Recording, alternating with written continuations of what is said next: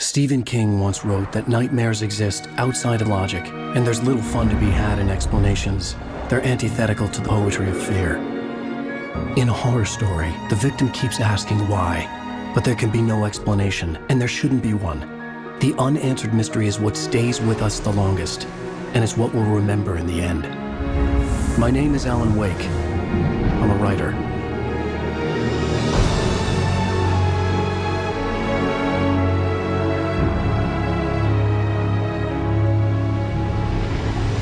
I've always had a vivid imagination, but this dream unsettled me.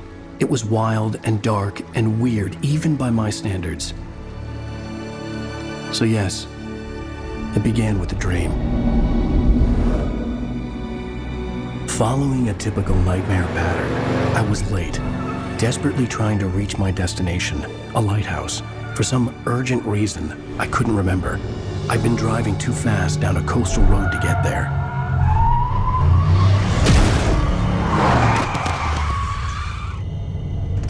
I'd seen the hitchhiker too late.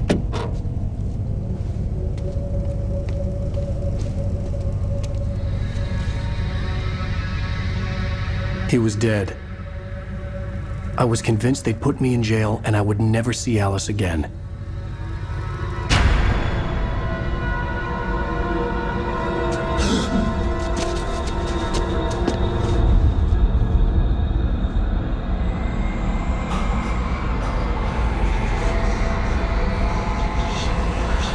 Suddenly, his body was gone.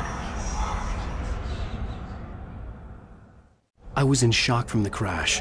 I could hardly stay on my feet.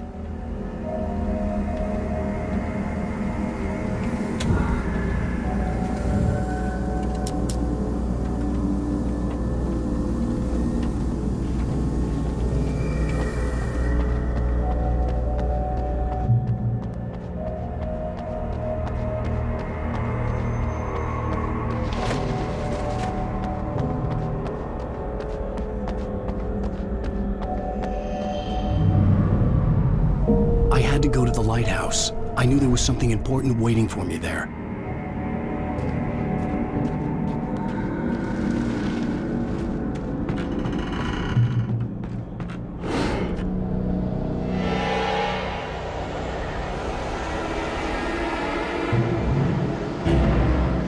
You don't even recognize me, do you, Ryder? You think you're God? You think you can just make up stuff? Play with people's lives and kill them? You think it adds to the drama? You're in this story now, and I'll make it.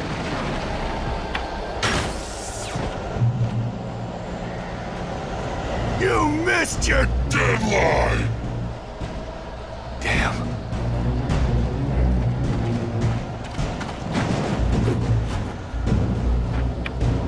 You can't stop me!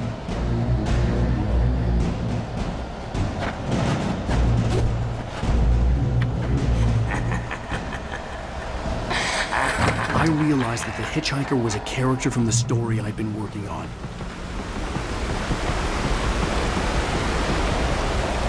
How does it feel to die by the hands of your own creation?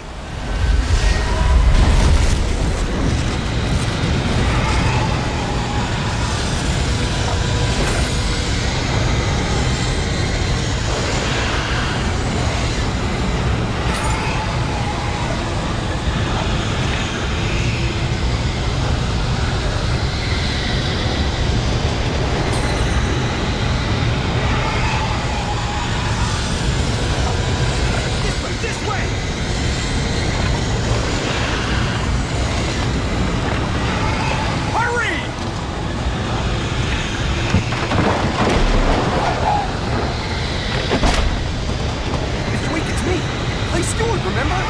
Quickly, get inside! There's no time to lose!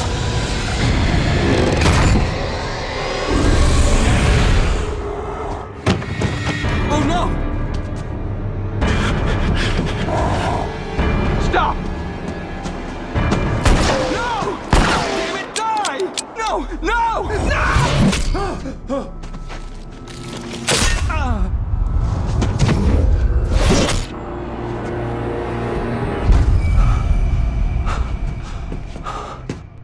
was trapped. There was no way out.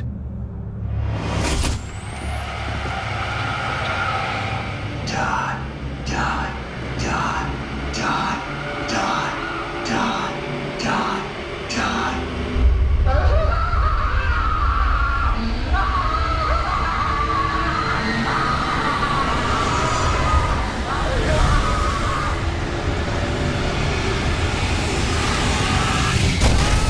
The cabin was a death trap. I had to get out.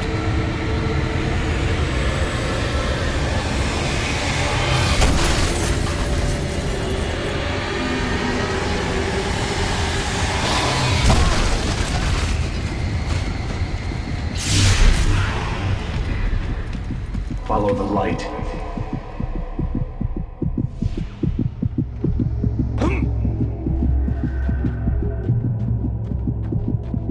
You are hurt. You should go into the light. You are only safe there.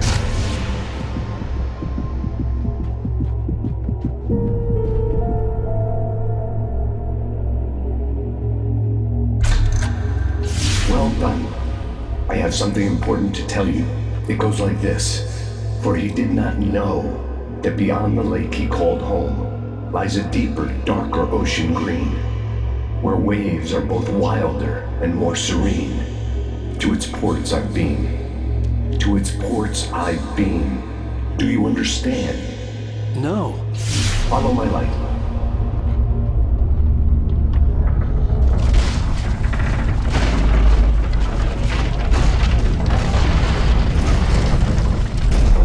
I entered your dream to teach you. The darkness is dangerous. It's sleeping now. When it feels you coming, it will wake up. There's no time. I can only show you the most important thing. The hitchhiker has been taken over by the dark presence. You can't hurt him now. The darkness protects him from all harm. Only light can drive the darkness away and make him vulnerable again. Here, take the light. Turn your flashlight toward him and burn the darkness away.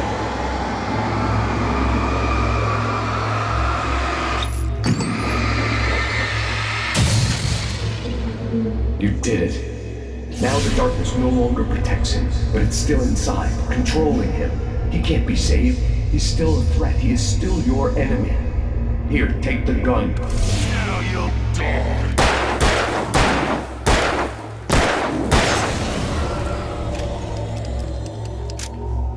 Good. You've done well. Remember what I've taught you.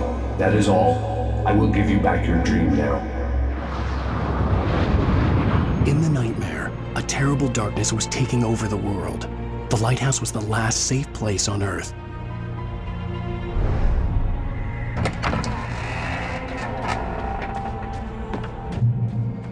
You made me this way, and now I'm gonna kill you.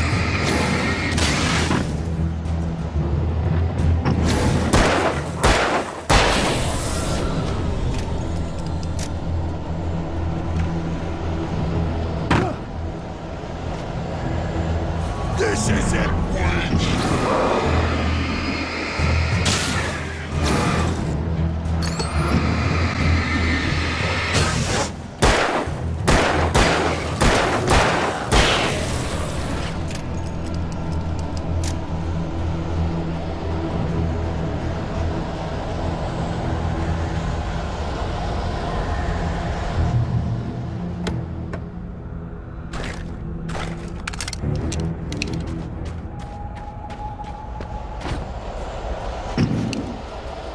You did just like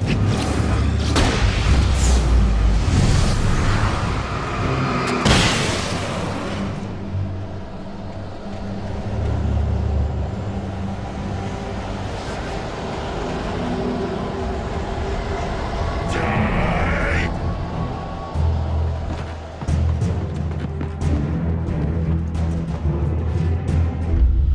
I can keep this up forever.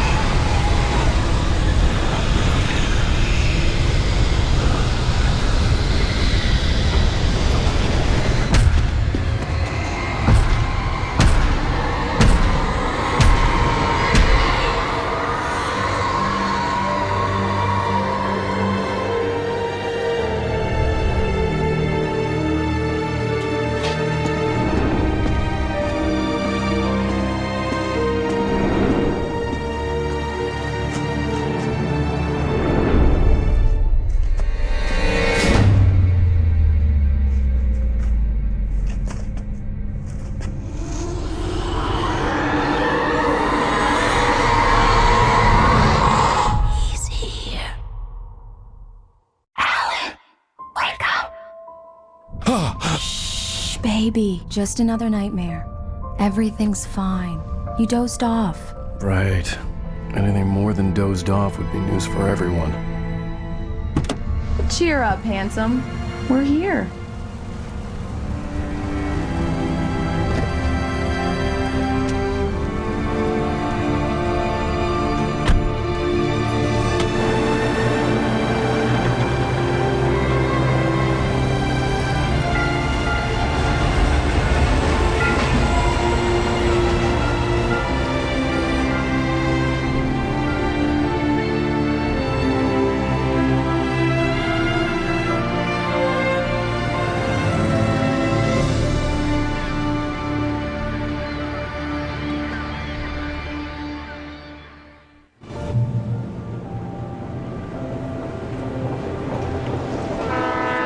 Let's act like we're on vacation. Go stand next to that old gentleman there.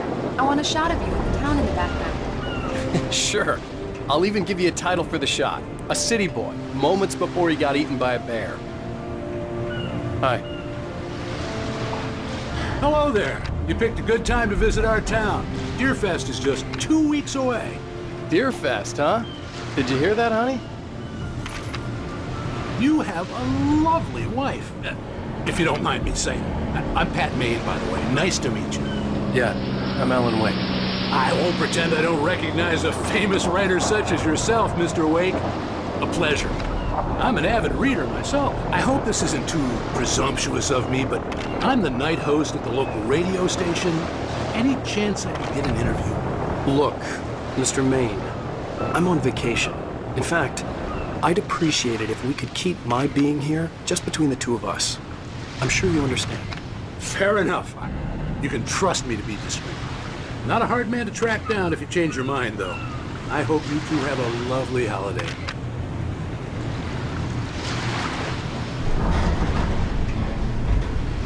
Very nice. I got a couple of really good ones. And I see you made a friend. That's cute. Right. Yeah? Hey, bestseller. How's my favorite writer? Are you there yet? Barry. Yeah, we just got here. Are the locals giving you trouble? Just say the word and I'll hop on a plane and come make sure that you're left alone, Al. No, Barry, we're fine. Great, great. Just want to make sure you can relax and recharge. So, how is the place? Has it gotten your creative juices flowing? Barry, we're just settling in. Okay, Al. I'll call back later to make sure you're doing okay. And you call me if there's a problem, okay? Okay. Just looking out for you, buddy. Talk to you later. I love you too, Barry. You know he's going to be calling you every 5 minutes. Barry is Barry. I can always turn off the phone. What did I tell you? Text message from Barry. He says hi to you too. Alan, we're here. Come on, let's get back to the car.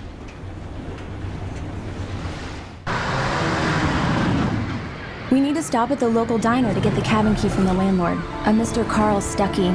He's waiting for us. I'll go fill her up while you get the key.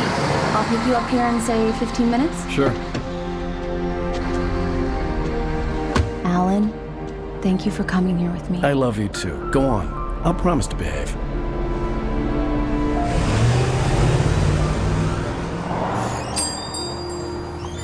I'd forgotten there were still places like this.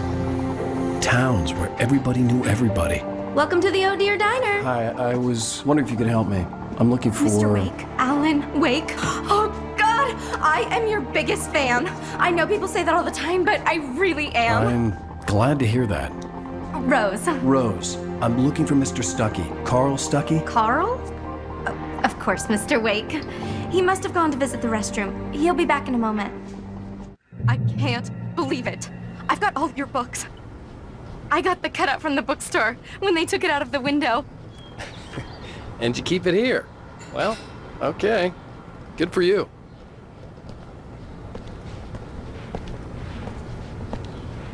Try the coffee. Do me a favor, Sonny. I could really use a tune right now. Coconut, number 6 in the jukebox. I'd do it myself, but both of my legs have gone to sleep. Bad circulation. Yeah! Are you serious? Coconut again? You disgust me.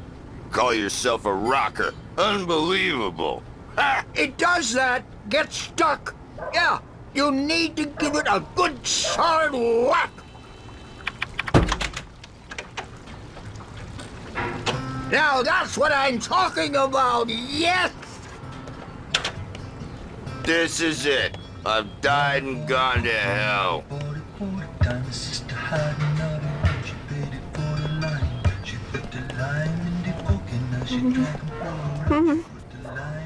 Don't go in there, young man. You can hurt yourself in the dark. I think I can handle it, ma'am. I didn't want to wait. I wanted to find You don't Stucky, wanna die, to get the do key you? and get out as soon as Worse. possible. The waitress was giving me a headache. Overeager fans always did.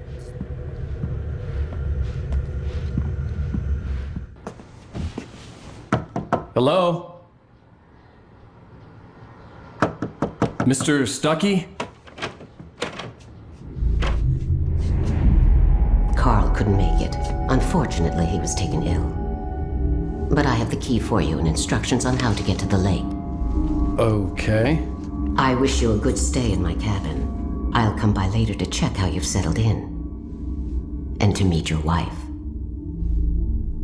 I insist. Thanks.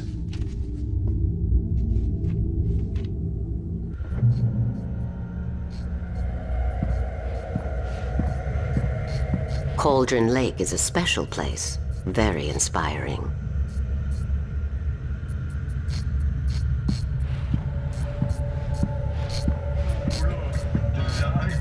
You got lucky this time, young man. You can hurt yourself in the dark.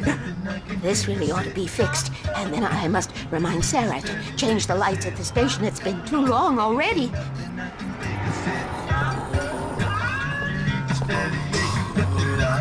Even that sounds better than your singing. Are you all right? Splendid, splendid!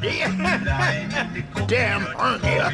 It swells up like a balloon if I lift anything heavier than a spoon. Yeah, splendid, splendid. It's been a long time, Tom. Good to see you. Hey, you wouldn't happen to have a bottle on you, would you, Tom? I wish.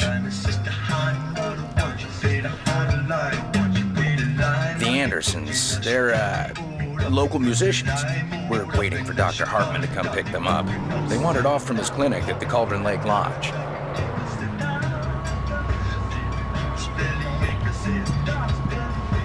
Bye, Mr. Wake. Mission accomplished. The key and the directions. My hero. I got some flashlights, just in case. Hey, wait! Mrs. Wake! Your keys!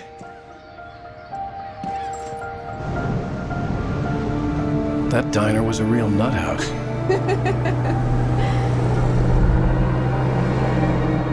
Can you believe this place? This would make a wonderful setting for a book. We're supposed to be on vacation, Alice. I'll figure it out when we get back home. Okay? Okay. We can talk about this later. Batman here on KBFF. I didn't want to talk about it. I wanted to bury my head in sand. Here's another one of my favorites to go with it. Once upon a time, I was a successful writer, but that was a long time ago. I hadn't been able to write a word in 2 years. Not since my last book. And now the weather. It's gonna be a clear night, so you folks in the big city might want to look up every once in a while, see those stars winking down at you. It gets pretty dark out here, but they'll light your way.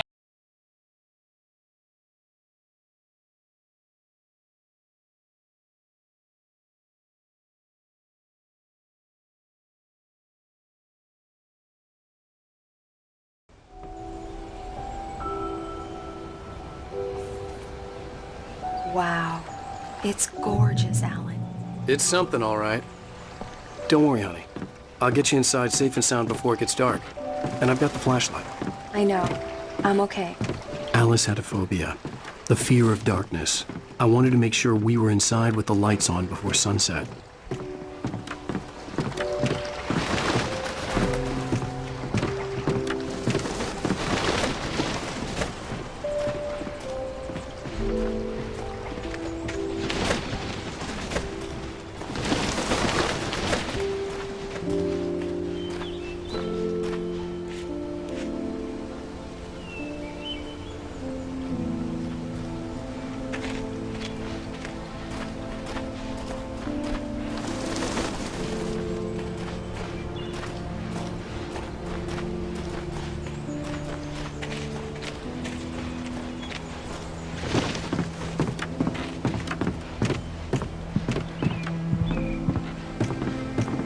Here we go. Let's take a look inside.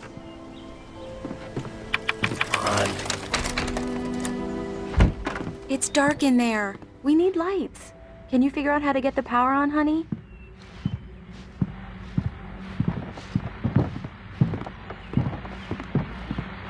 Hello?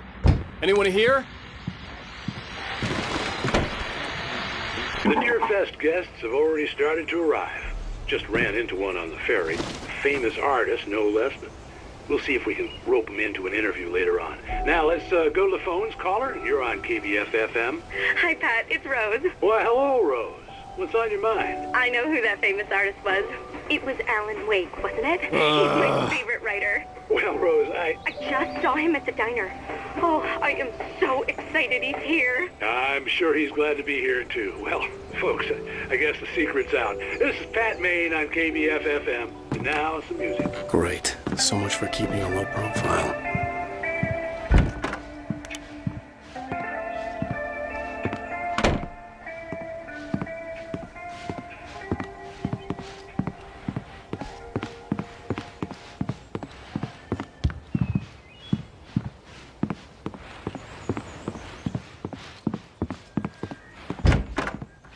For a moment, the oppressive feel of the nightmare I had seen on the ferry returned.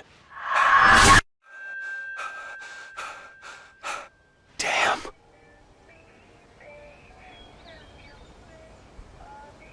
I needed to get the power running in the cabin.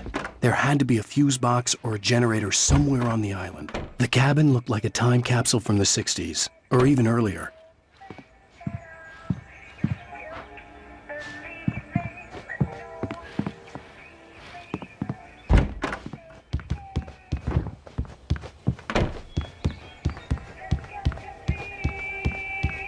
The power cable goes to that shed over there.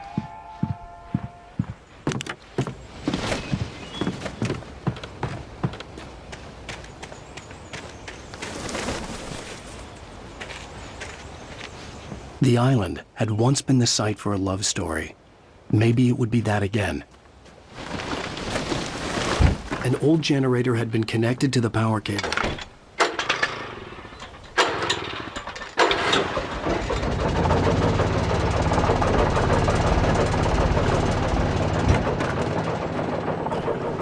The lights are on!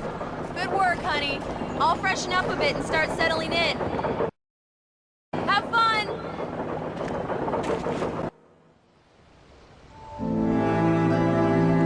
It was a beautiful place. I told myself I could rest here, sleep here, and forget about my work.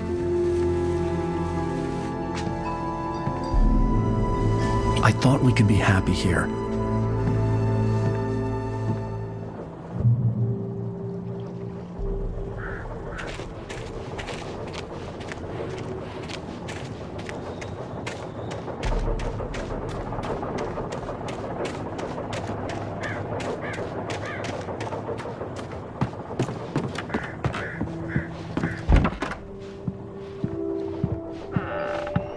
Alice?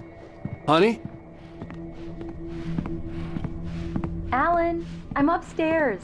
I have a surprise for you.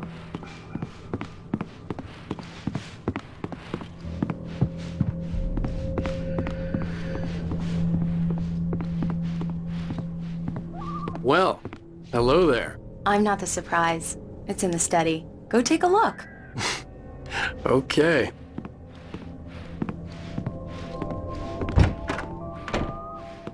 Surprise! Alice? What is this? I guess I have a small confession to make. I thought maybe you could write here that a change of scenery would get you past... Damn it, Alice, everyone Hey, just hear me out. There's a local doctor, Dr. Hartman. I read a book of his. He has a private clinic here. He specializes in helping artists. Maybe... So now you want to get me committed? No, it's not like that. That's not... Alan? Alan? Just don't! I don't want to hear it! God damn it, Alice! God damn it! I knew she wouldn't follow me in the dark. I needed some time alone to think things through.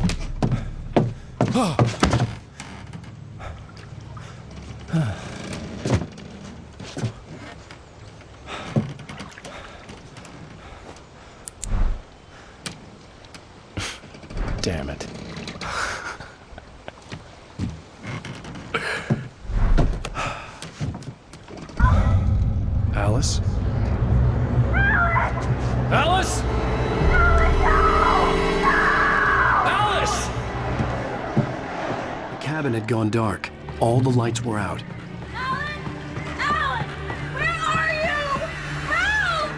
Alice, I'm coming! It's all right, I'm coming! No! What the hell?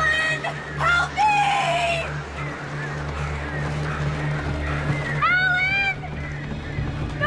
Alice? Alice?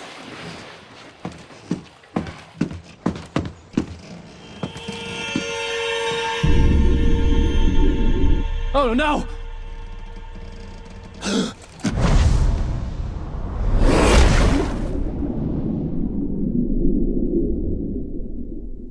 Keep going. Wake up. Alice?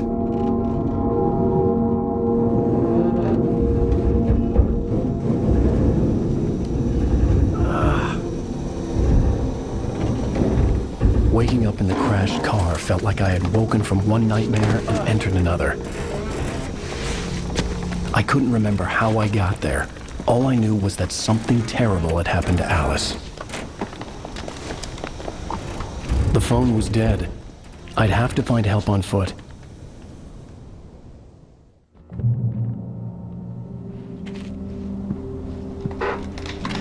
Among Alice's things was a book, The Creator's Dilemma, by a Dr. Emil Hartman.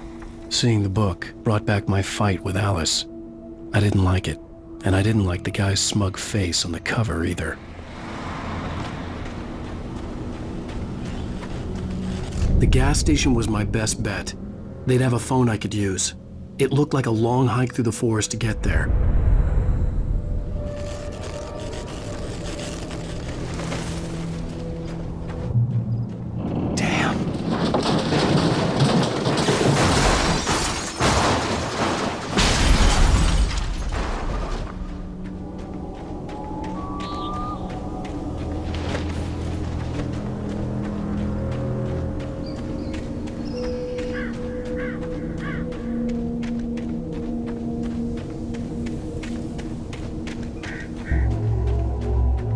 Hello?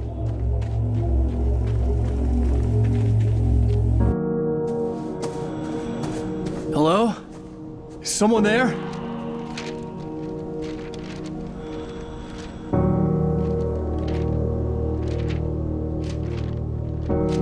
The loose sheets of paper were pages from a manuscript entitled Departure. That was the name I planned to use for the next novel I had never gotten started. I was named the author. I hadn't written it. I couldn't remember writing it. In the scene on the page, the hero was attacked by an axe murderer in the woods at night.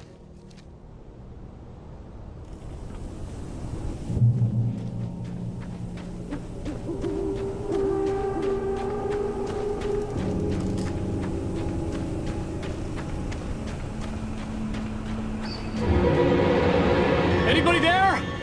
Please, I've been in an accident.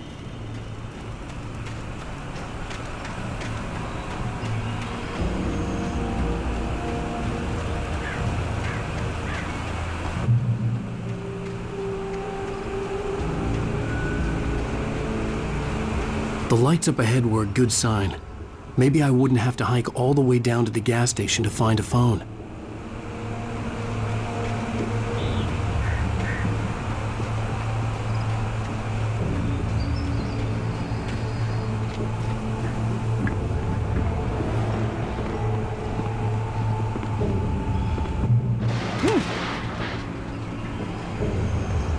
Anybody there? Please, I've been in an accident.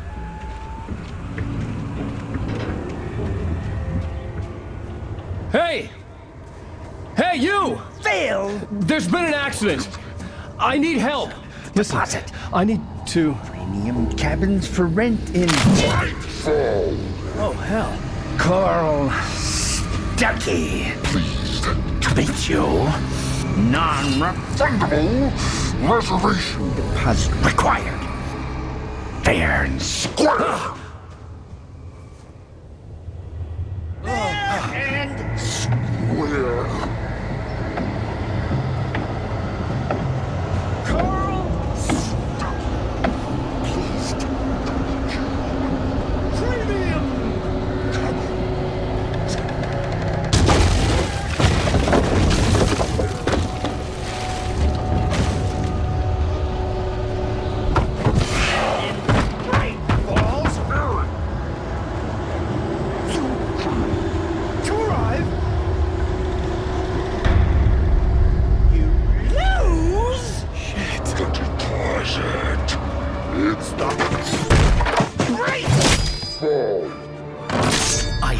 figure a way out of this. Any second now, and Stucky would be knocking on the door with his axe like Nicholson in The Shining.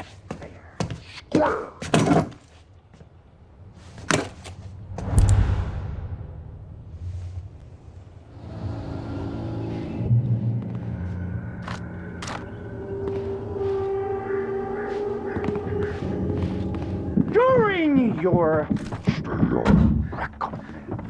trying,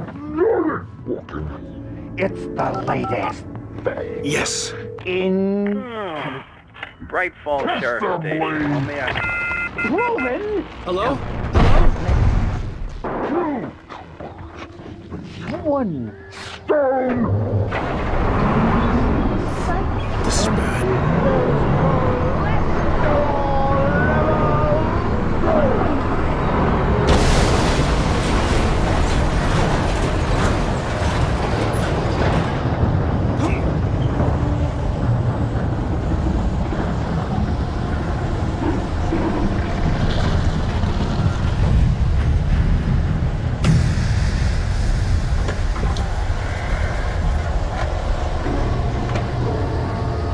There were more of them.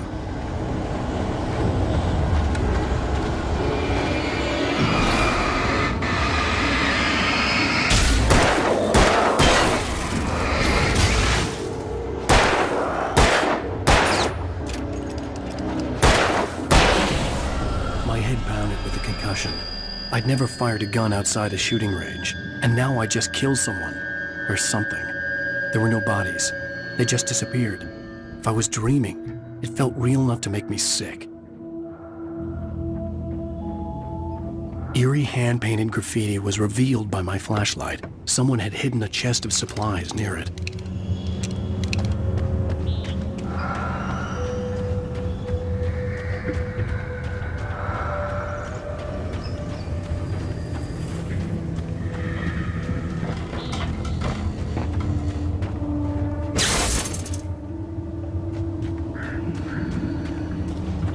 The dark forest was the last place I wanted to go, but I had no choice. I had to get to the gas station. It's rabbit season!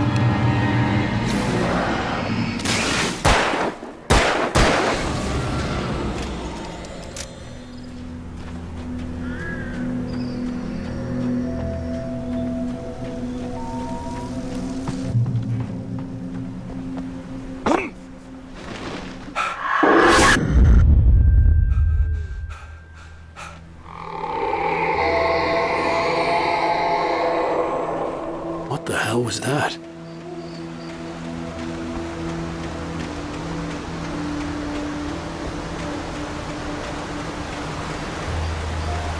When I saw the river below, something uncoiled itself inside my head. I realized that I'd have to find a way across. I didn't even want to look at the water.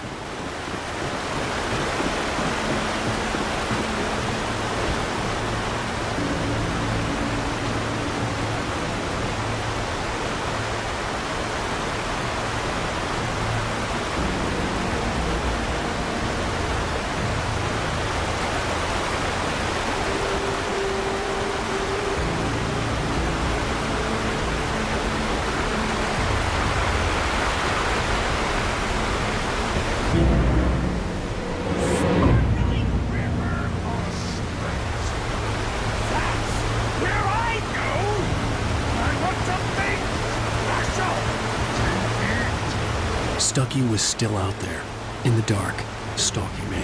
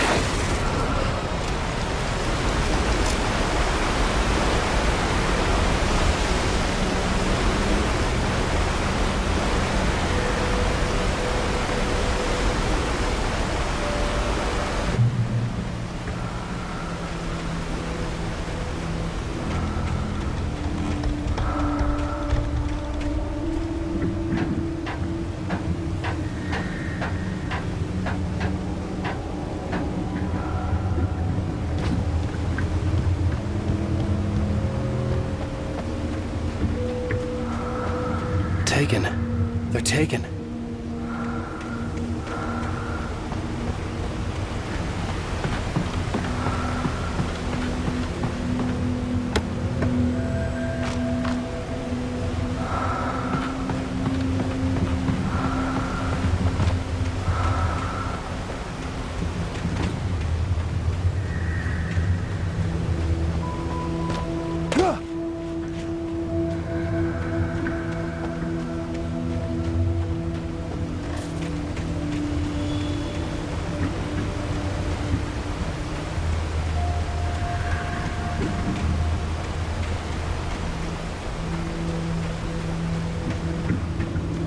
The staircase was broken. I had to make my way up some other way.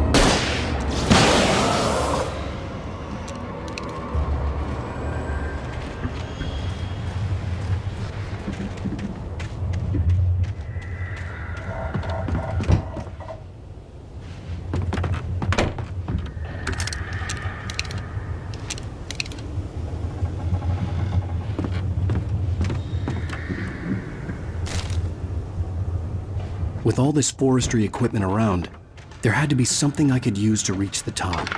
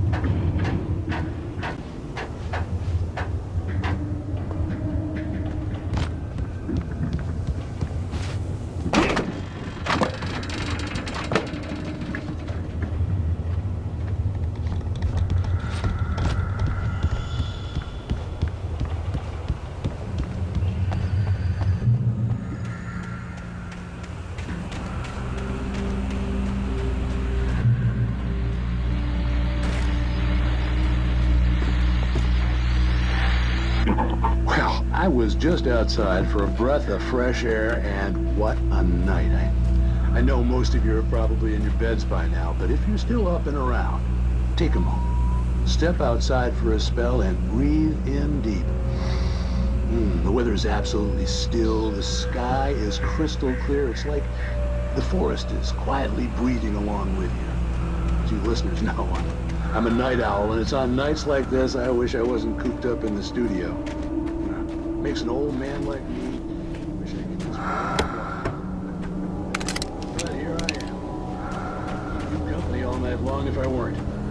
It looks like I'm not the only one staying up late. Caller, you're on the air. Hey, Pat, it's Maurice Horton. Hello, Maurice. What are you up to? Well, I was just taking Toby on his walk. Oh, isn't it beautiful out there? Sure, but Pat, the reason I called is that Toby heard something rustling in the undergrowth and took off after it, and I couldn't find it. Probably a rabbit. Sure. Toby loves rabbits. Well, sure. Anyway, I figured that, if anyone runs into Toby, they could grab him. My number's on his collar. And Toby's a friendly dog? Oh, Toby loves people. Usually he comes back, but we were pretty far from home, and it sounds like he went pretty wild there. Great dog, but just too dumb for his own good. Well, Maurice, it's out there now. Hope Toby comes home soon. Yeah, thanks, Pat. You have a good night now.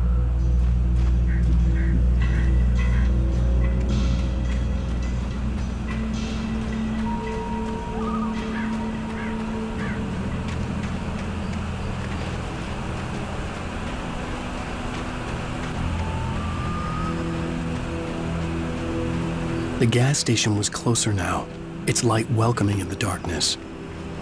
Paul makes the best dogs in the state. Belly Burster is the best with no contest. Monster Dog is second best.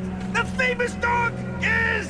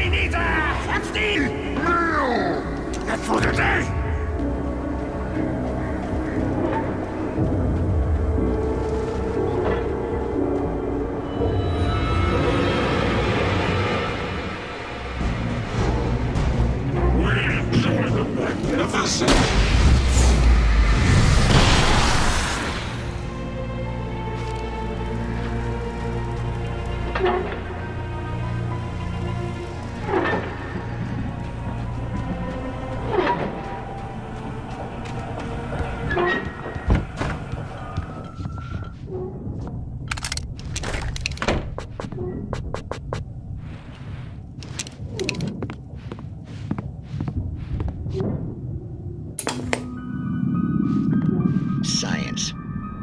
It bestows immortality on those who advance it to elevate all of mankind. Newton, Einstein, Sagan, princes among men. But the price for such a legacy is steep indeed. In Night Springs. Tonight's episode, a quantum suicide. If our lives are already written, it would take a courageous man to change the script. Having called a press conference, Dr. Barclay Colvin is about to demonstrate that very courage. Ladies and gentlemen of the press, I am Dr. Barclay Colvin, and I'm glad so many of you could join me here at the Moorcock Institute. Tonight, I'm going to give a practical demonstration of the many worlds interpretation. As you can see, this is a loaded 9mm pistol. It shall be part of a thought experiment. And now, a real experiment, known as a quantum suicide. Did he say suicide? Is that a real gun? He's kidding, right?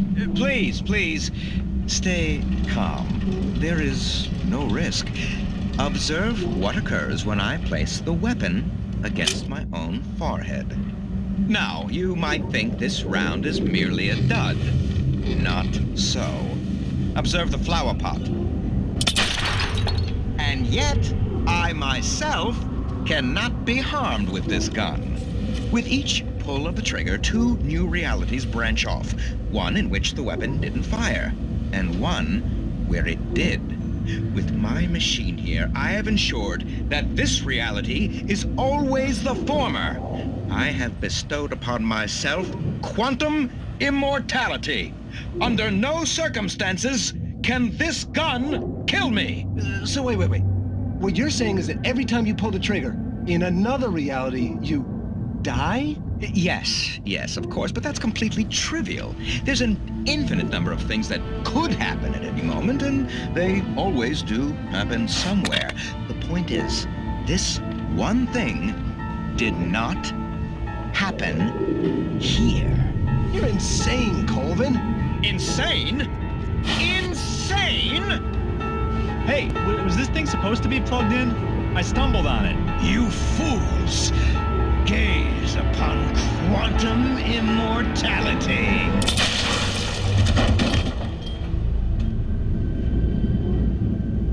Poor Dr. Colvin, felled by his own hubris or the ignorance of the masses.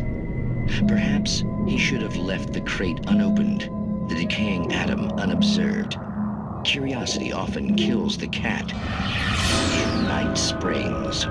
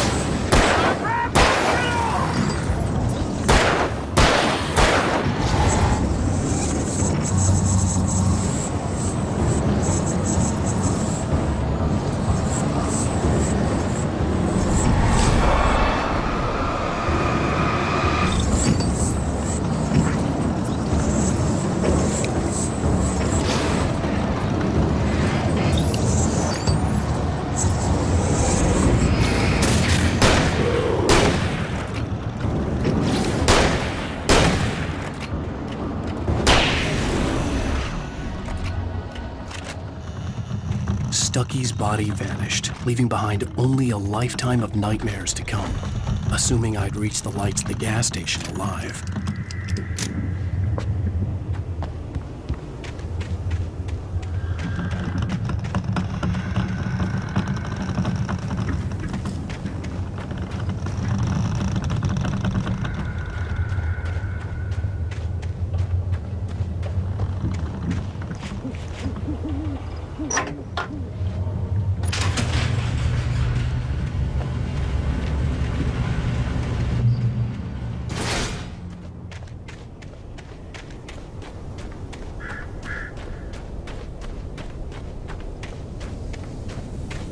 I recognized the parade float I had seen in Bright Falls when I first arrived with Alice.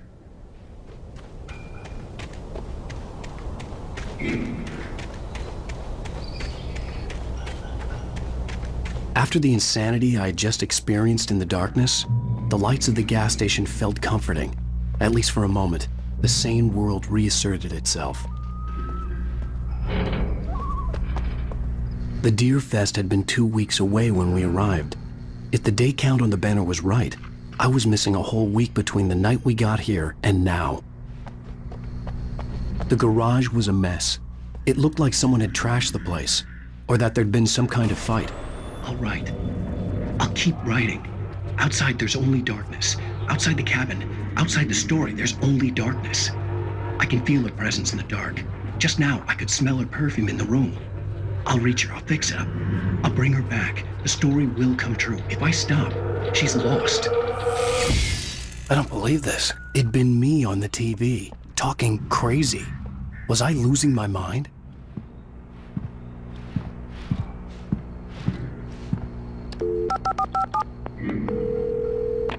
Bright Falls Sheriff Station.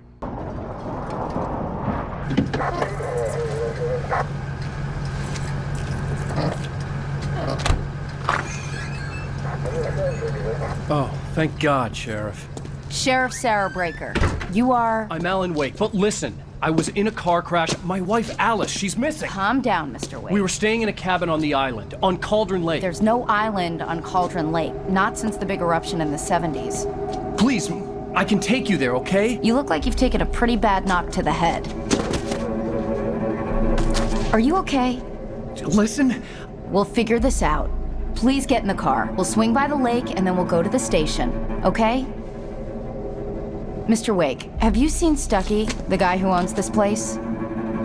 I realized I couldn't tell her what had happened in the forest. She wouldn't have believed me, and then she wouldn't have helped me with Alice.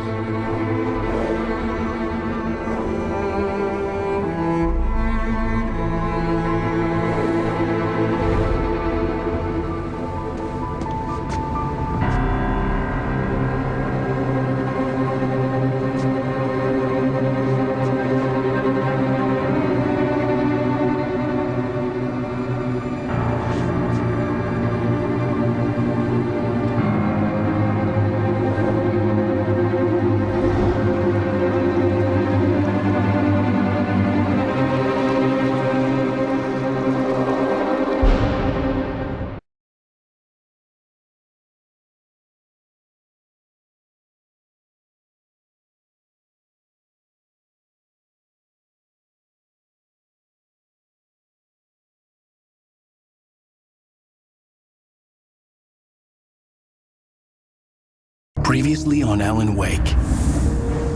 I came to Bright Falls with my wife, Alice. Thank you for coming here with me. I thought maybe you could write here. I don't want to hear it! God damn it, Alice! Now, she's missing. Alice? Alice? I woke up behind the wheel of a crashed car. I'm missing a week. I was attacked by shadowy men straight from a nightmare. The sheriff took me to the lake Alice and I had stayed at. But the cabin had disappeared.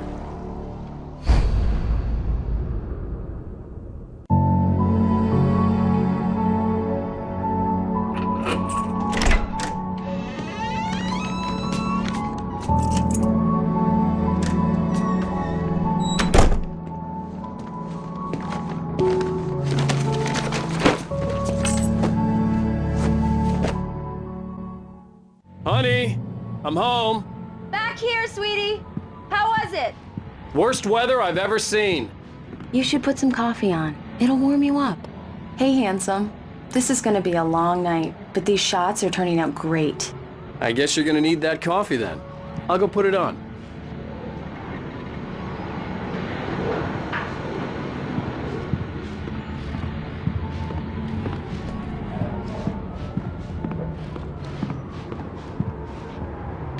Coffee's on. Great, thanks. I'll need it if I'm gonna finish this by tomorrow.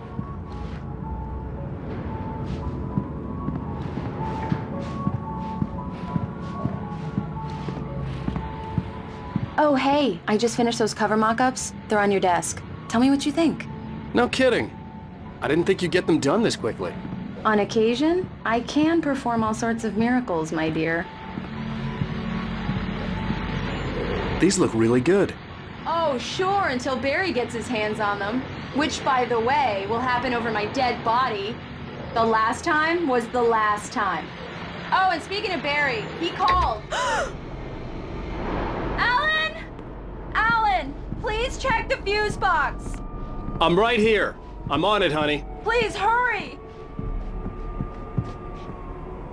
Honey, it's a power outage. I've got the flashlight. Okay. Hi. You okay? I'm sorry. It just really spooked me. Don't worry. We'll just break out the candles. I know it's stupid, but it's just... Especially when I'm not prepared for it, you know? It gets to me. I love you. Tell me a story, writer. Okay. I used to have these nightmares when I was a kid. The dark really spooked me, too. When it got really bad, my mom gave me this old light switch. She called it the clicker. The clicker, huh? Yeah. If I ever got scared of the dark, I could just flip the switch and a magic light would scare the monsters away. Oh, sure. Here it is. Alan. Maybe it'll help you, too. Yeah, nice story, writer boy. You made that up right now, didn't you? No. Seriously. I love you, even if you are a liar. Thanks for this.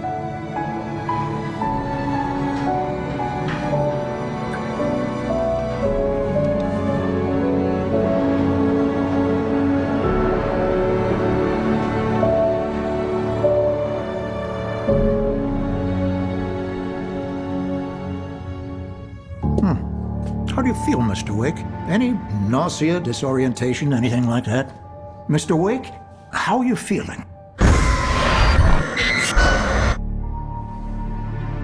I'm okay. My head's fine.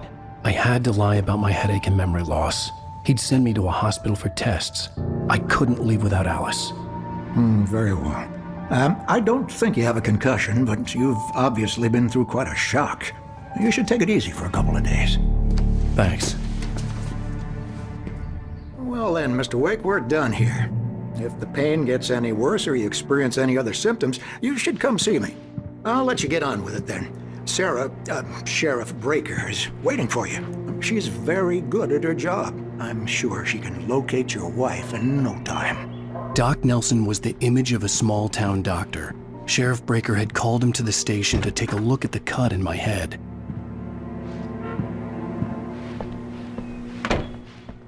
Thank you for testing the lights, Miss Weaver. Everything seems to be fine. I don't have the luxury of being complacent, Deputy Grant. The bulbs will need changing soon. You can't change them in the dark. I'll be sure to take care of it, Miss Weaver. Have a nice day now. Very good. I'll come back later on to remind you, just in case. Mr. Wake, the sheriff is waiting for you in her office down the corridor. That was Cynthia Weaver. I guess you can call her the town eccentric. She used to be the editor of the local newspaper, but she's focused on, other things these days. She'd fit right in where I come from. As you can see, she's a little obsessed with maintaining the light bulbs of the whole town, refuses to step on shadows, things like that. Back in her day, she wrote about all sorts of weird things in the paper. Bright Falls has a colorful history. Of course, what small town hasn't?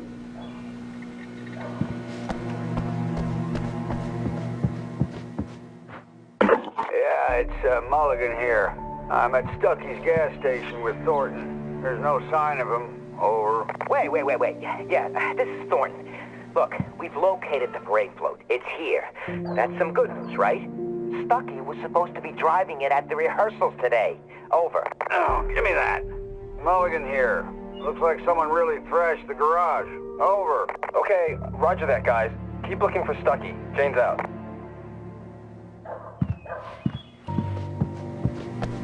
The sheriff wants to see you in her office, Mr. Wake.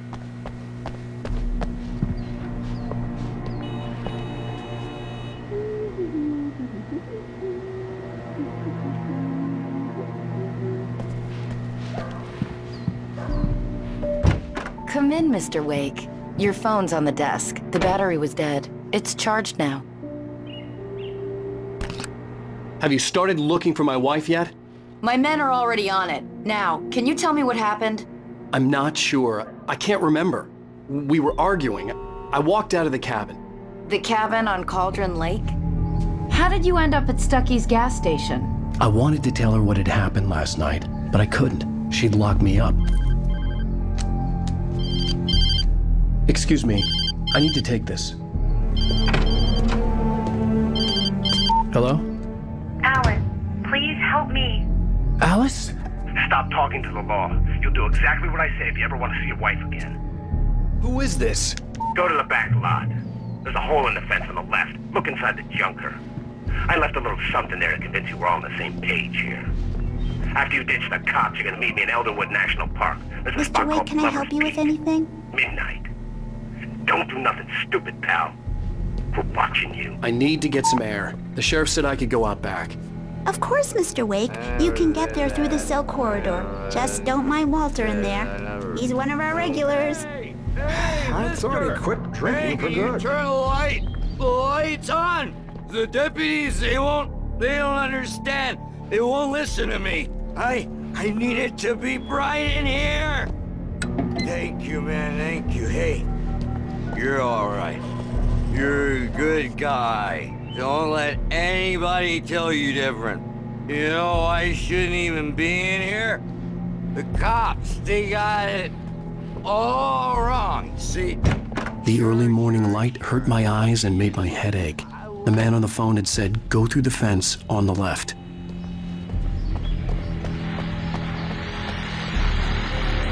Well, folks, it's been another long night, and it's about time for me to sign off for a while. God knows I need my beauty sleep. Just one more item before I go. It's been a busy night for the sheriff's department. We've had a few broken windows, even a report of shots fired on Main Street. Deputies Mulligan and Thornton had to deal with two intoxicated young men who were celebrating the completion of their Deerfest float. Now, folks, we get this every year. I know it's exciting, the big day's almost here, but let's save it for the party and leave the gunplay for the shooting competition, huh? There's no point in getting all worked up yet.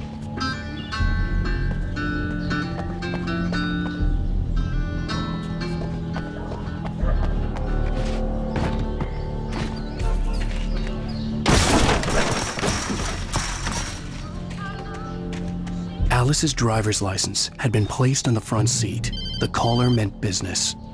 Barry? Ow! Ow! Thank God! Where the hell have you been? I've been trying to reach you for a week, you and Alice. I've been worried sick. I flew out yesterday. I'm here in Bright Falls.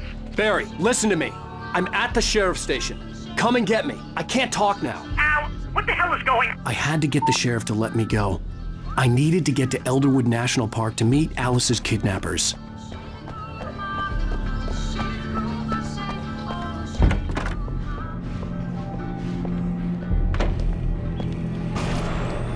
A writer is a light that reveals the world of his story from darkness, shapes it from nothingness. The way a sculptor carves a statue from a block of granite. If I stop, the world I'm making dies. Darkness will reclaim it.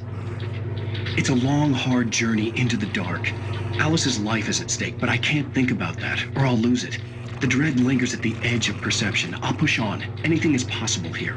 I'll write the story. I'll save her. Marvelous, Sarah. I just wanted to settle all the damage the Anderson brothers might have inadvertently caused on their recent and... Are you feeling any better, Mr. Wake? I'd like to leave. Am I free to go? Well, we still need to talk about... Am I under arrest? No, of course not. But I need to know where you'll be staying so I can get in touch with you. I'd avoid the motel. The Majestic is known for its roaches. The cabins at Elderwood are pretty nice, though. That sounds perfect. I'm Dr. Emil Hartman. I'd like to invite you to stay at Cauldron Lake Lodge. Did you talk to my wife? I had the pleasure of discussing your situation with her on several occasions. Did you set something up with her? I invited her here. My clinic is a place where... Oh, hey! Oh, my! Take it easy. Hey, nobody move! Get your hands off of my client! Who are you? I'm Barry Wheeler, his agent. If you have business with Mr. Wake, you talk to me. You yokels won't know what hit you once I sick my lawyers on your asses. No harm done, Sarah. I'm all right. I don't want to press charges. Mr. Wake, my offer still stands. Get me out of here.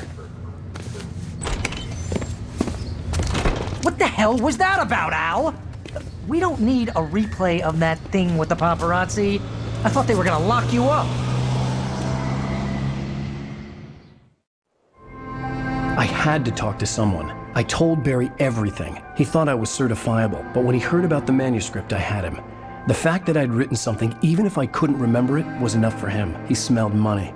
And he believed that Alice had been kidnapped. Anything beyond that was another story. I had a midnight appointment with the kidnapper in a place called Lover's Peak, somewhere in Elderwood National Park. The plan was to rent a cabin. I don't like it, Al. I don't like any of it. It's not good. In fact, it's the absolute opposite of good.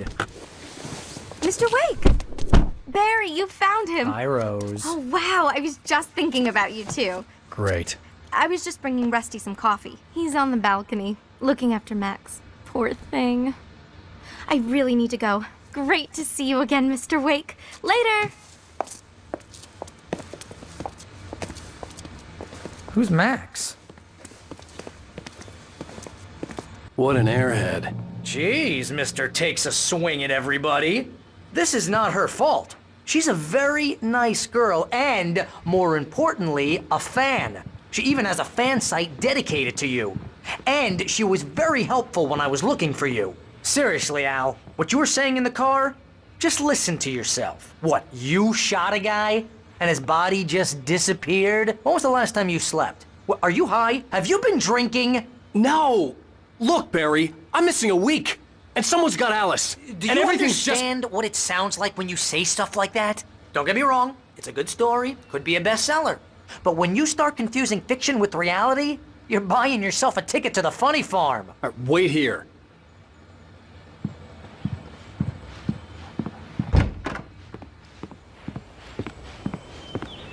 Easy there, boy. I'm almost done. Hey, Rusty, right? You rent cabins. Oh, Mr. Wake. I'd shake your hand, but mine are kind of full here. Actually, I'm sorry about this. Would you mind grabbing the registration form from the desk? It's just across from Bucktooth Charlie. Okay, sure. What happened? Crazy poachers. Max here got his foot caught in a trap. They're illegal to use here. Hell, you're not supposed to hunt within the park at all. But that doesn't stop some lowlifes. Well, at least Max is gonna be okay. He got lucky. Max is still groggy from the shot I gave him, and I'd rather not leave him alone just yet. The form's on the desk across from the mammoth skeleton. Seriously, Al, you can't just go and meet a kidnapper. Those situations always end up in disaster. You gotta talk to the cops. She's my wife, and it's my call. Can we talk about this later? No, this whole thing, listen, you hit your head. I mean, geez, Al, come on. You gotta understand how crazy all this sounds. If you're trying to pull a joke on me, freak me out, it's working. Ha ha, let's have a laugh on Barry. Well, you had me going there real funny, Al. You can quit it now.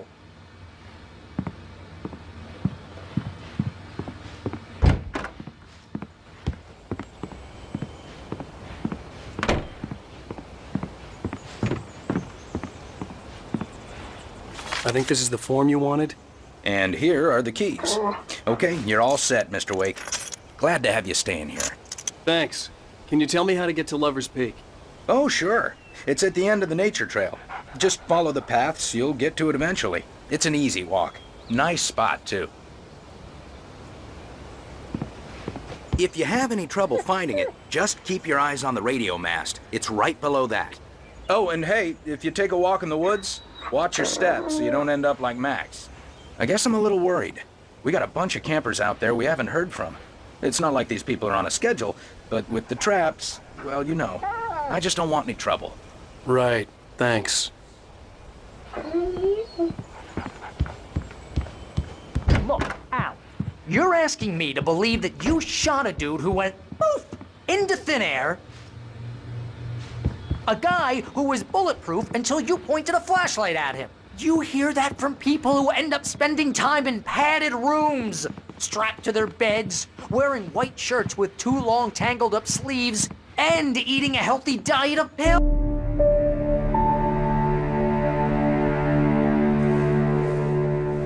That's just crazy talk, Al. Al?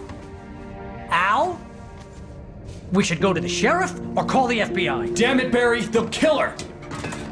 This is not a goddamn debate, Barry. I'm going to Lover's Peak. He said to come alone. Okay then.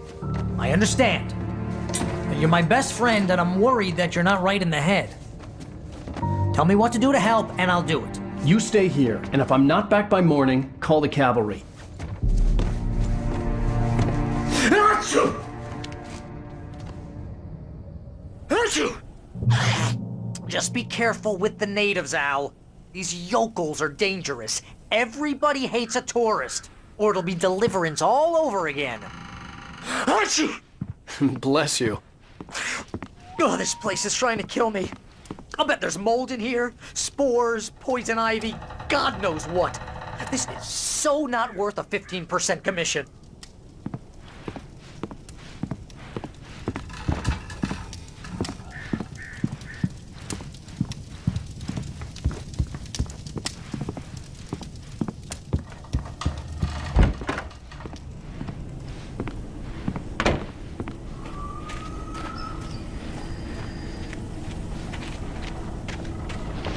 I'll wait here, Al. I'll hold down the fort. I'll be with you in spirit every step of the way, Al. Locking the door now.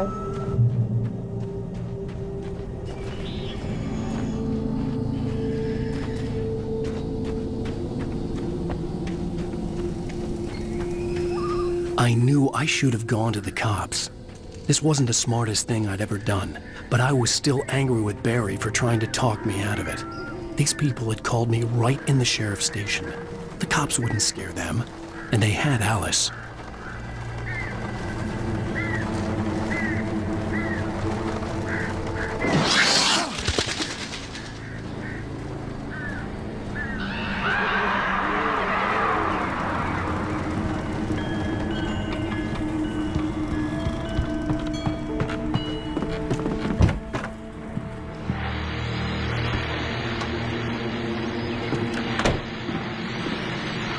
Welcome back to the show, folks. As promised, our very own Dr. Nelson has just parked his rear end in the studio. Doc, what's your Deerfest plan like? My plan? You make it sound a lot more organized than I ever seem to manage.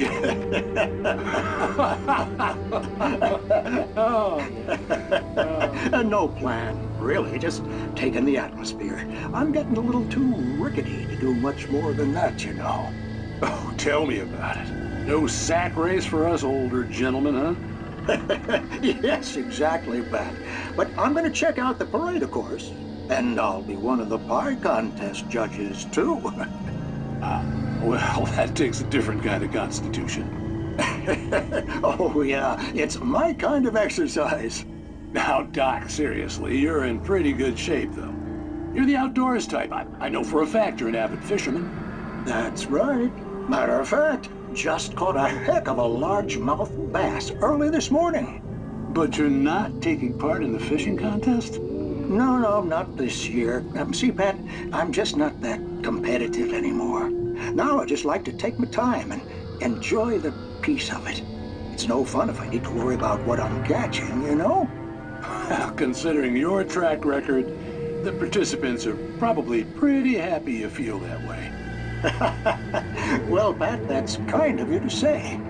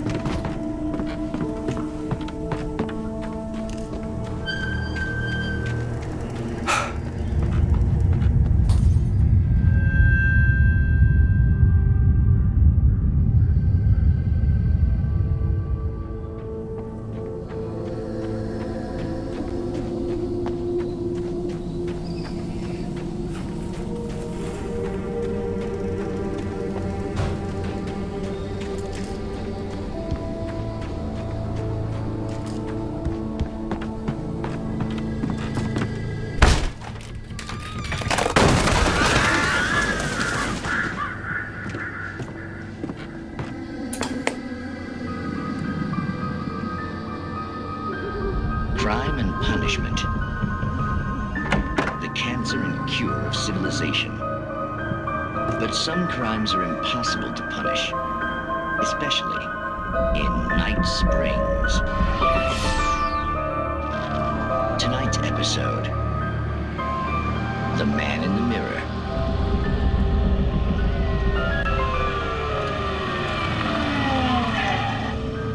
He's inside, Agent.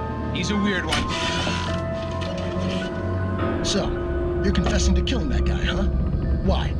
Had it coming? Yeah, but why would you do that? I mean, you're a nice guy. Normal. Took a kid to a soccer game. So how come at the game, you pick a guy and, quoting from the arresting officer's report here, assault the victim's head area repeatedly with the weapon of choice being a pair of bare fists? Wow, that sentence really flows, huh? Maybe you're not the literary type. Okay, so you mess him up. But why? Who was that guy? We couldn't ID him. Why would a guy like you do him like that? I didn't like his face? Well, you must have hated it, because you really went to town there. I mean, there's no way to tell what he looked like. No ID on him either. That must be difficult. But then we ran the fingerprints. Got a match. Your prints. Identical. Huh, how about that? Your son said you were wearing a white shirt when you took him to the game. The white shirt is on the dead guy. It's plenty red now. You won't get away with this. Do you really think that's in any way relevant to me? I had plenty of time to talk to my boy before the cops arrived, you know? He won't stop screaming, am I right? You think he's ever gonna be okay? I left my mark, believe me. You bastard. What? You gonna shoot me? What's the point? I'm going to prison.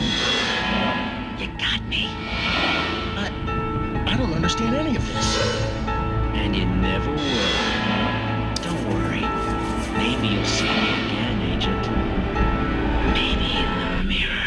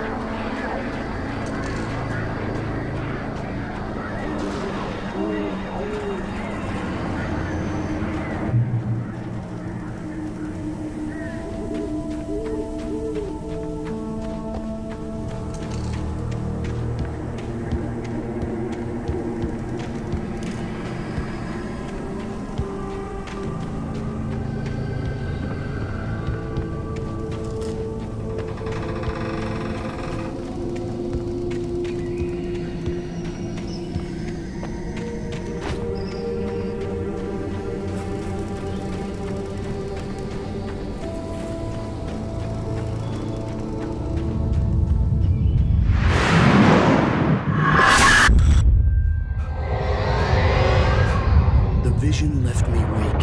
This was no head injury.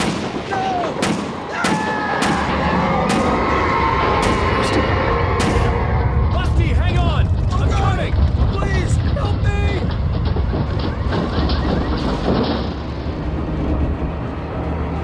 Anybody? Help me! Help me! Can you hear me? Anyone? Hello? Please, help! Back here! I'm back here. Mr. Wake? Oh, hell. It happened just the way it was on that page. I found. Came true. It knew. So dark. It'll come back for me. You must. The lights. In the office. I have the key. Okay, Rusty. Hang on. I'll be right back. Whatever did this couldn't be far. Rusty had found a page from the manuscript. It would help me understand what had happened.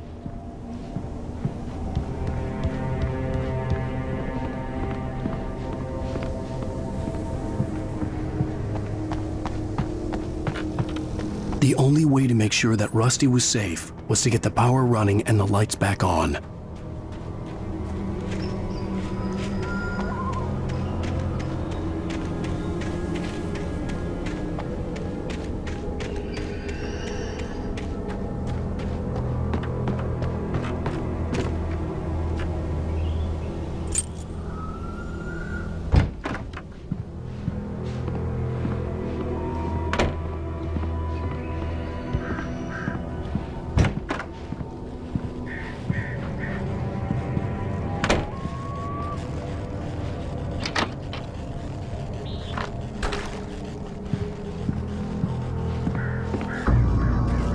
I was too late. Someone had destroyed the circuit breaker. There was no way to get the lights back on.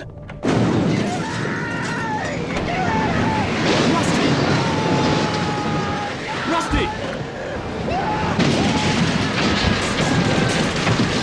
The ground was covered with oily patches that looked like liquid darkness.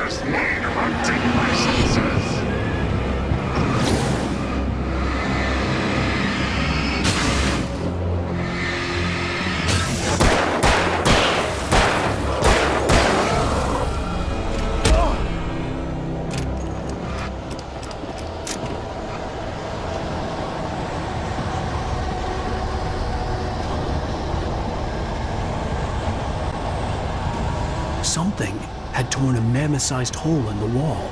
Please don't feed the animals.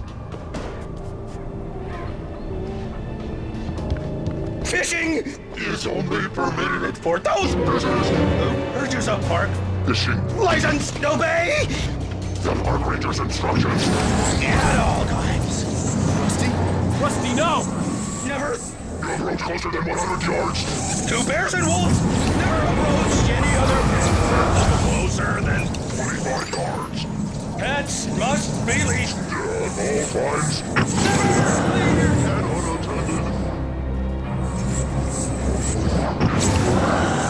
It is against the law to remove any natural objects or historical artifacts from the park grounds. This includes even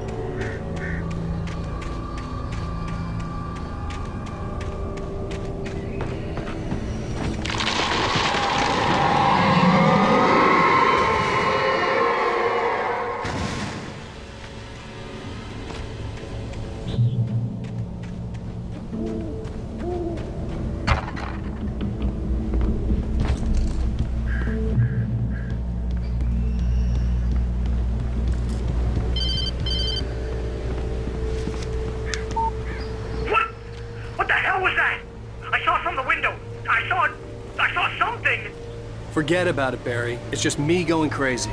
Oh, jeez. Oh, jeez. You're not crazy. I wish you were crazy, but you're not crazy. Ow, be careful. Stay in the cabin. Don't open the door for anyone. I mean it.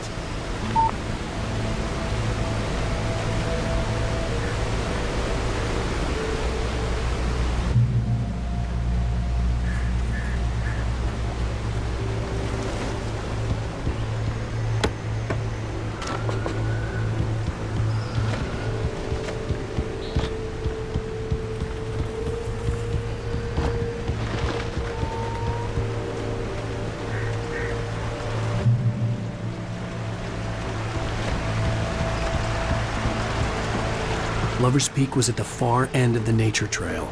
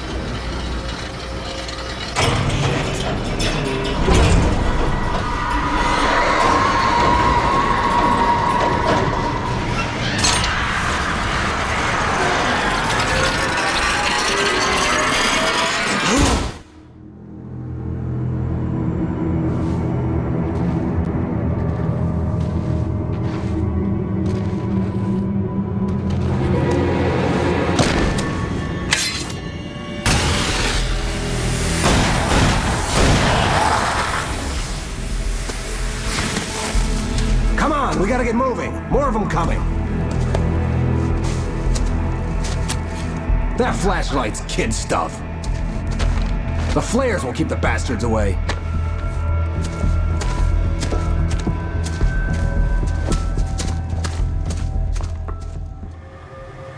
You can see them too? Hell, of course I see them. Come on, we gotta move. Why? Yeah, but... Let's move! I lost my gun back there. Oh, I've got a gun. Just keep that light steady on him. It took a moment, but then I recognized him. He'd been on the ferry when I first arrived here with Alice. He knew my name. We were headed in the direction of Lover's Peak. There was no way this was a coincidence. He was the kidnapper. Come on, Wake! You better keep up.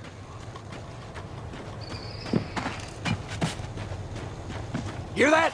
It's them.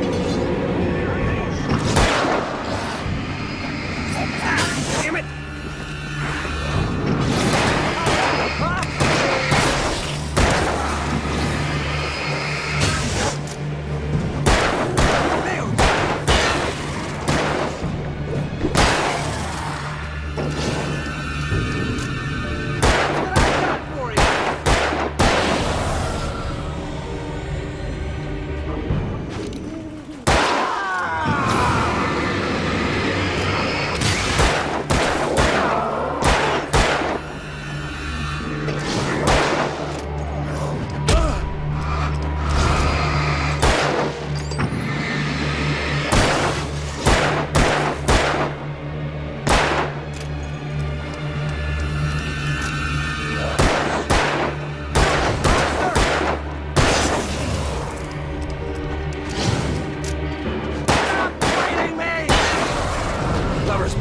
Right up these stairs, Wake.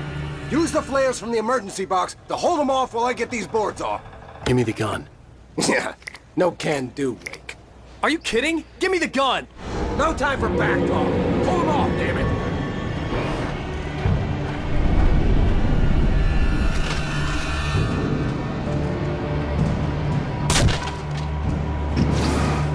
Just a little longer. Scare them off.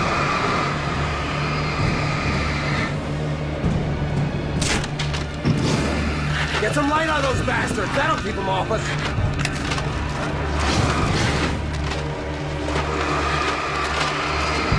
Just a little longer. I almost got it. Okay, it's open. Move it or lose it.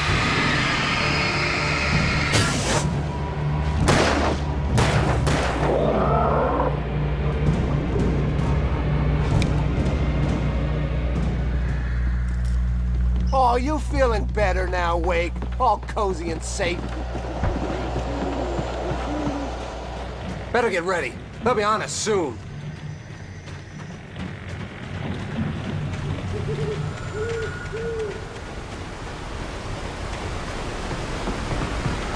This is it, Wake. The last stand. There's more flares here. Get ready. We fight them as long as they keep coming. Give me the goddamn gun! They're coming! That's not how this goes. Get with the program, Wake.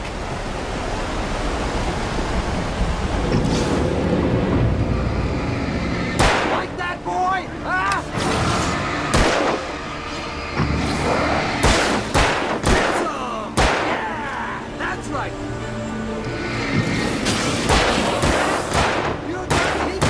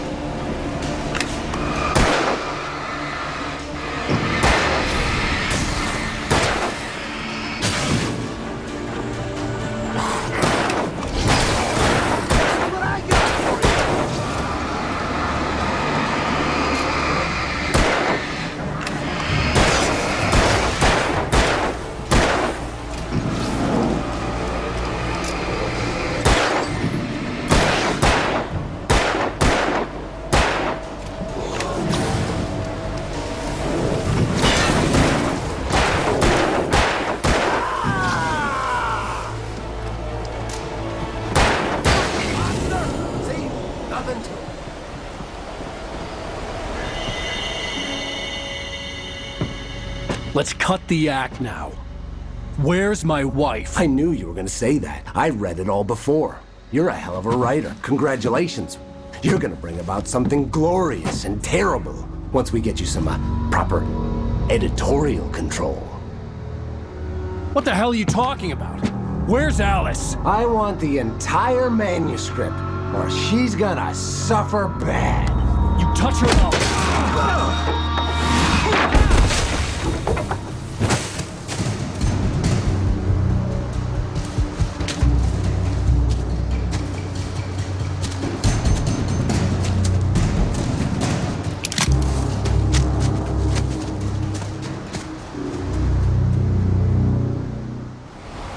You're gonna give me the manuscript or you'll be sorry! No! Come back here! I swear I'll kill you if you hurt Alice! Do you hear me? Come back here! He had Alice, and he wanted the manuscript because he thought it held some magical power. But I had no manuscript to give him. I had to get back to Barry and figure out my next move.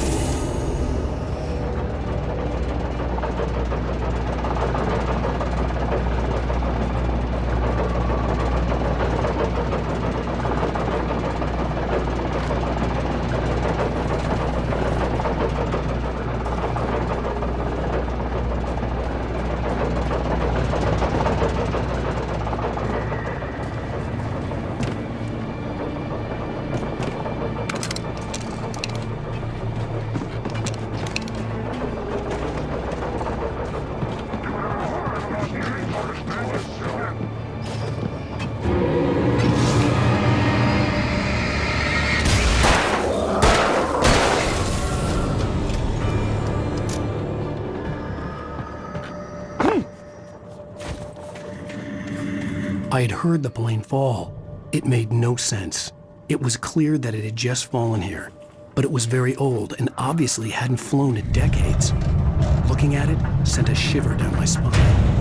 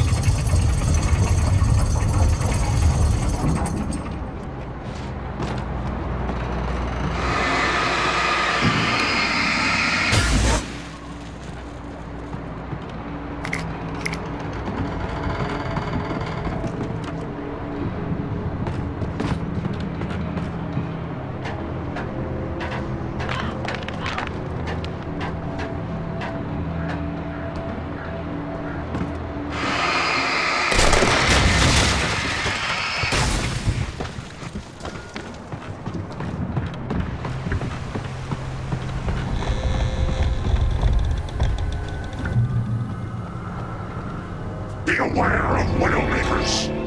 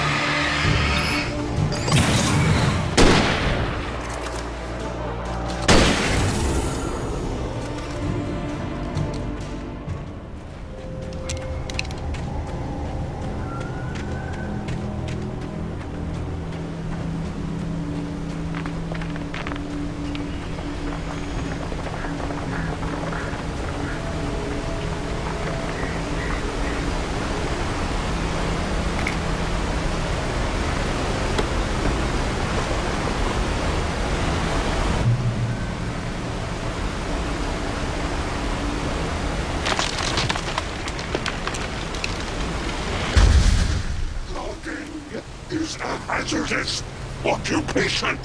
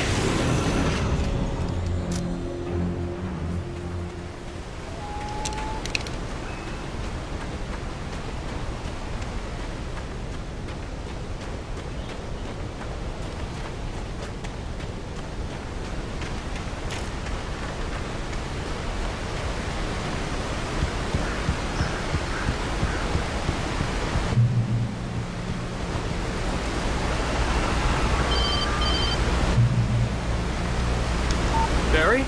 Ow! The porch is covered with birds. They've got old Hitchcock on me. Stay out of sight. I'm on my way. Don't open the door. What, are we crazy? Stay hidden. I'll be there soon. Just make sure you keep the lights on.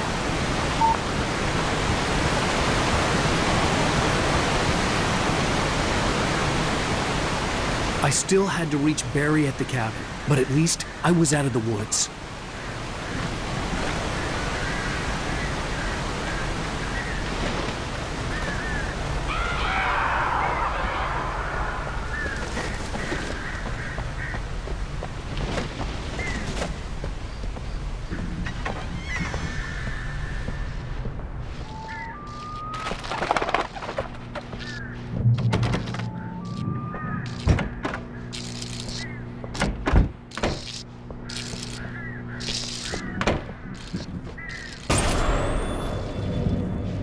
A story is not a machine that does what you tell it.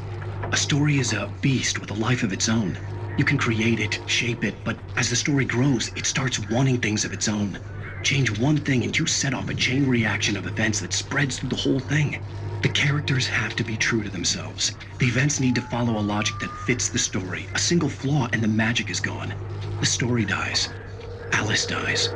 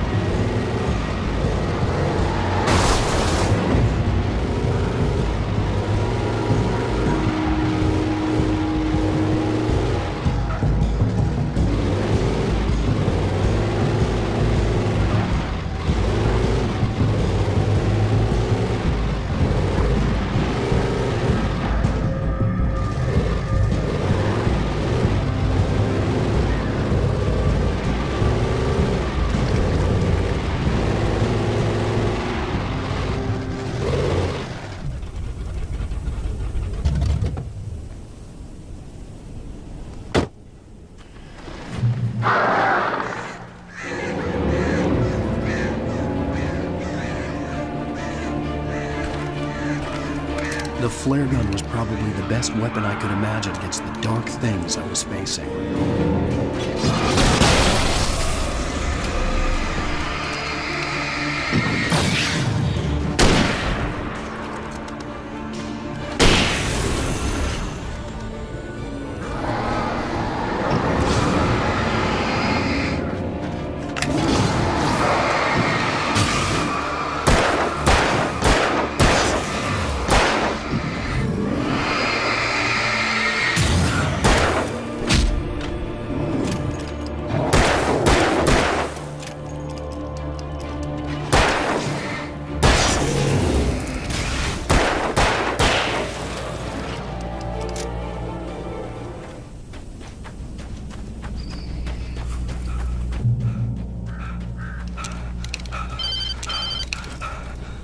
It was the kidnapper. You son of a bitch! Where's my wife? Enough horseplay, Wake. You deliver the manuscript, and you can have your woman back. Simple as that. I don't... Listen. I'm gonna need time to finish it. I still need to write the ending. I need a week. It's not done? I need a week. 2 days. The old Bright Falls coal mine is nearby. You can find it easy, city boy. The main building, there at noon. You bring the manuscript, you'll get your wife. If not, well, get me? Yes, I get you.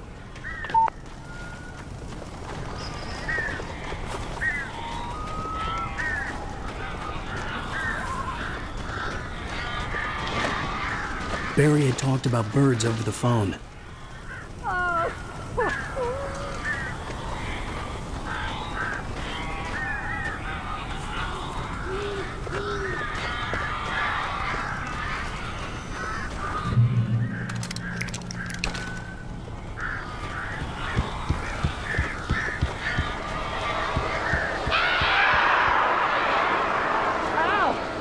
I am so glad you're here. A couple of them got in here before I blocked the chimney. This isn't normal. These birds are weird.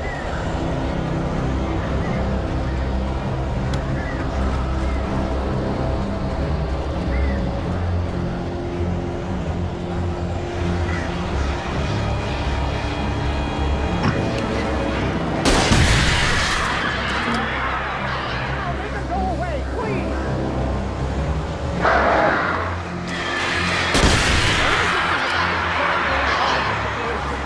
Not allergic to birds. Oh, shoot. Oh, crap.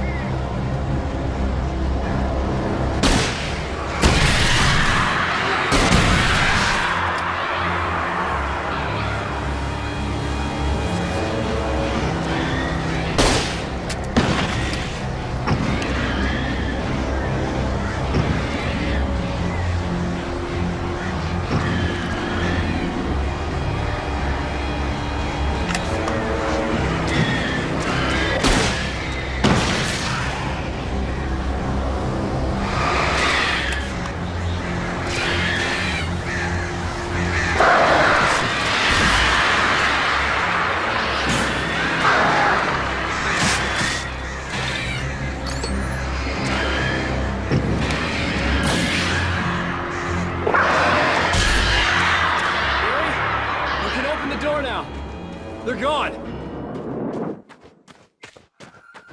Hey, Al. I'm sorry for thinking you were having a psychotic episode, man. I sent Barry to the town to ask around about a man fitting the kidnapper's description. He'd go through the archives of the local paper. Perhaps he could learn something. Anything about the island and the cabin that had disappeared.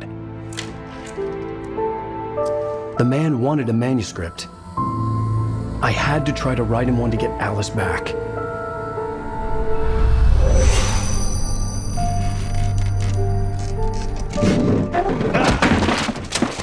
For me, the supernatural had always been nothing but a metaphor for the human psyche, a tool to use in writing fiction. Now, it was happening for real, and I couldn't put a single word on paper.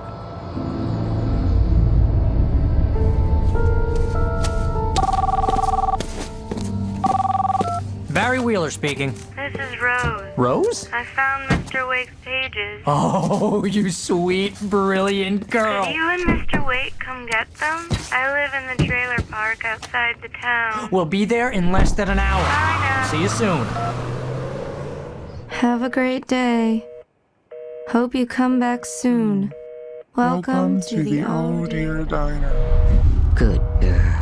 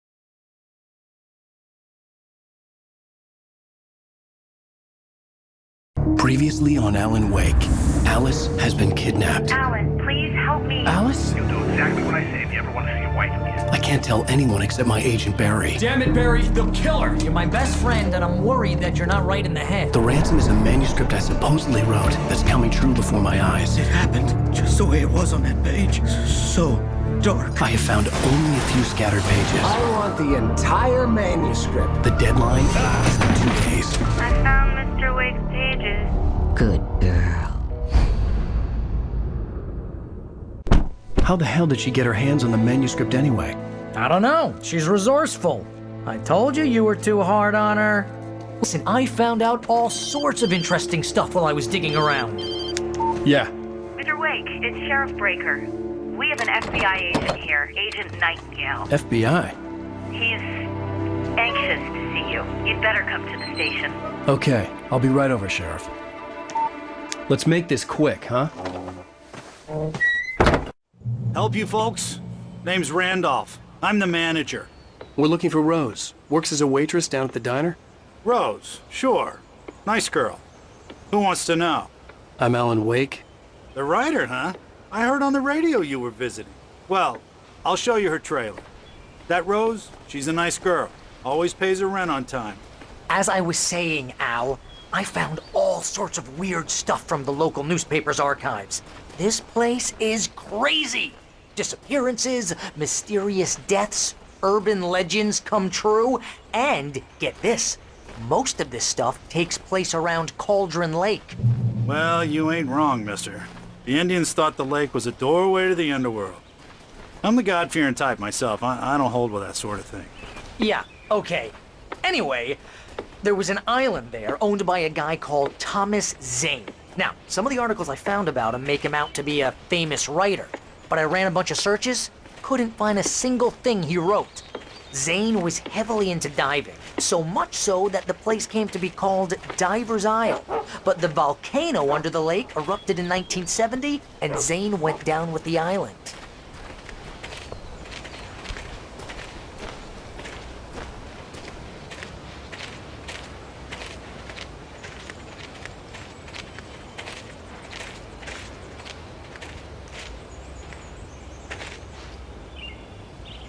It gets better. A local girl, Barbara Jagger, drowned in Cauldron Lake just a week earlier. They were lovers. Sure, Jagger's a local spook story. The Scratching Hag comes for you in the dark. Childish stuff like that. Anyway, Al, I'm just getting to the best part. All of the articles about this stuff were written by Cynthia Weaver. I asked around, and she's that crazy bag lady you met. What, the lamp lady? She can be a little loopy, but she's not homeless or anything.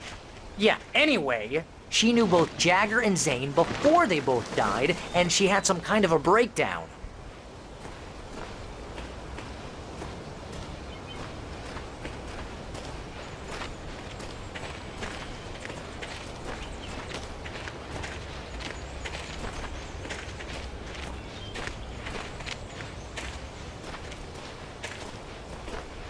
Well, mister, this here's Rose's trailer. You mind me asking what you want with her?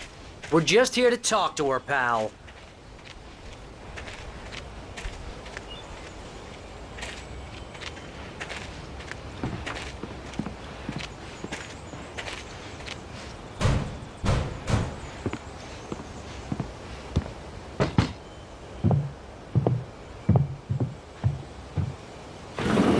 Welcome to... Oh dear. Mr. Wake. I'm so glad you're here. Rose, you have my manuscript? Oh. Oh, yes. Yes. Please, come in. Hey, this is really good. Rose, Yes, my manuscript. I really need it. I understand. I know what you need. A muse to inspire you. Oh, for Barry. She doesn't have anything. Yeah, hey, Al. Al, what's... Oh... Barry! What? What?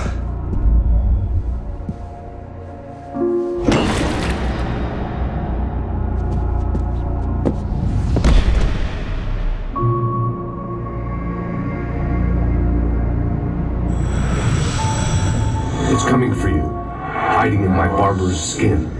I'm too weak to stop it. You must turn the lights on. I promised I'd come visit you and your lovely wife.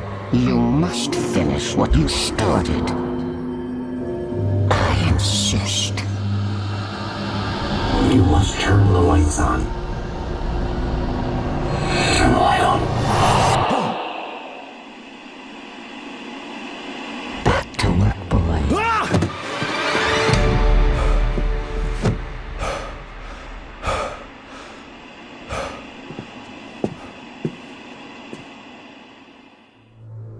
I felt nauseous, hungover. Only anger kept me going. I can't tell reality from dream anymore, but it seems I have an imaginary editor to help me. She's an old woman in a funeral dress. I call her Barbara Jagger. She's very strict. I'm writing faster and faster. My manuscript is being heavily revised. The edits are getting very aggressive, and each day there's less of me and more of her. I hate it, but I know she's right. She promises me I can save Alice this way.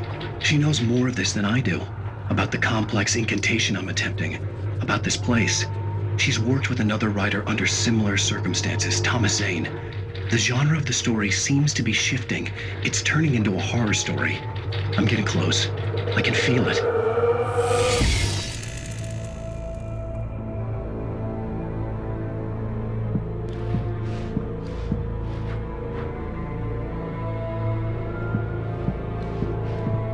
Rose took a day from me. I had less than 12 hours left to meet the kidnapper. All I could do was get Barry into the car, work something out once I got on the road. Welcome to the Oh Dear Diner. What can I get you today? Coffee? I couldn't work up much hate for Rose. Something had used her to get to me and left its mark. My gun and flashlight were gone.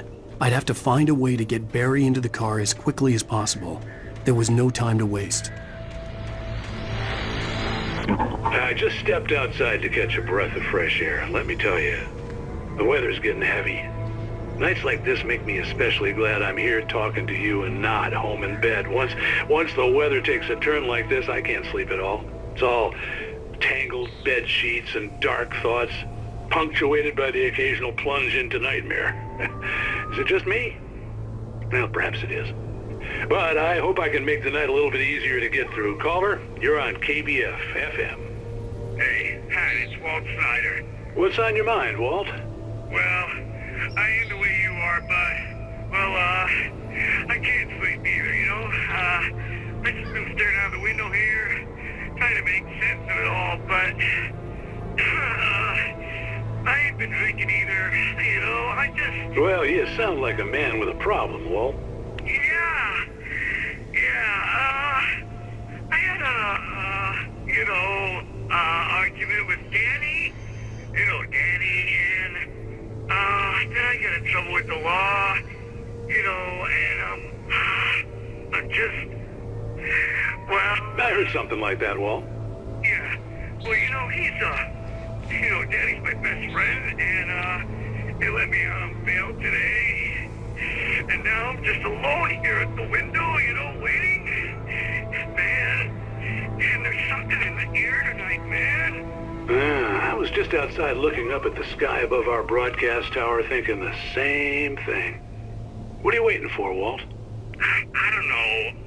You know, something's gonna happen. You know, I think I better go. Well, Walt, maybe... No, thanks, Pat. Well, good luck to you, Walt. Hang in there. Let's take a little break, folks. This weather's really something else, huh? How can I be sure?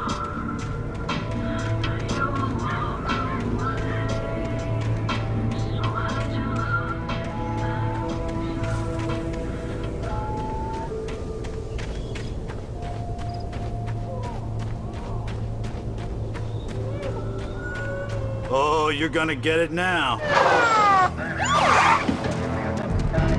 God knows what you've done to that poor girl.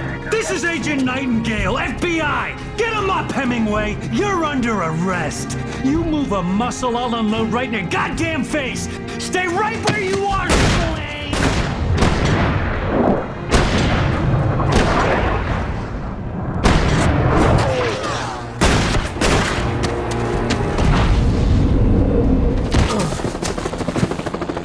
What are you?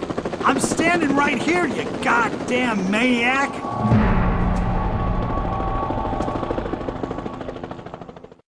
I hated to leave Barry behind, but there was no way I'd miss my appointment with the kidnapper. Give it up, Mr. Wake. Come on. Make it easy now. Get after it. Don't let him get away. Move it. I'll have you shot if you let him get away.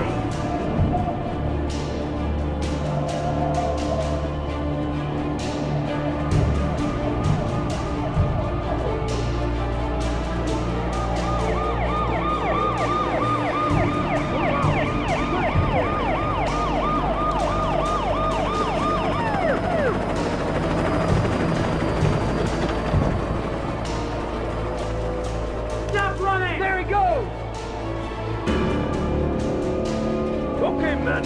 Keep your eyes peeled. He's gonna try to break through here. Oh, damn.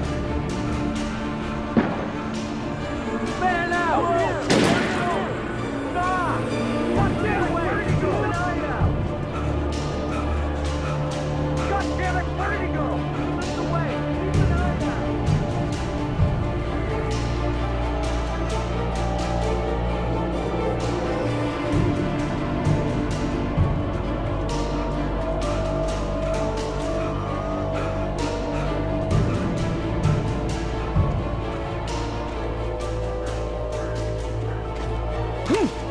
He's gone! Come on, guys! We need to head him off!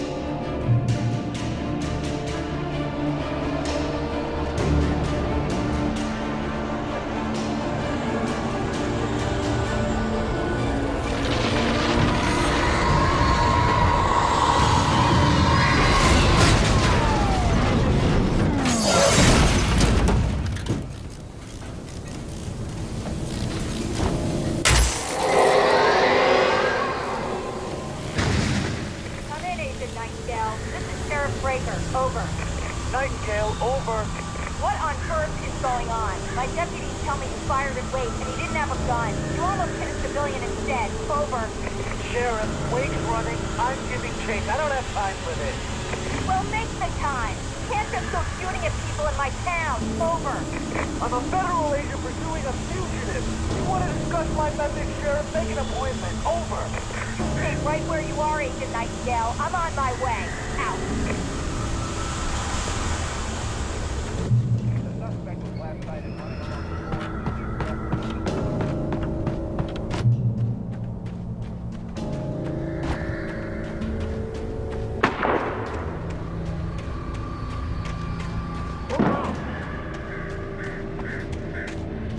Search the area!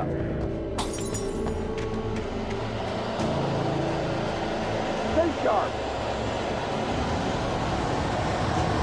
This way! Over here!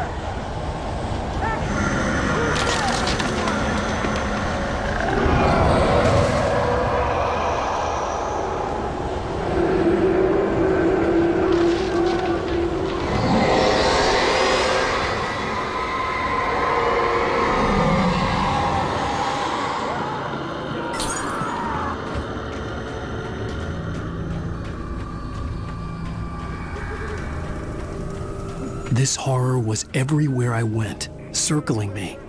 The cops didn't stand a chance. They were after a writer, not a monster. Wait, are you seriously telling me that geek writer just took out my deputies? Are you kidding? I mean, have you seen this guy? He wears a tweed jacket. Over. He's the guy we're chasing. If it's not him, who then? Bigfoot? Over. I don't know yet, but I'm not in the habit of jumping to conclusions. That tends to come back and bite you in the ass. Out.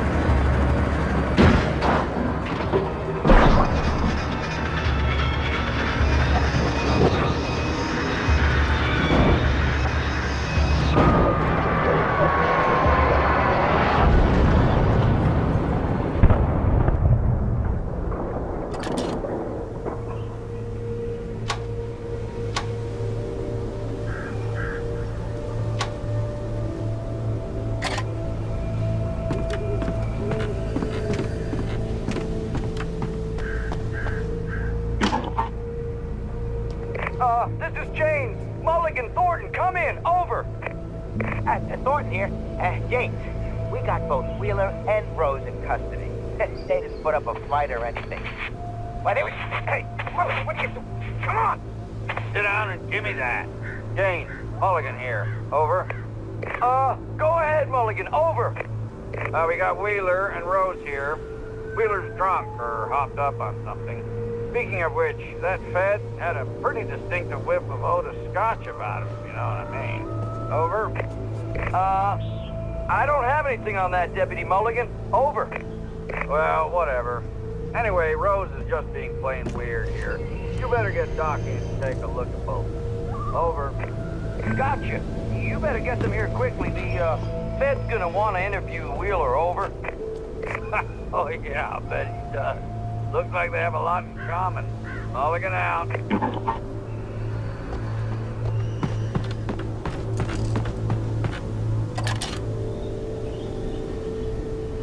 I could see the lights of the radio station in the distance.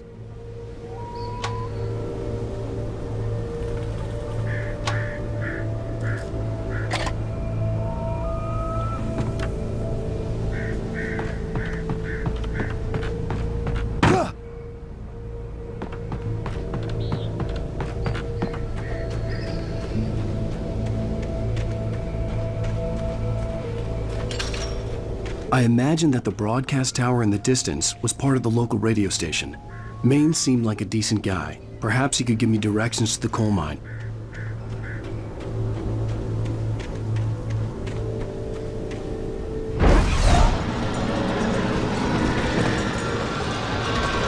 Unnatural shadows clung to the gate. The darkness that was after me was trying to stop me. I wouldn't get through without a light.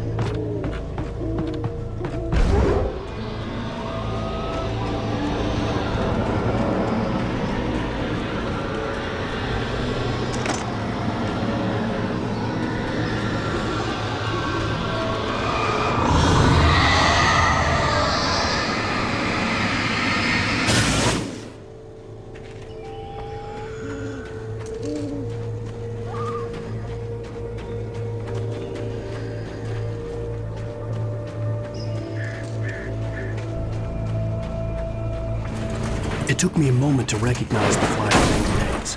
They were an ideal weapon for my situation. Team 1, come in. Over. Team 1, this is Sheriff Breaker. Report. Over. Team 2, come in. I need a report. Over. Come on, guys. Talk to me. Come in, please. Over.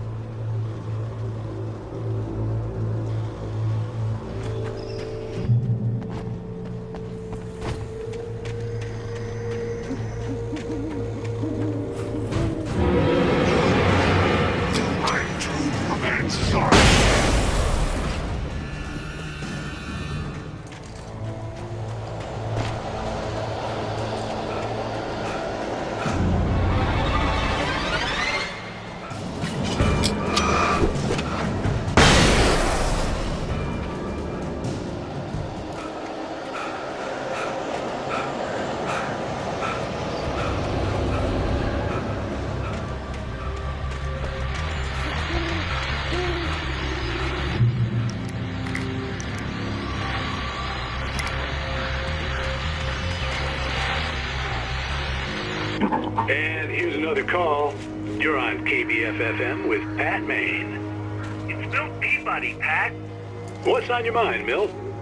Well, I live near the trailer park, Pat, and there's a big ruckus going on over there. Well, that's just up the road from me, too. What's going on, do you know? I don't know, but there's a bunch of police cars there, lots of sirens, a helicopter buzzing around, and I think I heard some gunshots. Gunshots? Yes, sir, like from a pistol. So can you find out what's going on? Because it's just next door and they're popping off guns there. They're still shooting? No, it was maybe 10-15 minutes ago. It sounds serious, Pat. I'm telling you, it don't sound like no party. Well, I'm certainly going to give the station a call, Milt. Okay. You'll hear it here as soon as I hear from them. Okay, thanks.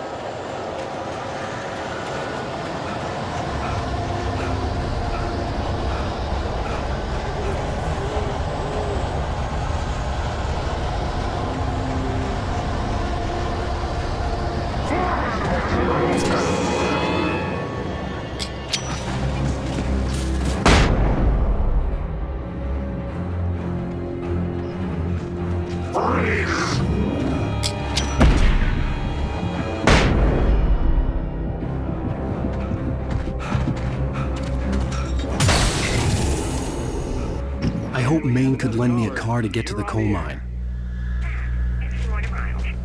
Oh, why, hello, Lorna. What do you have for us? Well, I just don't see why the cops bother with the trailer park. What do you mean? It's a trailer park. Of course you're going to have trouble in a place like that. I mean, what do you expect? The sheriff should be helping us normal citizens instead of wasting resources on those people. Well...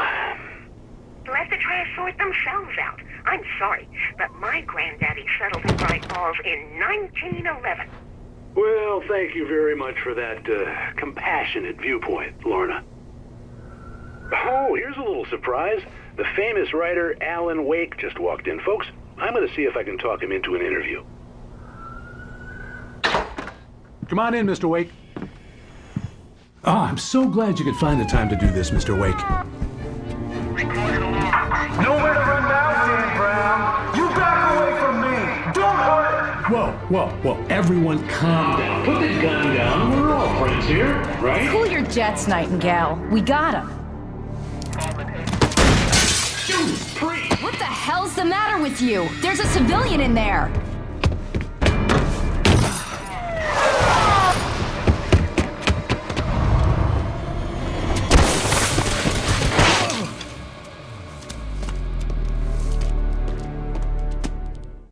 I'll get you yet, even if it kills me. You hear me? You hear me, H.P. Lovecraft? I had fallen off so many cliffs it was ridiculous. That's what you get for naming a book The Sudden Stop. It was probably good I hadn't had the chance to tell Maine where I was going. I'd have to lose the cops and find my own way to the mine.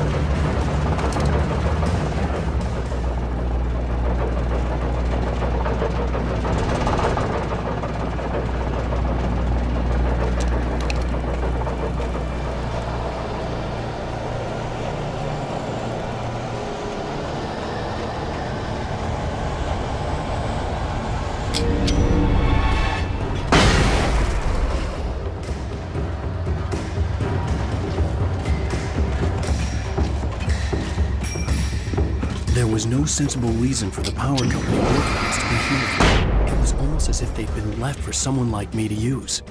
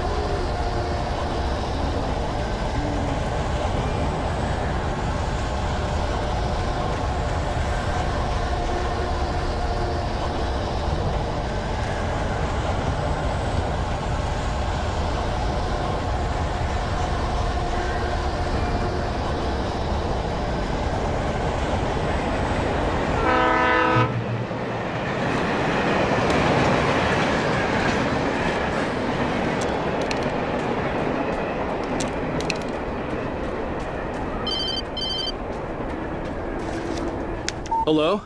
The most stubborn man I've ever met. Alice? Alice? Alan. Alan. I'm so afraid. He keeps me in the dark. Please help me. I look at you, Alan, and it's not you. Something else. Looking out from behind your eyes. Alice, I'm here. I'm so alone here. It's all gonna go to hell. You need to be careful. Cooperate. The connection had been terrible, but that wasn't the only thing that hadn't been right with the call. She sounded wrong somehow, but she had called me.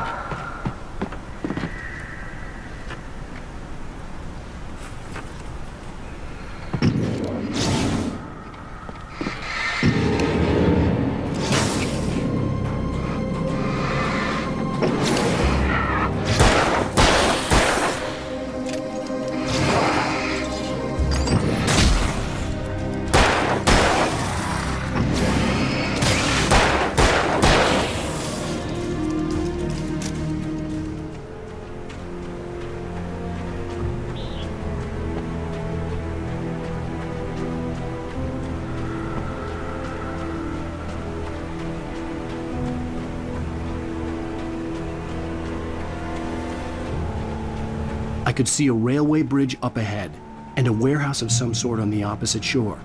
I hoped I could find a car from there.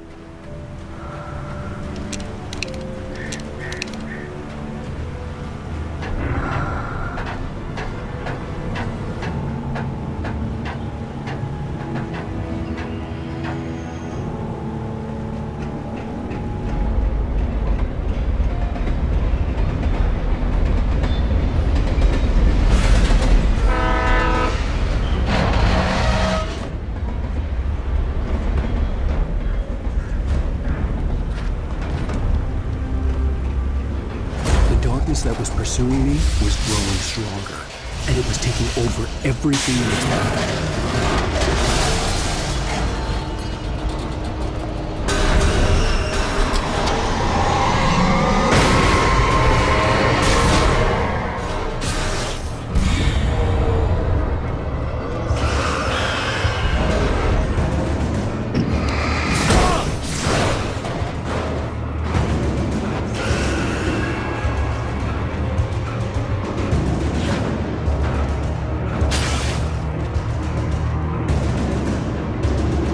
As a teenager, just starting to get interested in writing, Stephen King had been a source of inspiration to me.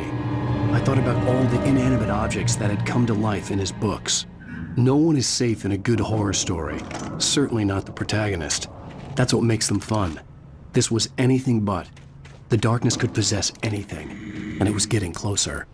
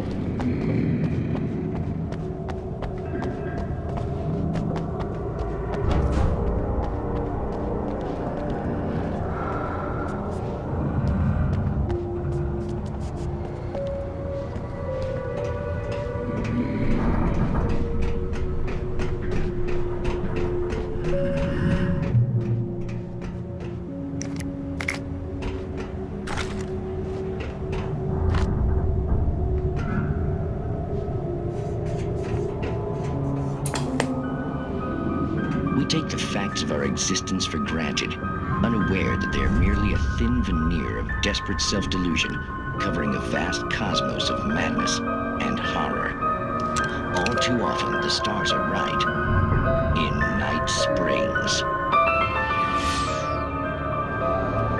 Tonight's episode, A Family Occasion. Journalist Alvin Derleth's trip to study the local customs of an insular community in Night Springs has been less than successful. Until tonight. Well, I'm glad you changed your minds about this. Ancient customs, local mythology. My editor loves this kind of stuff. Well, Mr. Derleth, we don't want to feel like we're on exhibition. But you have demonstrated the seriousness of your intent. Oh, I am serious. Really, just do your thing. I'll stay out of your way and observe. Actually, I thought you could assist us. I'm afraid we are a man short. It would provide you with an intimate perspective. Could I really? Of course, Mr. Derleth. Well, I guess that's the least What would I have to do? Oh, here. Let me show you with a kiss.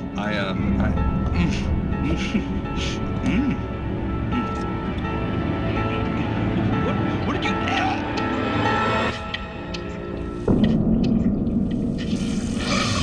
Oh, Mr. Derleth, you have well pleased Nixie Perka, the dweller in flesh. Your body day shall host his 1,000 young, and all shall be glory.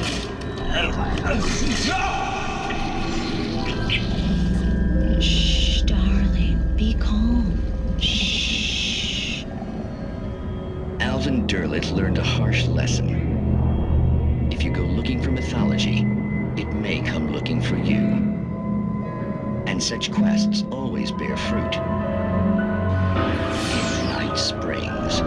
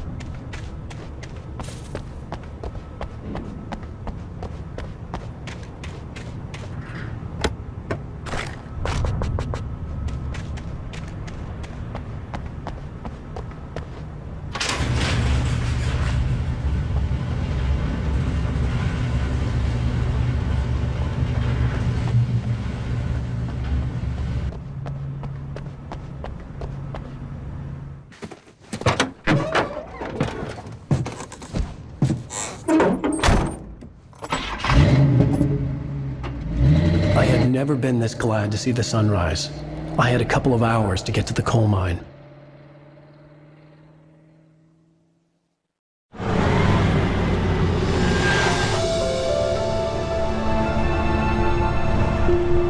The coal mine wasn't far now.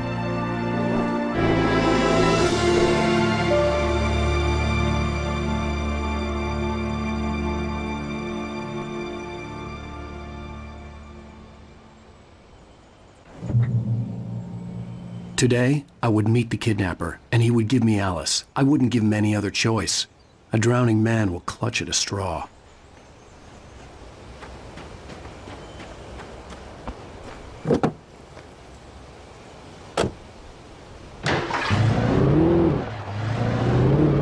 Little by little, without realizing it, I'd come to believe that the story in the manuscript was coming true. The current of its narrative had taken me deeper and deeper into dark waters. Alice had been taken from me. Barry was probably in jail. I was a fugitive from the FBI. The whole world taken over by the dark presence was trying to destroy me. It all felt real, but it matched a textbook case of insanity.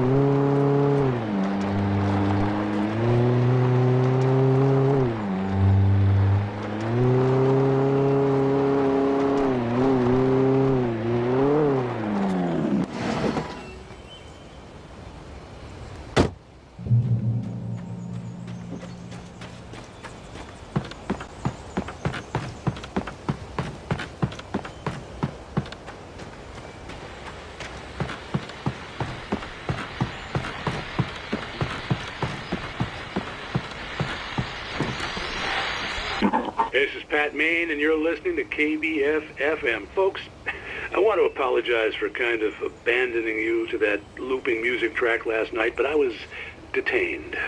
You see, I encountered a big-shot G-man with an itchy trigger finger who could use a lesson in manners and a boot in the ass. Not necessarily in that order either. Now, folks, I know I'm not being very informative here, and I apologize for that. I really should just keep quiet, but I'm just so peeved right now, because some people just shouldn't be carrying badges. And I'm just glad that our Sheriff Breaker was there to straighten things out. And if someone I met last night is listening, let me just say, I'm sorry if my mouth got you in trouble. I'm pretty sure you're not the bad guy here. Godspeed, son. I hope you know what you're doing. Now, on a lighter note, I'll be talking to Dr. Nelson all morning. But first, a little music.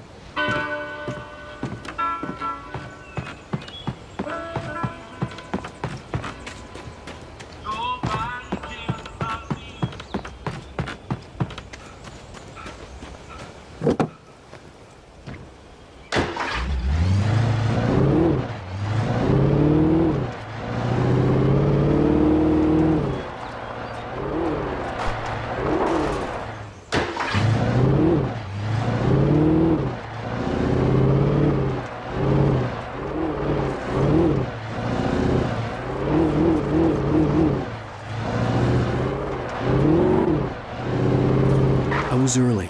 I was supposed to meet the kidnapper at noon in the main building. The coal mine was quiet. It was a museum now.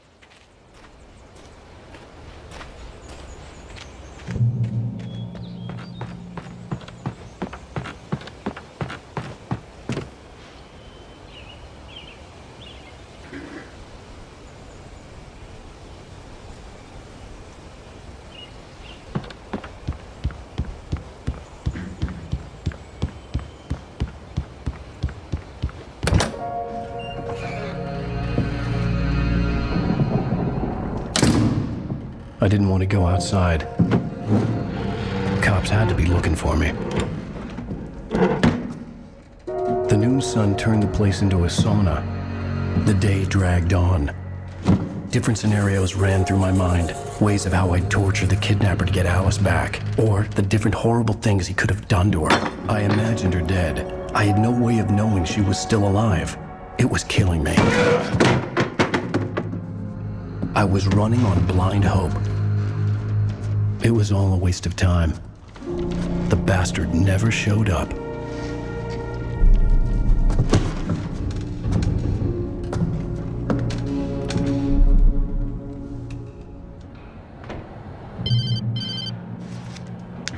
Wait! Where the hell are you? Change of plans. You know where Mirror Peak is? It's a big mountain north of where you are. You follow the path from the mine, you can't miss it. There's a lookout point there. I'll be waiting. I'm through being jerked around by you. You want to see your wife alive? Because if you do, you better watch what you say to me. Do we understand each other? I want to talk to Alice. Yeah, and I want the manuscript. Don't keep me waiting, Wake. Hello? Hello! Ah! I'm gonna kill him! I had to get to Mirror Peak.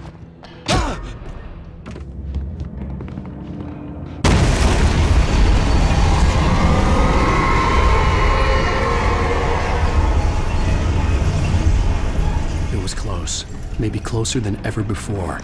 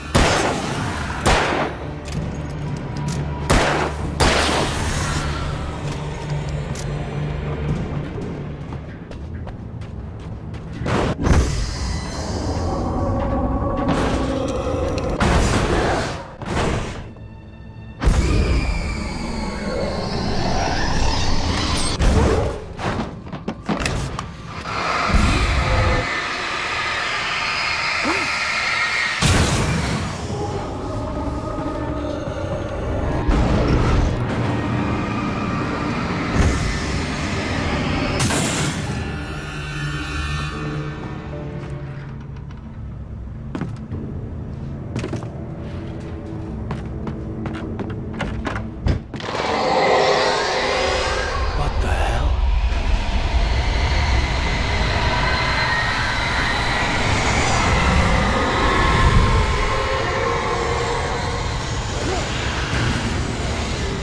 The only way to reach the hillside ahead was to go through the building. I had to find a way to avoid electrocution.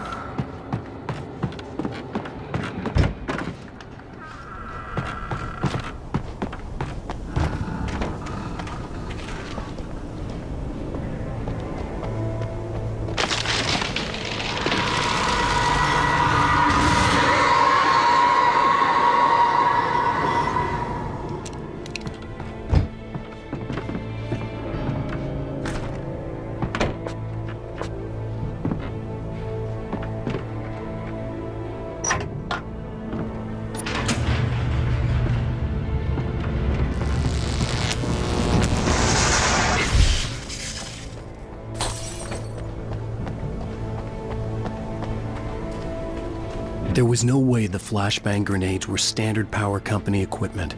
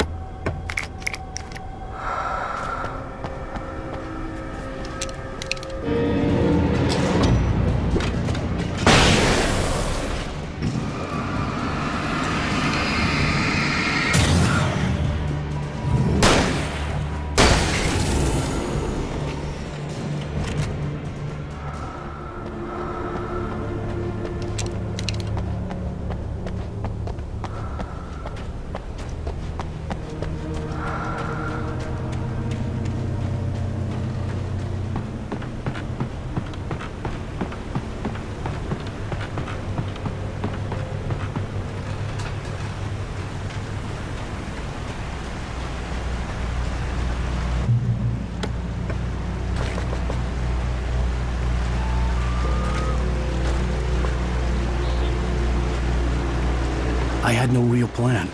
I was going to give the kidnapper all the manuscript pages I had for Alice. If that wasn't enough, I'd hold him at gunpoint and make him talk.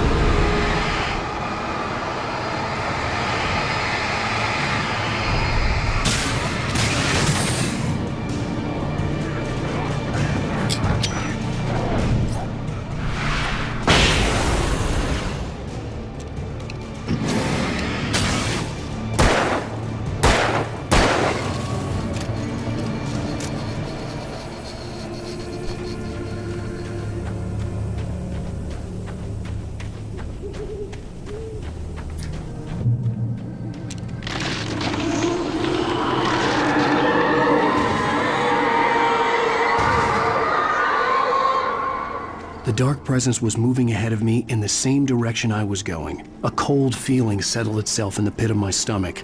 Was it going for Alice?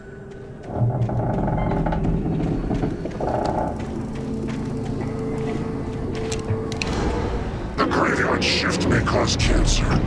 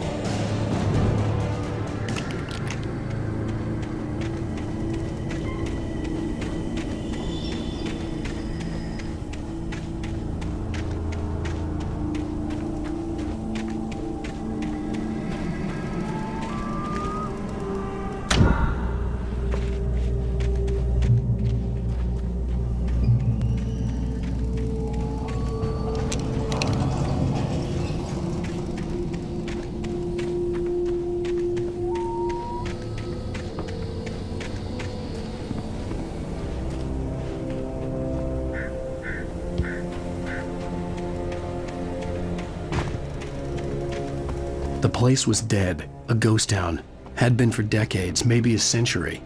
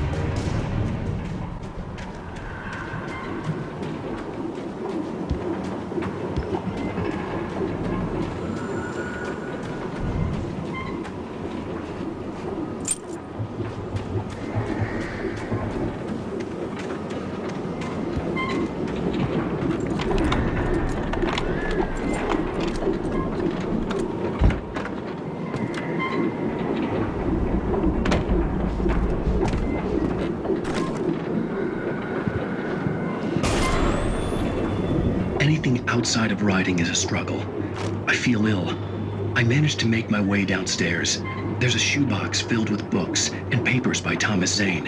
It's very hard to focus, but I managed to read some of it. He's a poet, and a good one. He writes of muses and creators summoning fabulous things from a magic lake, using his powers to shape the world of a realm of gods and dreams and demons, dark things that wait for a chance to slip through, wearing the flesh of men as disguise.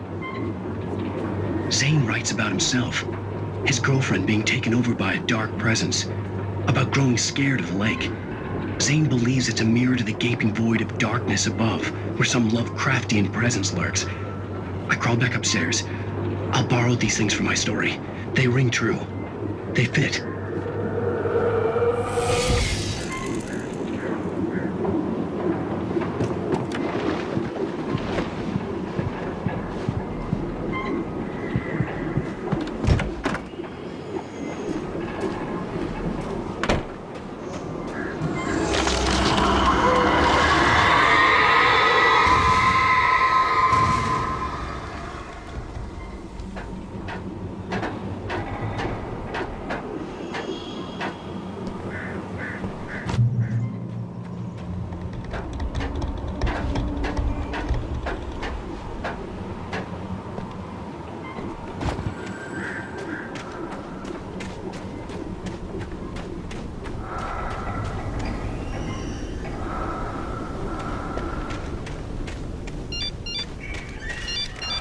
The kidnapper had sent me a text. The message was full of spelling errors and insults. It was telling me to hurry up.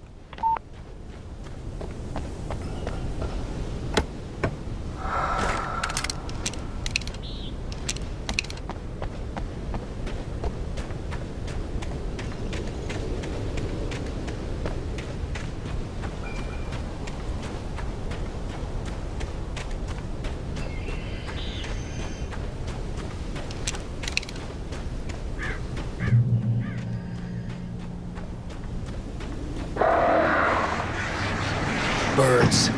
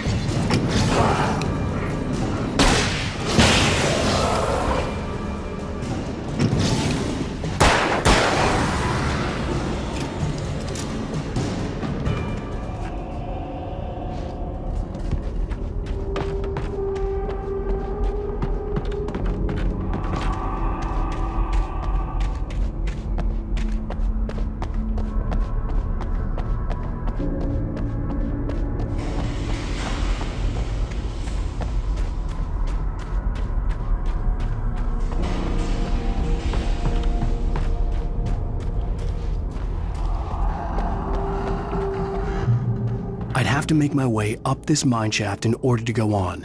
Maybe the machinery could help me with that.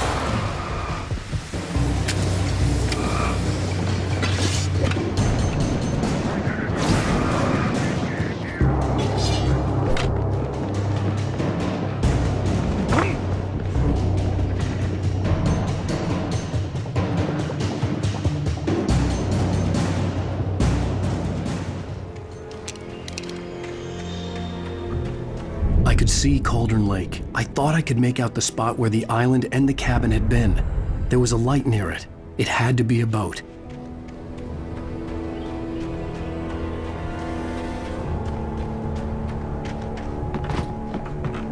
I was close now. I had to get there fast. I dreaded what I would find. Wait! That you? Wait! Hey, I'm here! I'm coming! No! Get away! Sorry! Please, wait!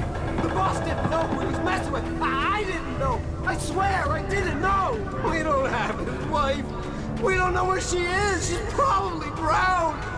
We just...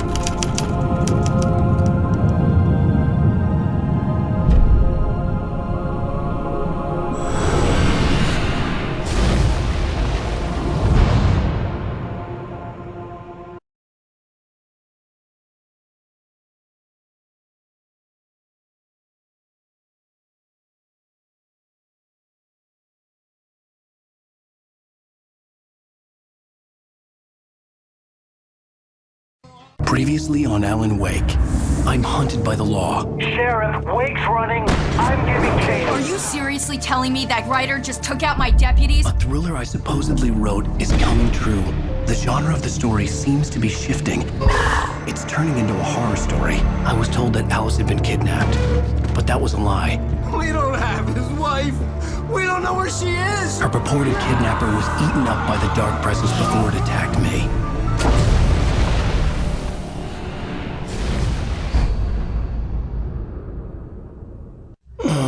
Alan, shh, baby. It was just a nightmare. Alice. There you go. Hartman, I fell. I had to give you a sedative. Don't fight it. You went through another rough period. What? Right now, it's very important that you stay calm. We don't want you to have another episode. You're a patient at my clinic. Have been for a while now. The shock of your wife's death triggered a mental illness. No, you lie. You're suffering from various symptoms of undifferentiated schizophrenia. Bastard. It's okay, Alan. Just let go.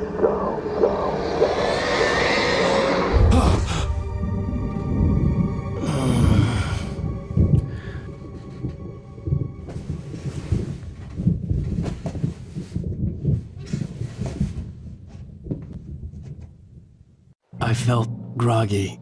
Whatever Hartman had bumped in me was making me numb. I felt like this was happening to someone else. Someone I was watching on television. I couldn't think. Couldn't focus. There were only empty sheets of paper here. No manuscript pages.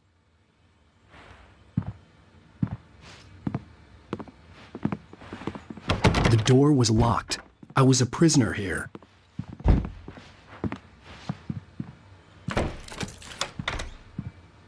Good evening, Alan. Are we feeling better now? Feeling calm? Yeah. I see you brought your pet gorilla with you. So sure, I'm calm. I get the message. Loud and clear. Why, right. That's the spirit. You're being very brave, Alan. I understand you're confused. I would be more concerned if you weren't suspicious of me. I don't blame you for it. Big of you. Now, why don't you come with me? We'll reacquaint you with my clinic and go over everything you might have forgotten. Little walk and some fresh air? Yes, it will do you good. This corridor is for patients. Most of them aren't here right now. Jack took them out for a fishing trip, except for the ones who are particularly vulnerable, of course. I encourage creativity as a part of the recovery process here at Cauldron Lake Lodge. I specialize in treating artists. I bet you do. Splendid, Alan. I honestly believe we can get this thing under control if we work together. This way, Alan.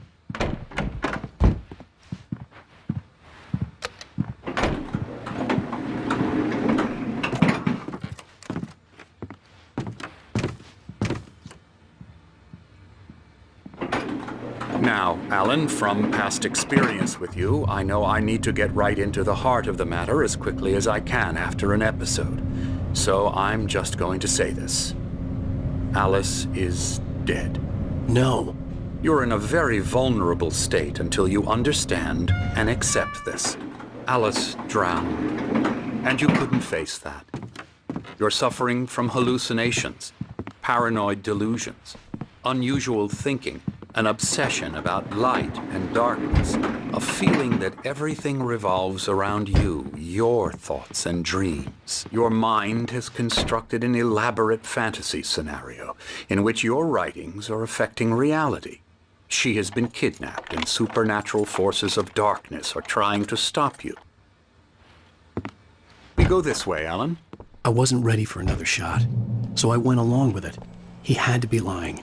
But under the influence of the drug he had given me, I had to fight not to believe his words. It's all in your head. You've been making it up. Apart from the tragic accident with your wife, no one has been killed. Your delusions are just a manifestation of your subconscious mind trying to protect you from the too painful truth. Unless we fight the fantasy, it will return. I know the instinct is to resist me, but think about it. Doesn't this make far more sense than the insane supernatural conspiracy you have concocted in your mind? You're a skeptic by nature, Alan. We both know this. Everything can be explained logically.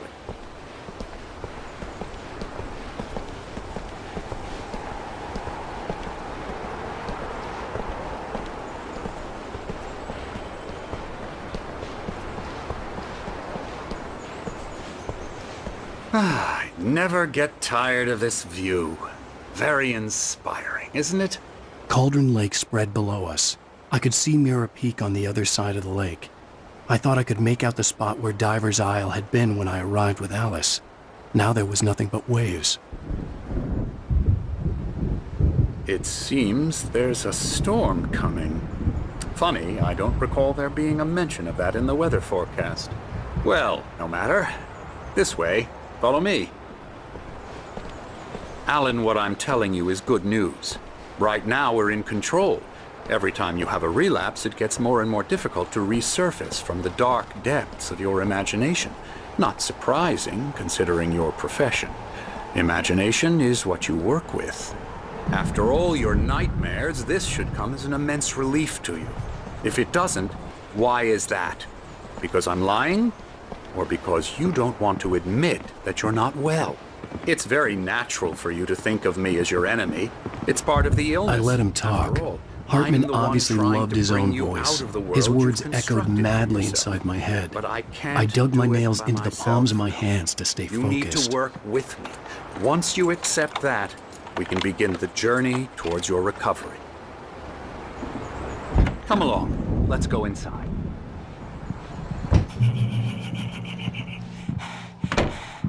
Now here's the entrance to the office wing. That's for staff only. You were impressed by my trophies when you first arrived here. I do love to hunt. The great outdoors, man versus nature. It's wonderful stuff. Pretty damn wonderful, yeah.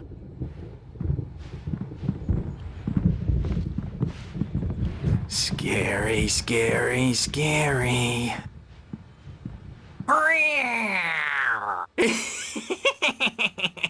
Emerson.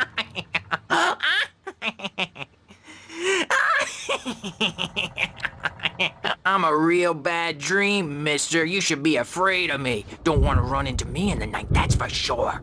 Please, Emerson. Mr. Wake is confused enough as it is. Yeah, you'd like me to go away so you won't be scared. But you can't just decide what kind of dream you have or when you have it. Emerson. Okay. Sorry. Boo. That's Emerson. We're actually making some progress with him, I'm happy to say. He works on video Elbow games. strike. Ooh, It's yeah. trash, of course, but it does involve Get him some to the head. small creative effort, which makes him receptive to my therapeutic methods. No kidding. La la la la la la la la la la la la la la la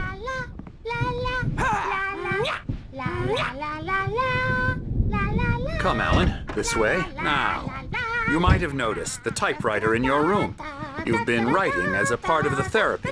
As soon as you feel up to it, you should continue.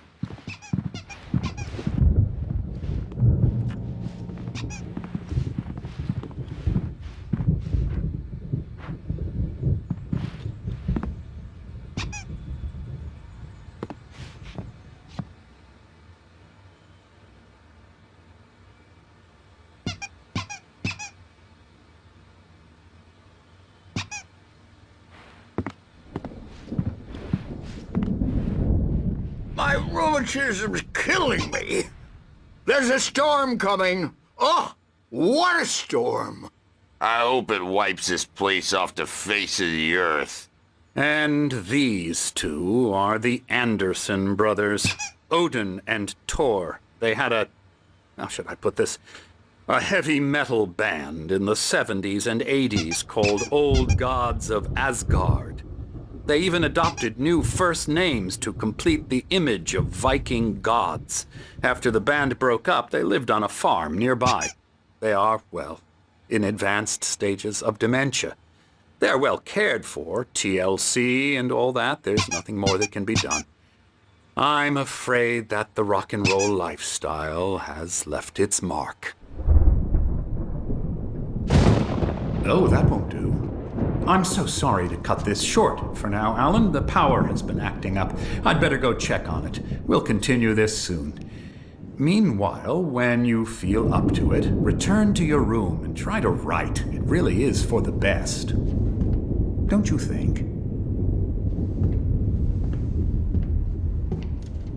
I'd like to bash his head in with a hammer. Oh, he'd love to fish out our secrets, but he has no clue. He's not crazy enough. Not crazy like us, Sonny. Yeah! Being crazy's a requirement, Sonny. Who else could understand the world when it's like this?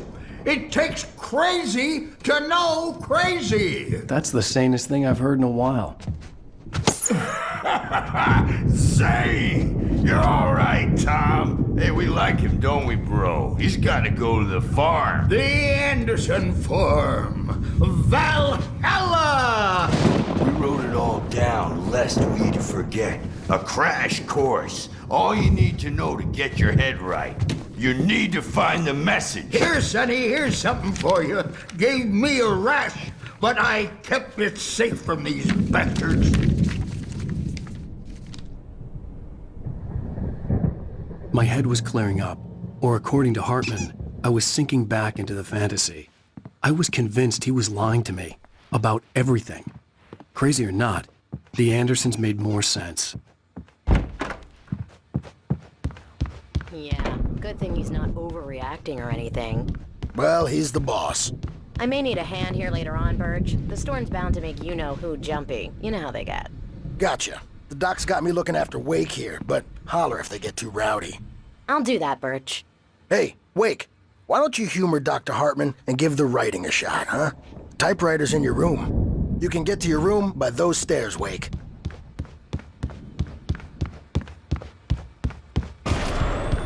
Something's wrong. I'm not myself. It's hard to think that there's a shadow inside my head. I can only focus on writing. Everything else is a blur. I'm trapped in this cabin. Have been for days, but it... The white glare of the blank page in front of me hurt my eyes. My hands began to shake uncontrollably. Everybody, calm down. Put that down. Bert, I Hey, Wake, you stay here. I'm gonna go see what's up. You just keep doing what you're doing. Be cool, okay?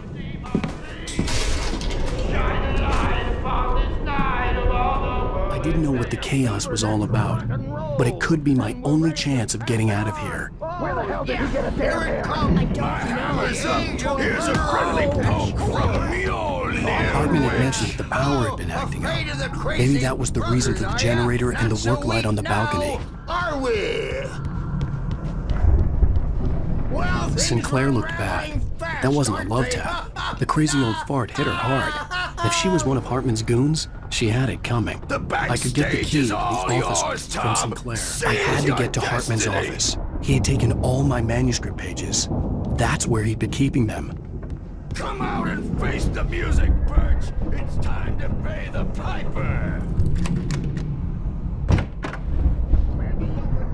The photo on the wall caught my attention. In it, the clinic staff was standing outside the lodge.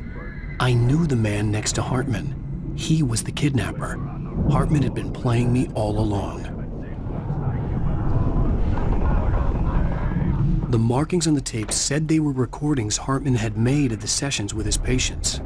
I saw Alice's name on one of them. For a moment, I couldn't breathe right.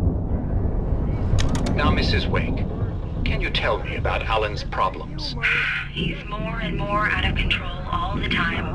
The parties, he's so angry all the time. He's getting violent. Do you mean with you? No, not with me. No, never.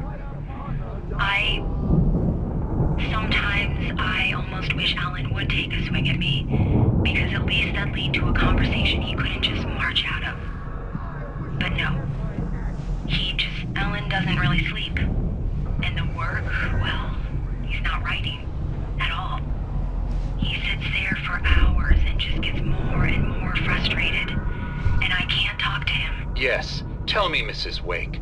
What would you say to him if he'd listen? I don't know. I want to say, I look at you, and it's not you. Just some stranger who resembles you. Looking out from behind your eyes, and I don't like that guy much. And now it's all gonna go to hell. But you don't ever say this. No. I've tried, but he's not listening. He's too deep in his own problems, always going on about something else. I'm so afraid I'm gonna lose him, and we're not even talking anymore. He doesn't let me in anymore. He just keeps me in the dark. I'm so alone here, even when he's home. Please help me, Doctor, because I'm at my wit's end. Well, if you can just get him here, I'll absolutely do my very best. Yeah, but Doctor, you need to be careful with him. He's not just going to listen to you and cooperate. He's the most stubborn man I've ever met. Well, I'll be sure to bear that in mind. Hearing her voice, what she was saying made me happy and sick and guilty all at once. Worst of all, I recognized the words. The phone call from her. It had been a cut-up of this. Just a recording. Seriously, do you have any idea how much trouble you're in? I'm famous. I represent... Ow! About time! Barry, man, am I glad to see you. We need to get to Hartman's office. It's right next door. You okay? Yeah. I mean, no!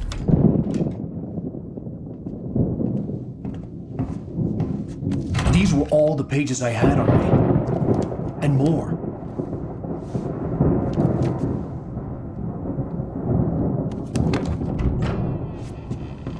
Alan, please. You're sliding back into the... Tell me one more lie and I'll shoot you in the face. Ah, well, it was worth a shot. Really, Wake, come on. Let's work together on this. You have no idea... Hartman, shut up! Barry, get out of here. I'll catch up with you. Get a car. Oh, Al, let's just... Go! Wake, listen to me. This is a mistake. Don't you see? Together we can create something absolutely wonderful. With your ability and mine.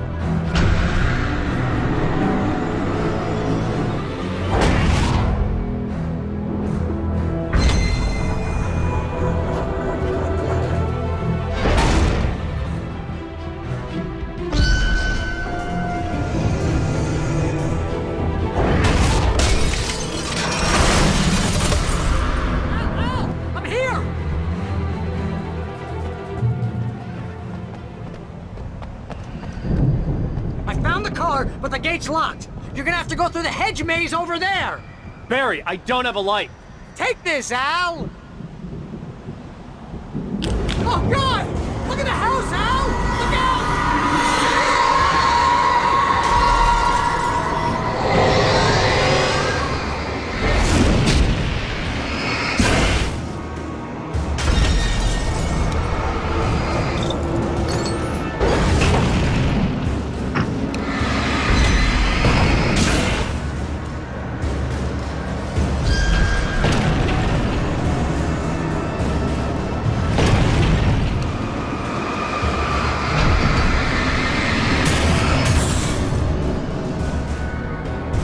Oh, jeez, Al! The house looks bad! Let's get out of here!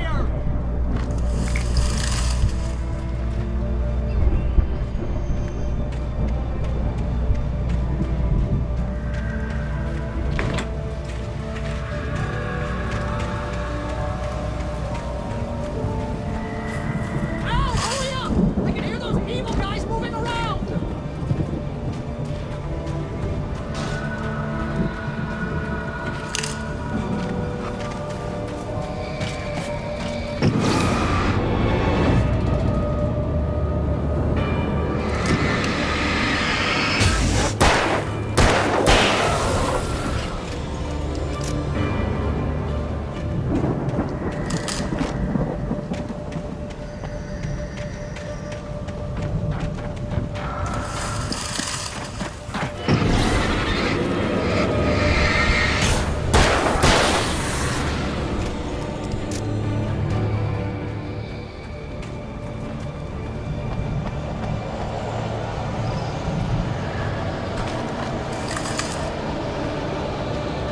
Al, be careful! I can see them moving around! They're coming for you!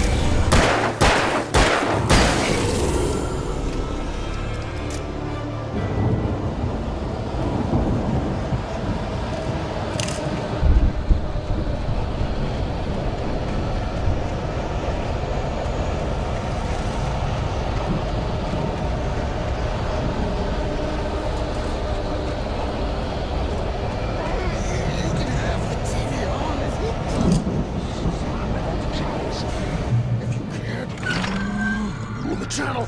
We'll turn it off. We don't want any fighting. It makes people mad.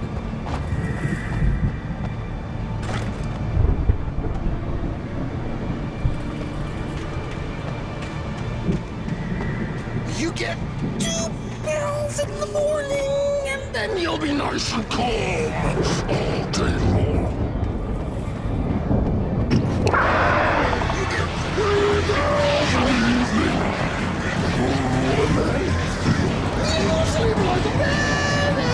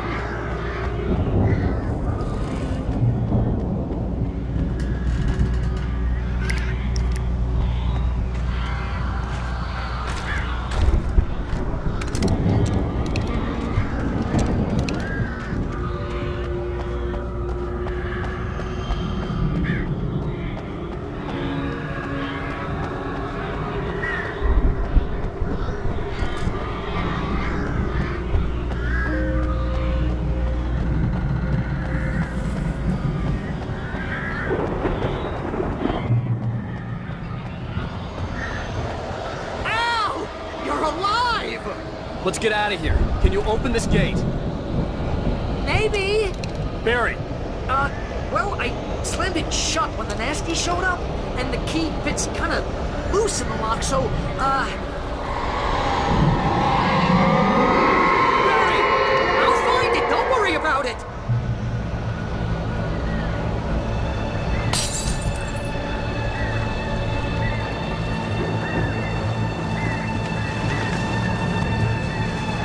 Hurry up, Barry! I'm on it! I'm on it!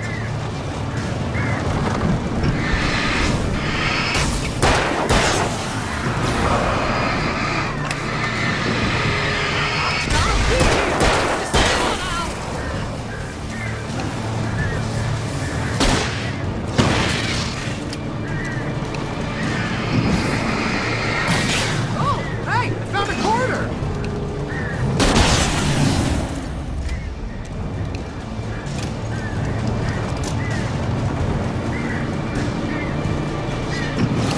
I found it! I found it! Ah, no, wait, that's a twig!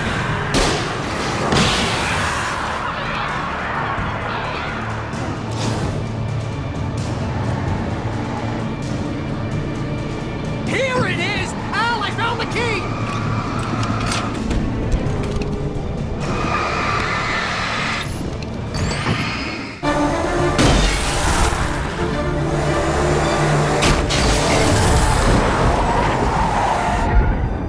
Al, please tell me we're headed for the nearest "You're now leaving Bright Falls. Come back soon" sign.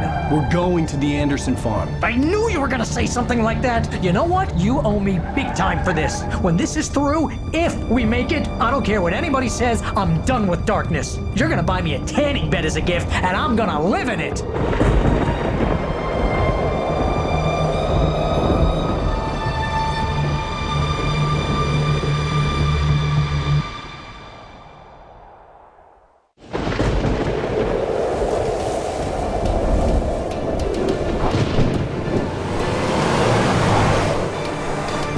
I'm crazy, but that's fine, Barry. Oh, you got that right, Al. You're barking mad. You are by far the craziest. But maybe that's inevitable when you deal with crazy stuff like this. It helps.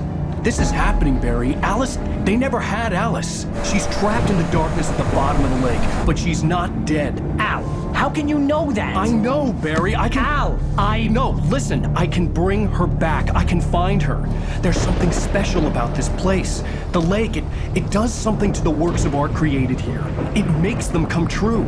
But there's a catch. The dark presence, whatever that thing is, twists it to its own ends. That's why all of this is happening. It's using my manuscript to take over everything. Al, I believe you. It happened to Thomas Zane before, it happened to the Andersons. I believe you. Crazy or not, you're not delusional. Weird shit's going down. That's a fact.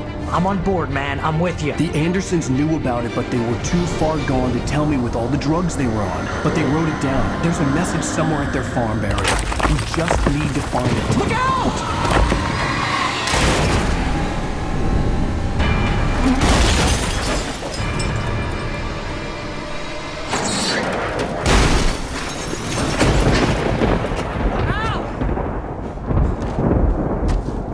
God damn it, Al, talk to me!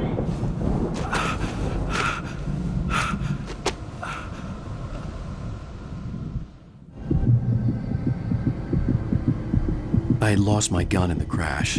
Barry was nowhere to be seen. Barry! Barry! Oh, man, you're okay!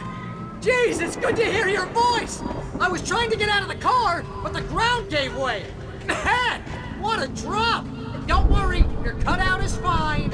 Forget that! Are you okay? I hit some bushes, didn't get a scratch! There's no way you can climb down, though! It's like a sheer wall! Al! There's something moving down here! Barry, it's a taken! Use a flare, Barry! Yeah! Barry, are you alright? I'm good, Al! I'm great! Guess you never messed with anyone from New York City before, huh? You're gonna have to find your way around to the farm, Al! I'll be waiting! Barry, just wait for me, okay? Al! I'm not staying here! It's suicide! I'm going to the farm! I'm gonna go ahead and secure the area. You can catch up. Don't worry about it. I'm on the case. Now he's Rambo. This would turn into a disaster if I didn't catch up with Barry.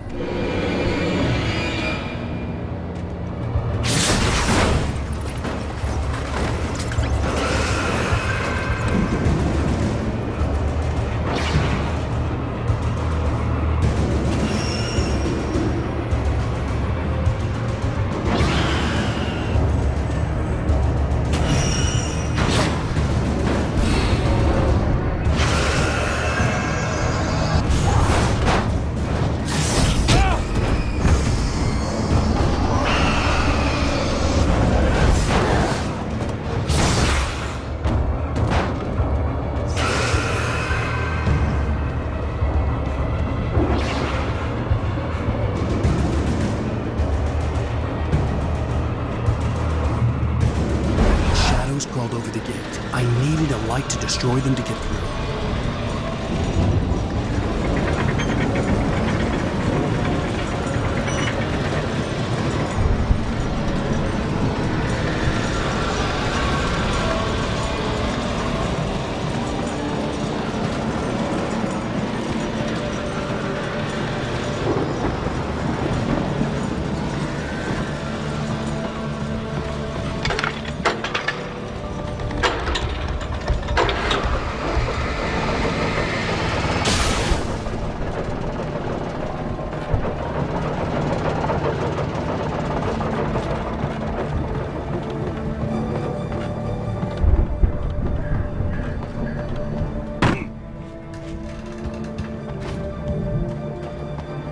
I could sense the movement in the woods ahead. Facing the enemy without a weapon was dangerous, but I had no choice.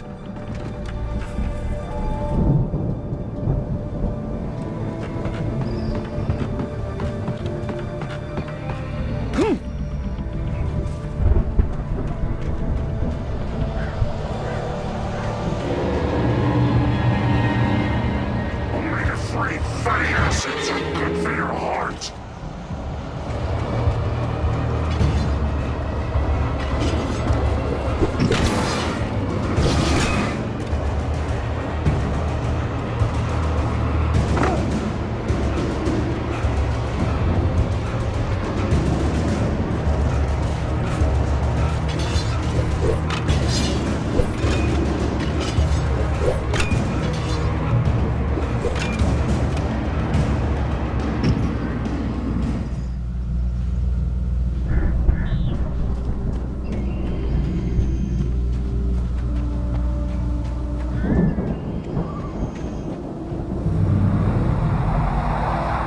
car was driving away from the farm, headed in the same general direction as I was.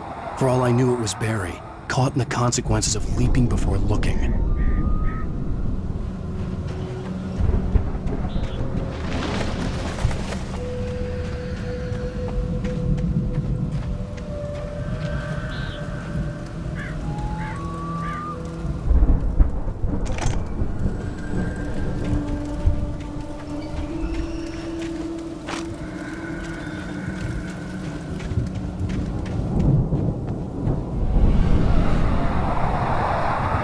The car was heading for the cabin up ahead.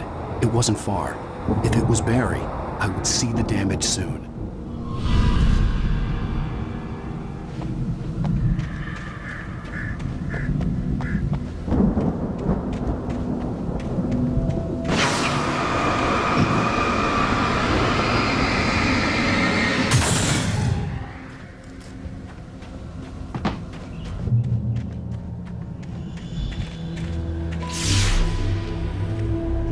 I'm trying to deliver each page to the right time and place. I'm trying to show you how the story goes. I had seen glimpses of the light before. I had seen it in my dream. It was a strange spaceman or a diver in a bulky suit. He was the one who'd been placing the pages on my path.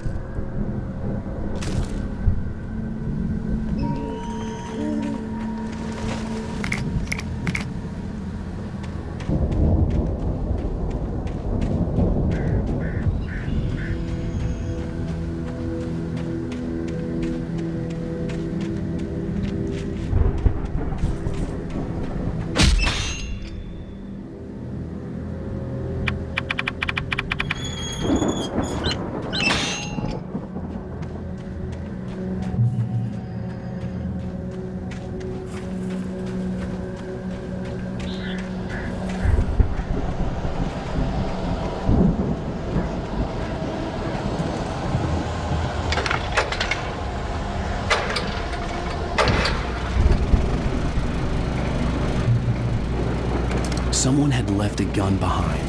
Now I had a fighting chance of reaching the farm.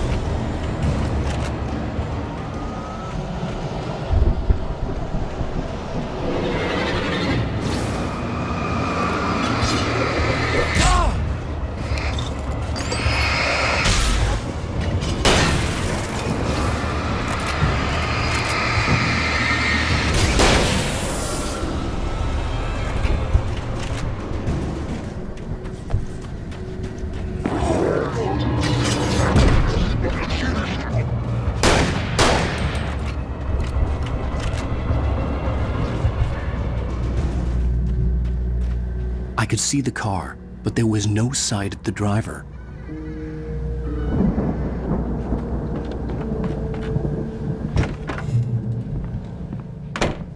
Hello?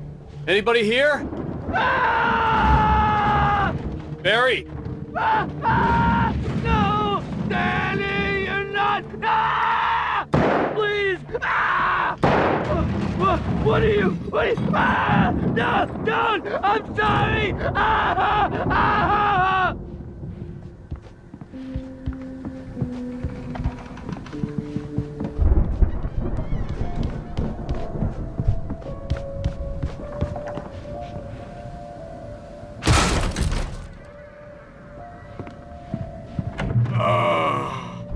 I know you. You were in jail the other day. I went to the farm again for the moonshine, you know? It makes you see. They're not gonna miss it. They're in the loony bin. But my buddy, Danny, I lost him. Something's gone wrong with him. It's not him. Like a real bad follow-up to a real good movie. The best friend's suddenly the bad guy who wrote this crap anyway.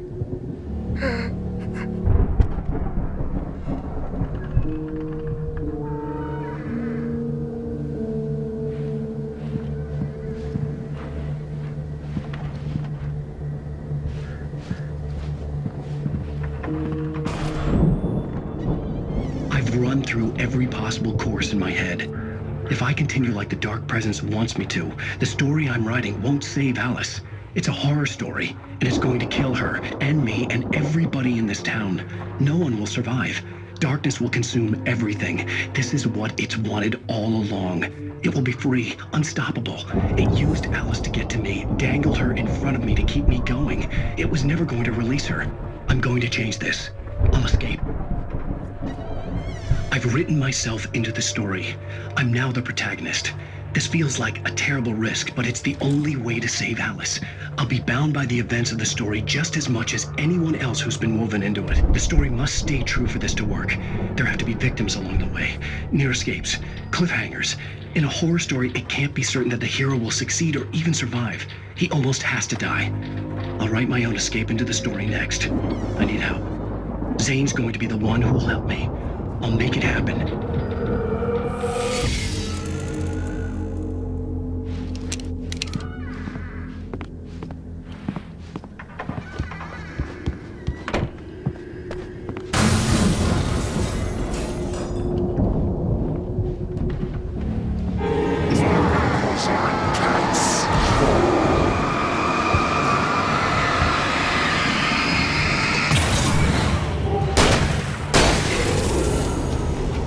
Let me guess.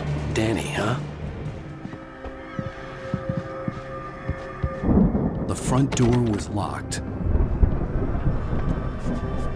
The farm was still a good distance away. I'd need a car to get there fast.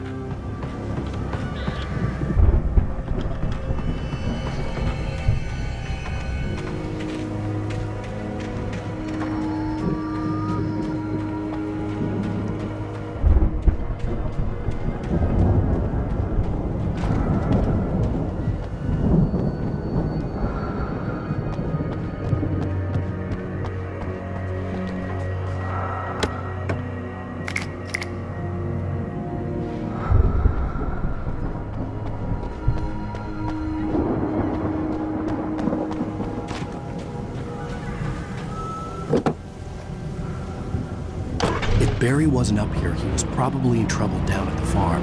For a moment, I felt bad for doubting him. After all, I made it this far myself. But Barry was Barry.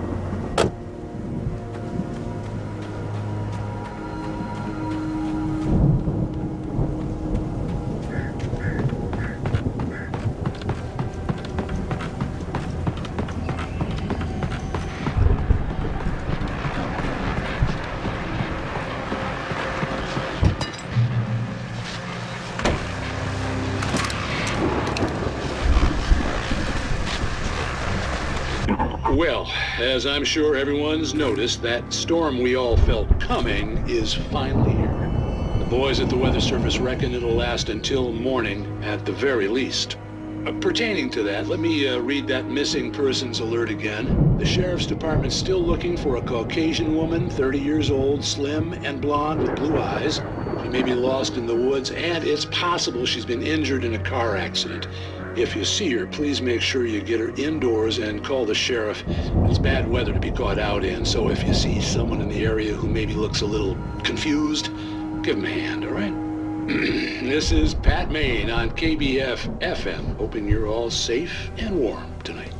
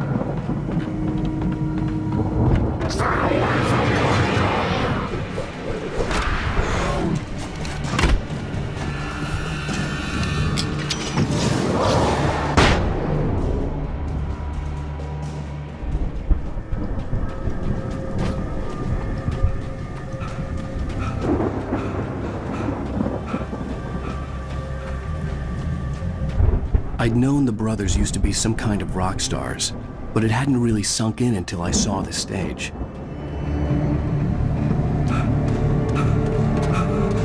Ow! Run! Incoming! There's too many of them!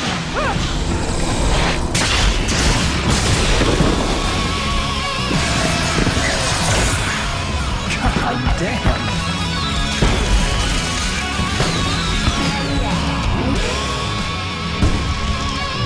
So glad you decided to go it alone, Mr. Bronson. Shut up and shoot! Ow! We have to fight them all! I can tell up more of the fireworks from here and help you out! Hey, Al! Did you notice there's a lot of ammo and stuff around? Al, hold on! I'll try to get the stage lights on!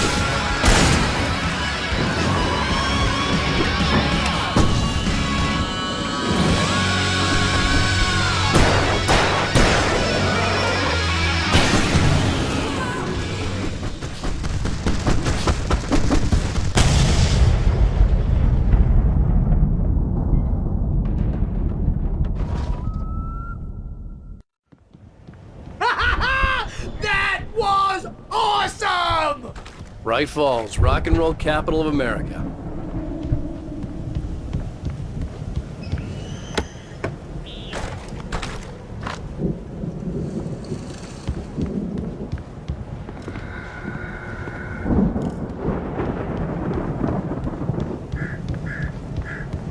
Hey, Al! This way to the farm!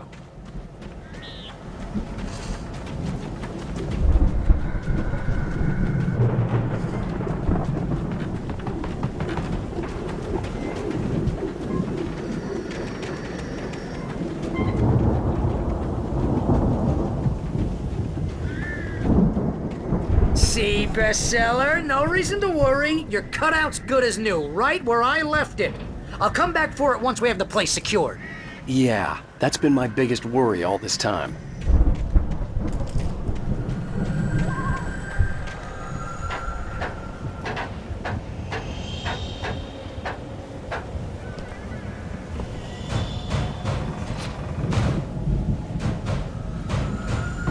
Hey, I think Alan Wake here has something to say. What's that, Al?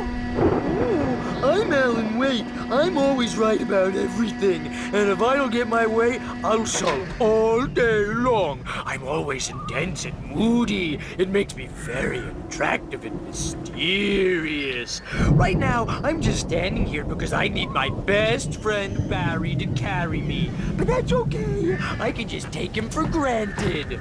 I think I see what you did there. Yeah, it was pretty good. You want me to do my imitation of Barry Wheeler? No? Thought so.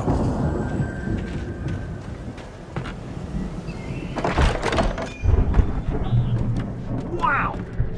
You look at that thing, Al! They really went all out with this Viking crap, didn't they? Look at all this stuff! They must have done okay for themselves, so how come I never heard of it? Sleep. We all spend Oh, Night Springs! Man! somewhere Brings between back memories. fantasy and Hey, oblivion. remember when I got you that gig? But Your dreams first and real waves writing force job. What got you themselves into started? Was this one of your Vice episodes? versa. In Night Springs. Tonight's episode, The Dream of Dreams. That's by someone else.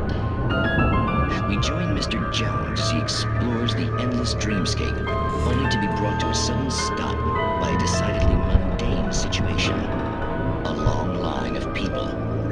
Hey, Jones, right? Listen, we're gonna have to wait until His Highness over there is good and ready. Oh, wow. Who's that? You don't know him? What are you, new? He's the guy dreaming us. Well, not just us. He dreams everything. All of this. But wait, no. I'm the one who's dreaming. I'm asleep. Isn't this my dream? Oh, yeah. Sure. Get real, pal. You're just another dream. I'm a dream. You're a dream. The weirdo in the diving suit is a dream. And the girl made of smiles and sunshine is definitely a dream. But I'm pretty sure I'm dreaming this. Well, maybe you're a really confused dream. What am I, a shrink? All I know is I'm going with the smart guys. And they say that's the guy doing the dreaming. Right there. I don't know what that means. It means we keep him happy. No sudden falls. We make sure he has his clothes on when he goes out in public. No chases where the monster is nipping at his heels and he runs like crazy, but his legs don't seem to get him anywhere. None of that. Because if he wakes up in a cold sweat... Oh. Yeah, precisely. So we wait till he wants to move on. Keep things nice and calm. Hey, something's happening here. Yeah? What's that? What? Can't you hear that? Oh, God help us, it's an alarm clock. Oh, it's you, isn't it? Please, man, I got a wife and kids. Please don't wake.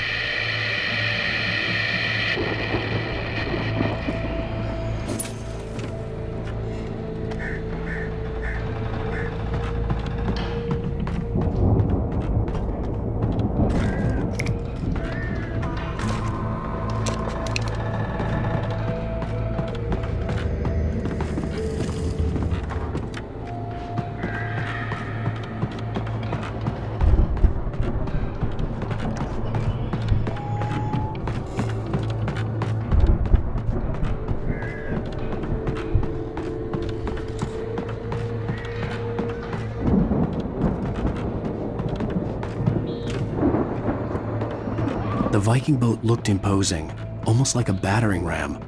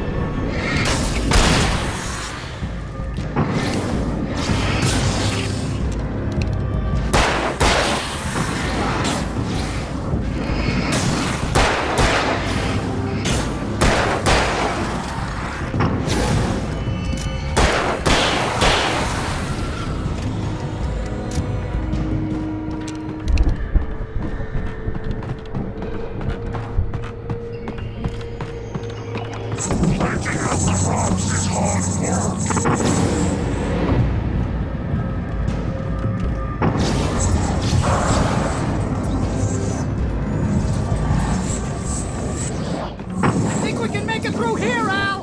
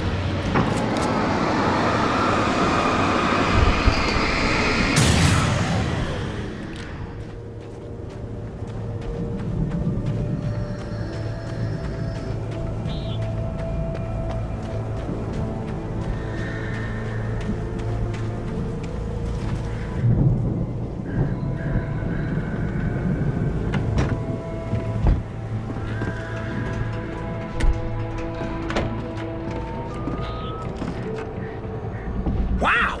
Those geezers had quite a production going on. Ooh, you know what, Al? If we make it through this alive, I'm gonna start representing them. Yep, sell this stuff online, maybe get a reality show going, release a new single.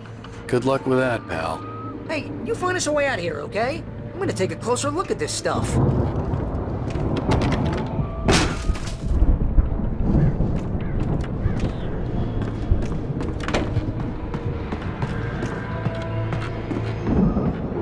Be careful, Al!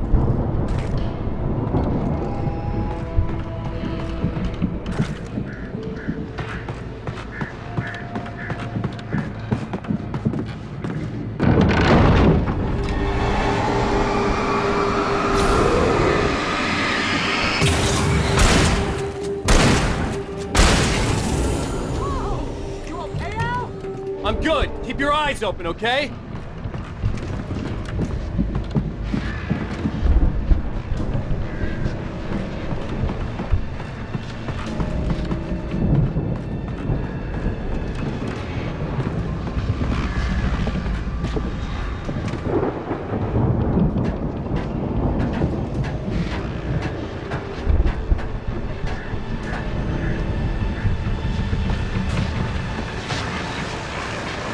As you regular listeners know, I tend to work through the night, but I'm not the only one.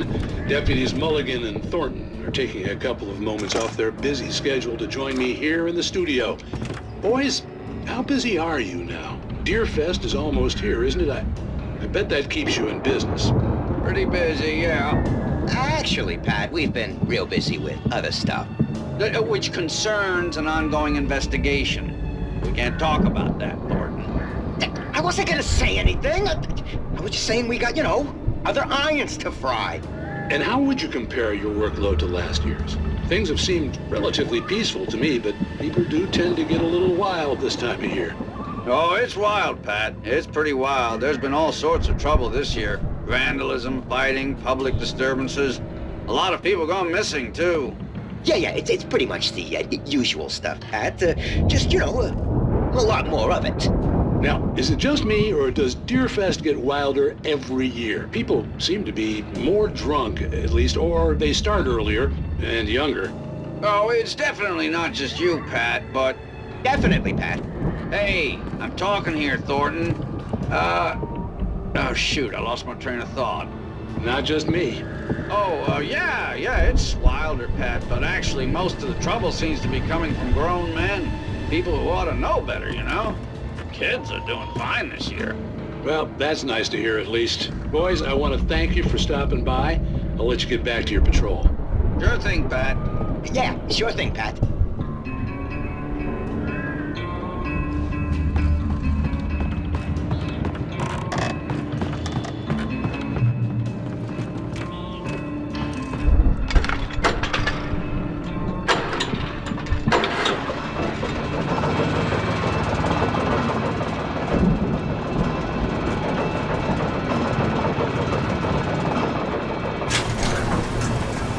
I could see the building that had to be the Andersons' home on the other side of the field. It wasn't far now. I wasn't worried about trusting the ramblings of two burned-out geriatric wrecks. They had the goods.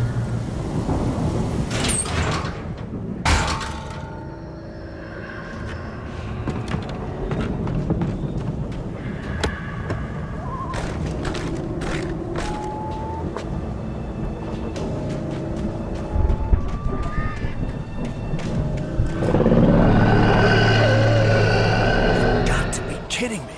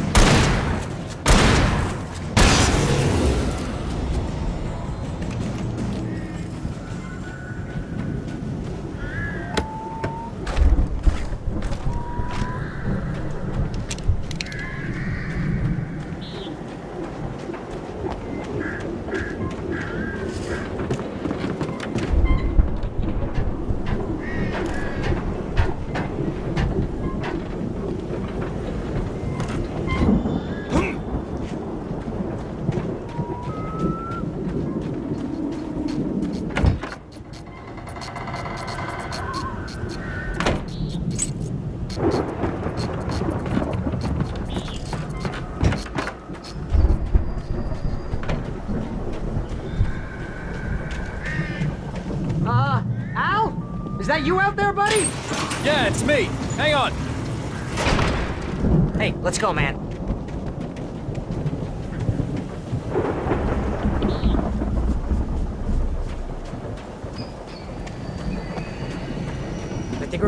work together to open this gate, Al. It's pretty heavy. Hey, I think that's the farm on the other side of the field. We're almost there. This farm is a crazy place for crazy people. We should feel right at home then.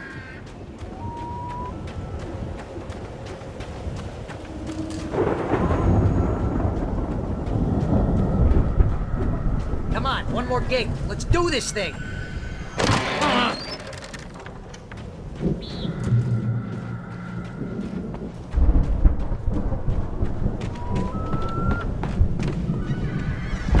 The lights are out. I guess we better check the fuse box.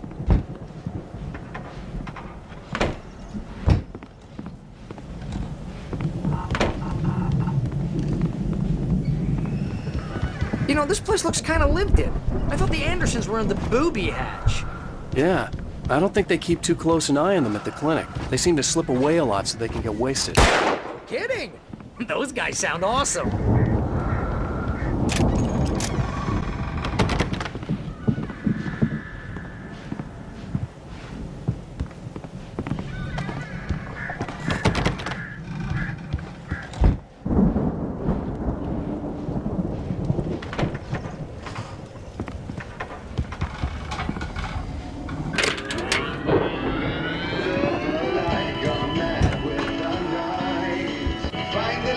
Can you hear that, Al? Music? Of course. We need to find where it's coming from. That's the message the Andersons talked about. That's the whole reason we're here. Lady of the Light? Oh, that's gotta be what's-her-face, the crazy lamp lady from the town. Cynthia Weaver. Right. Must be.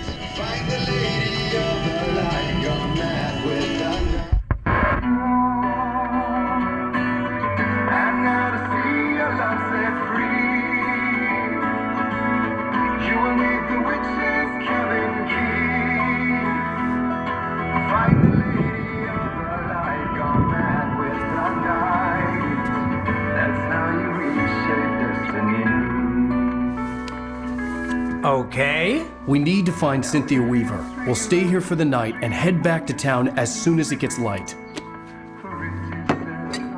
Hey, Al. Lots of hours before dawn. Might as well get some rest. And by rest, I mean drunk. Come on, Barry, this is...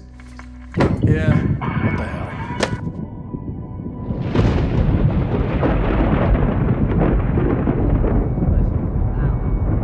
I'm sorry about this. No, seriously, because I know we don't get along, but we're gonna find her, right? Even though you're a crazy bastard, I'm gonna stick by you, no matter what, ever, Al. Sure, like a brother. I'm a writer, goddammit. Correct. If I just wanted to, I could write 10 books a year. And they'd be the best books that year. No, you couldn't. That's right, I couldn't. But I could, because I'm a writer. What? What do they put in this stuff? I feel like my brain is coming out of my nose. I'm gonna get the recipe off those coots and be a booze millionaire. I just miss her, Barry. I just want her here with me. I know, Al. I know. It's gonna be okay. We're gonna make it okay.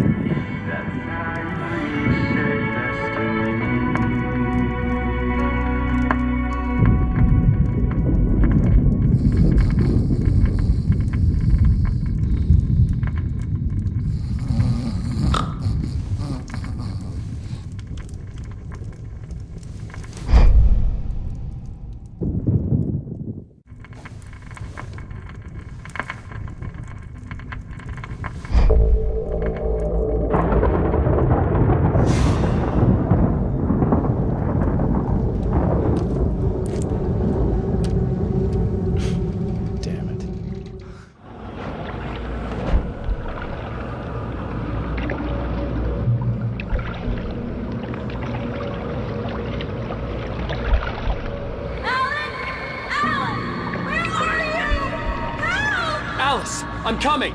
It's all right! I'm coming! It was a crazy, drunken dream. And yet, it was more than that. It was the truth. A suppressed memory unearthed by the Andersons' moonshine. I was there, an out-of-body observer. This was the night Alice and I had arrived at Bright Falls, the night Alice had disappeared. I had a chance to find out what had happened. I remembered being surprised to see the cabin dark. Alice would have never turned the lights off.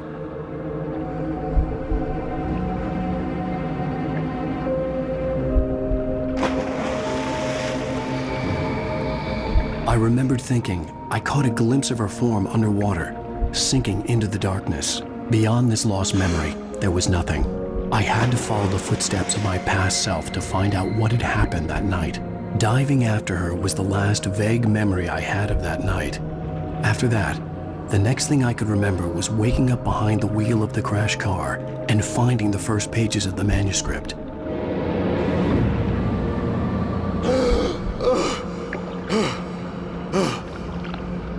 I couldn't find her in all that blackness. I must have thought she drowned.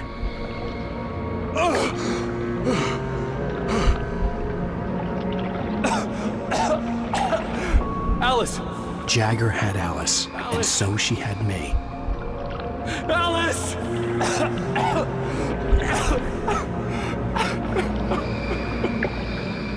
I'd been easy prey. Look at the cabin. Is there someone in the window?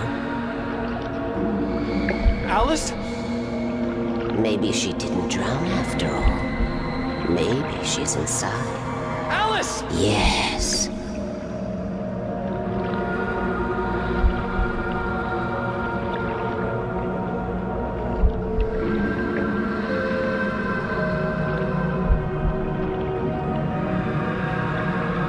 The dark presence had touched me.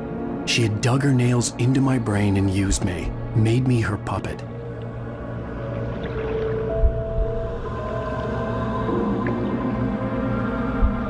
She must be here somewhere. Maybe upstairs in the study. Alice! Yes, that's where she is. You can apologize. Alice! You'll laugh at the whole thing together and put it behind you. Alice? She's not here. You were foolish to think so. No, she's dead. She drowned. No, no, no! It's your fault your wife is dead. You are guilty. All she wanted was to help you right. You killed her. Ah! Oh, hush. There's still hope. Cauldron Lake is a special place. Here, you have the power to change things. She wanted you to write. I will tell you what to do.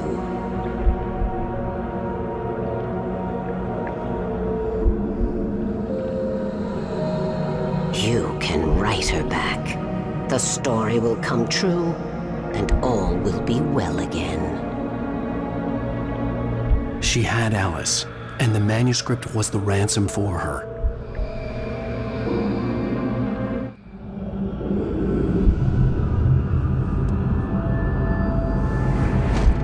Yes. All right. I'll fix it. I'll bring her back.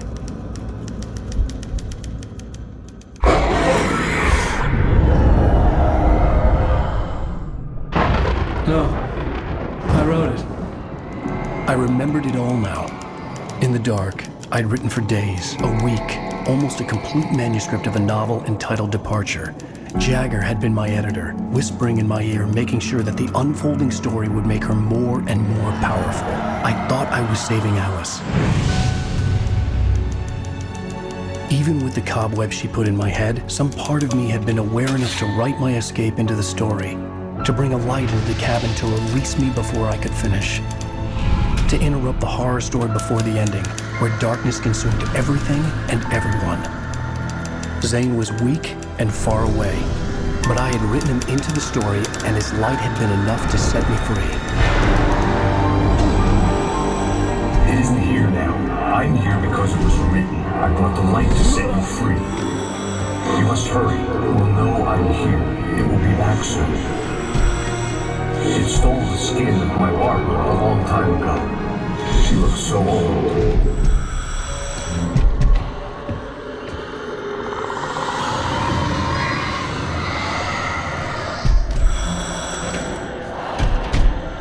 I had woken up, confused and groggy. My mind consumed by darkness and fear. All I could do was to escape.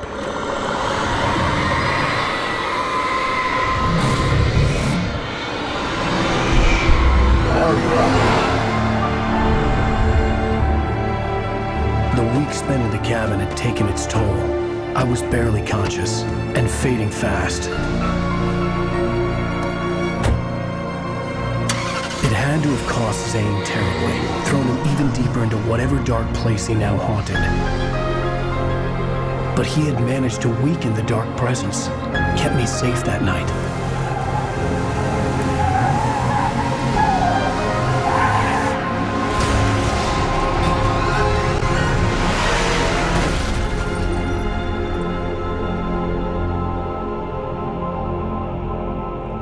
I wrote it. It's my fault. That's right, James Joyce. It's your fault, and you're gonna pay for it.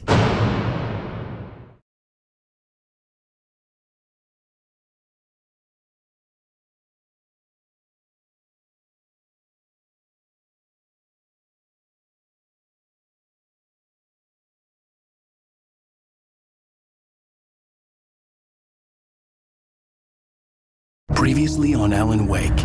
Under the influence of the dark presence, I wrote a horror story that is coming true. Jagger had been my editor, making sure that the unfolding story would make her more and more powerful. Some part of me had been aware enough to write my escape into the story. Together we can create something absolutely wonderful. The lake, it does something to the works of art created here. It makes them come true. My mom gave me this old light switch. The clicker. Alice is being kept in a dark prison. I need to find Cynthia Weaver to fix this. It's your fault, and you're gonna pay for it.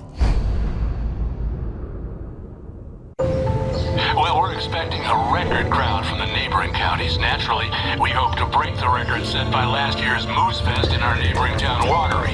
Ladies and gentlemen, some people have asked me, what's the big deal about Deer Fest? And I think that this sums it up.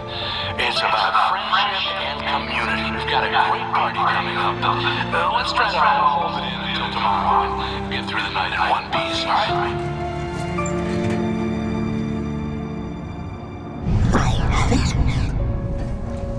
Someone will come for it when the time is right. Thomas said so. He wrote it. The key is insurance. It's my job to keep it safe. Safe in the light.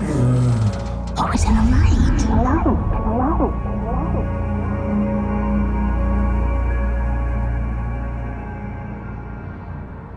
All the manuscript pages were gone.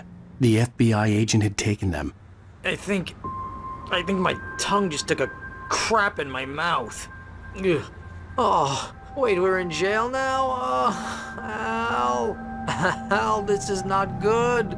That about sums it up.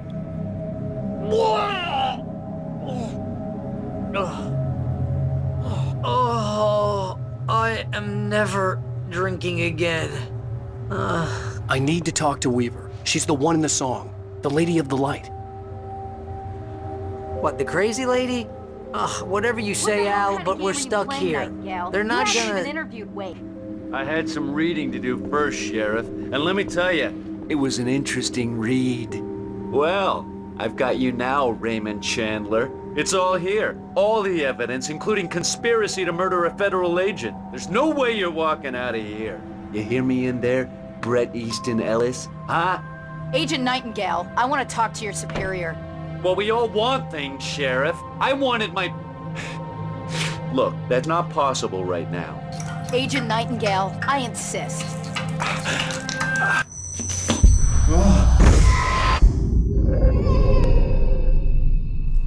Wake, what's wrong? Lady, are you stupid? It's a trick. It's an obvious trick. Okay, I've had enough of this crap. Wake, I'm gonna trust you with this. You're joking. Agent Nightingale, your opinion would matter more if you were sober and if I actually believed you were here on official business. Whoa! Get back in the cell, Stephen King. The only way you're leaving this place is over my dead... Wait a minute. I know. Oh my God! Light. We need light. It's the only way to fight this thing. In my office. I've got your things there. Follow me. Oh man, we're sitting ducks with the lights out. Stay cool. I can get the emergency power on.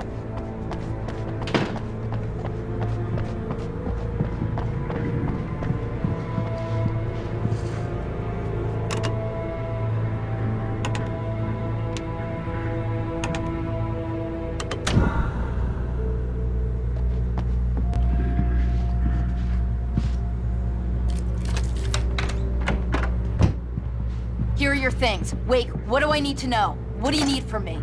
They can be hurt in the light, only in the light. And I need to find Cynthia Weaver. She can help me stop this. Light.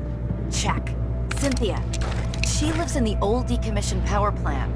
I can get you there pretty quickly in the rescue chopper. Come on, let's get back to your friend. Wheeler, I need you to stay here. What? No! We're going to fetch our ride, but I have friends who need to be warned about this, and I can't be in 2 places at once. I need your help. Well, okay. Here's a list of people and phone numbers. I need you to call them and tell them you have a message from me. Night Springs, okay? They'll know what to do. Night Springs? Like the TV show? Gotcha. Oh, hey, that radio guy is on the list. Maine. Who's Frank Breaker? He related to you? My dad. Hey, is this like a secret society? Can you do this? You'll be safe here. The backup power's on. These guys need to be alerted, just in case we don't come back. You'll come back for me though, right? As soon as we get the chopper ready. Thanks, Wheeler. I owe you one. Okay, let's go, Wake. Through the back. My hangover wants a pizza. You think there's any way I could order one, Al?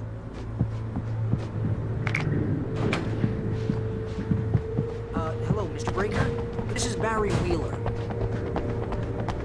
Yeah, I know it's late, but listen, the sheriff, Sarah, asked me to tell you. She says Night Springs. Oh, hell. Whatever took Nightingale must have broken the gate controls. We can't reach the gate's control box from here. We need to get to the other side over the rooftop. I'll go. I'll open the gate for you once I'm across. You stay here in the light and cover me, Sheriff, okay?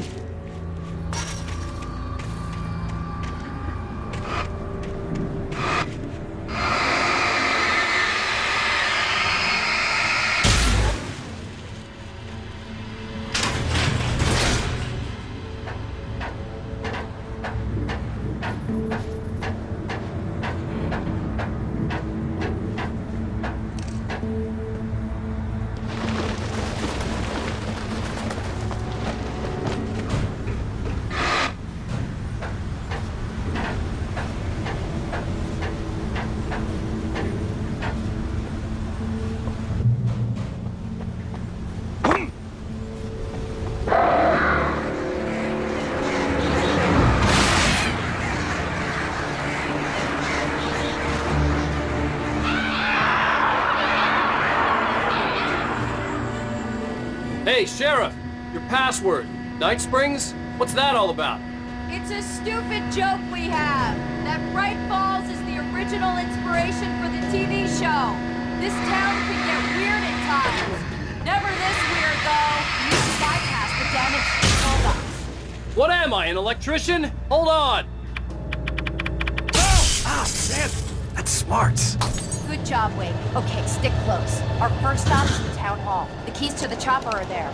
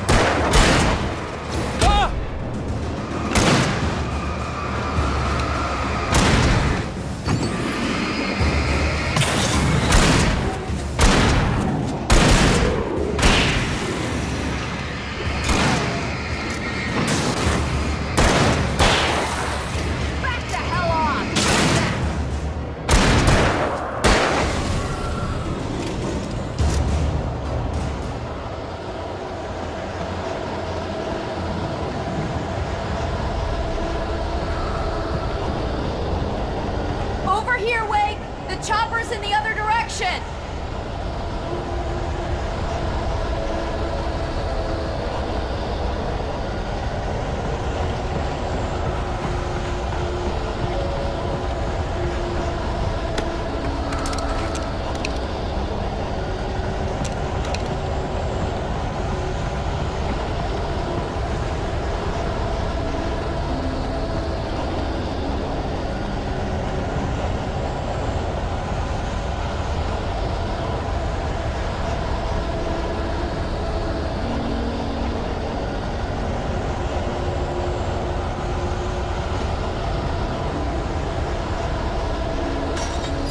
The air smelled of fish. This was Bright Falls industrial area. There was probably a cannery nearby. Fishing can be a hobby, sure.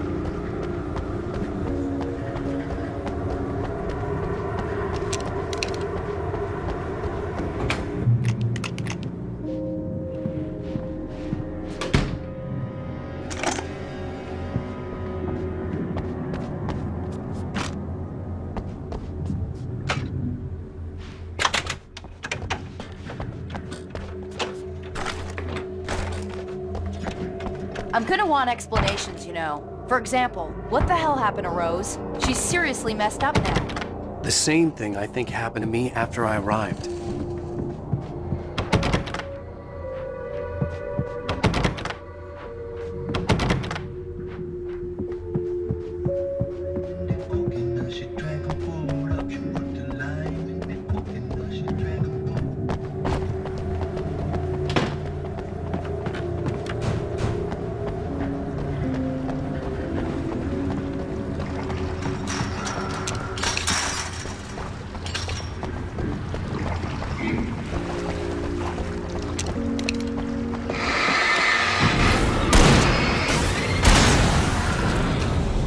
I thought New Yorkers were rude.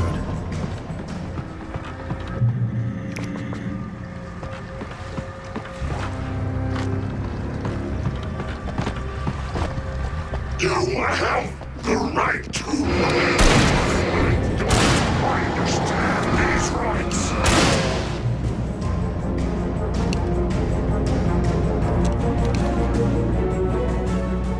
Phew, that's a relief.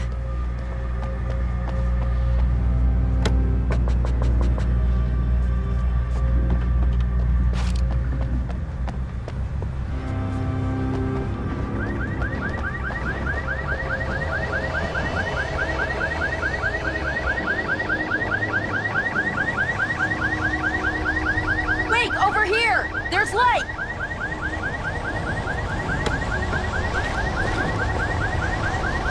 I have a key. Watch my back, Wake.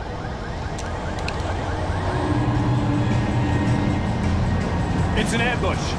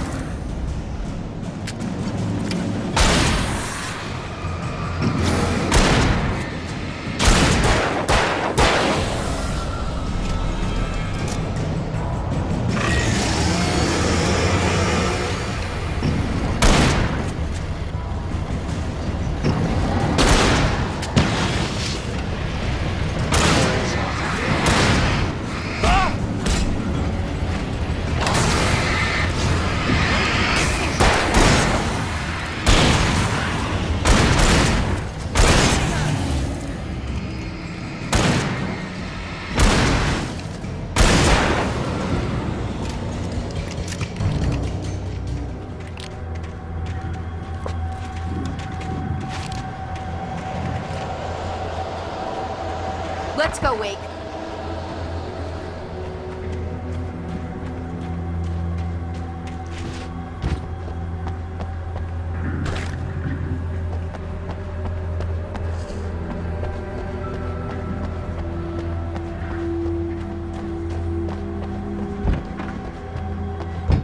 Okay, someone's messed with the fuse box here, but you should be able to jury-rig it while I find the keys.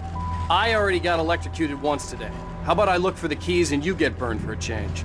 Fine. They should be in the clerk's office on the other side of the building, near the main entrance. Gotcha.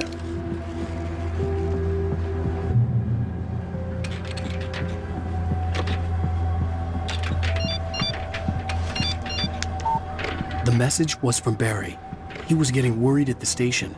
He wanted us to hurry.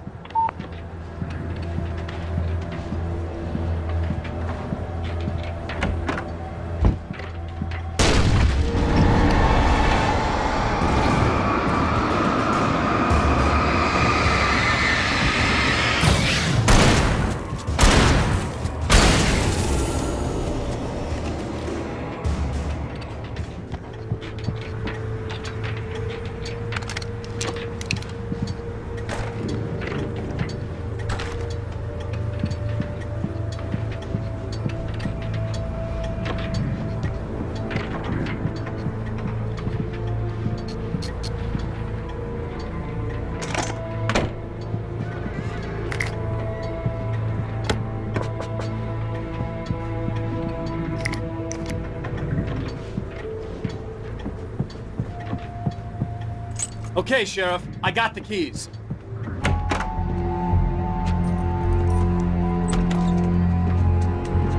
Barry? Why isn't he inside? Oh God! Oh God!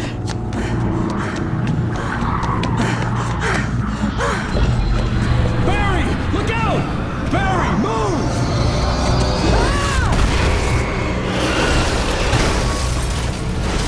Barry! He made it inside, Wake. He's okay.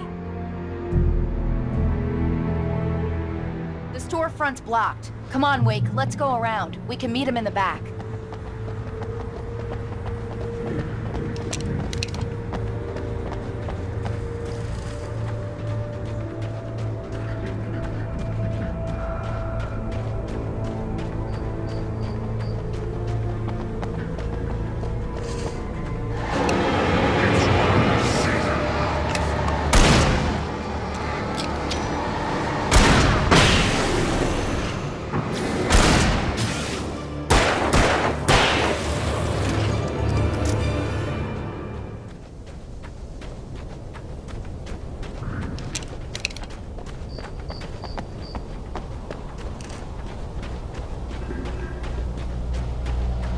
We can make it through the bookstore. Wheeler should be waiting for us in the backyard. Keep the hell down or I'll call the sheriff! Oh, hi, Doc. I've got it. Don't worry about it. Sarah, about time somebody showed up. All this shooting in the air is idiotic. One of these days they'll kill somebody. And over Deerfest. I know. Go back to bed. He's got a point, Wake. Look, this town can't take this. It's me they want. The sooner I get out of here, the sooner you can all get back to life as usual. I hope you're right. Come on, let me get this door open. Wait, you got the keys to the bookstore? Perks of being the sheriff. A girl needs to get around.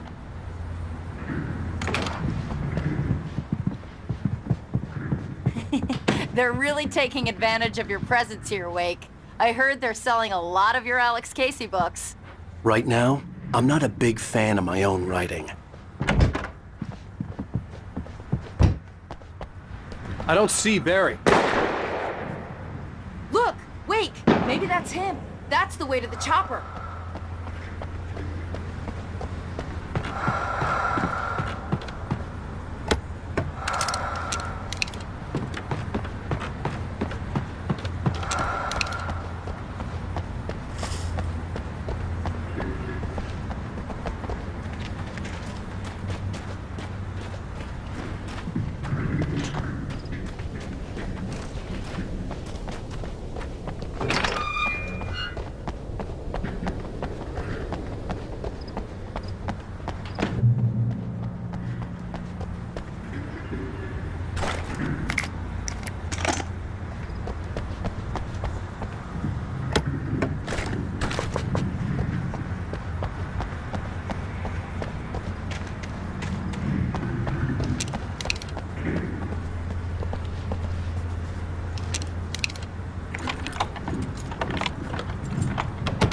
I'm gonna give Pastor Howard a piece of my mind about this lock. I told him to get it fixed.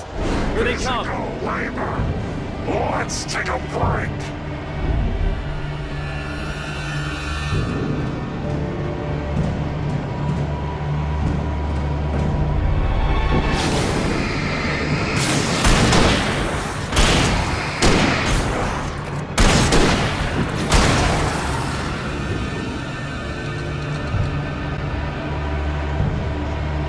Omega-3 fatty acids are good for your heart.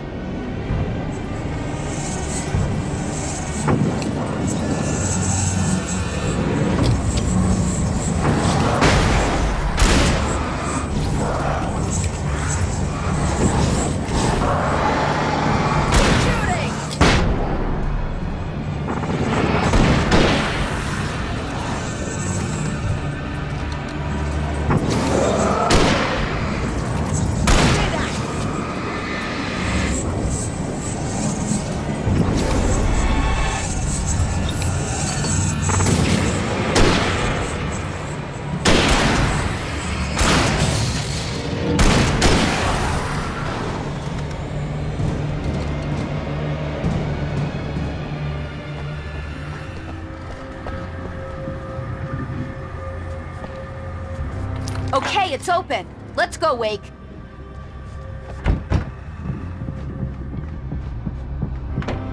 Wow. We keep them lit all night long on the night before Deerfest. Why? Well, it's tradition.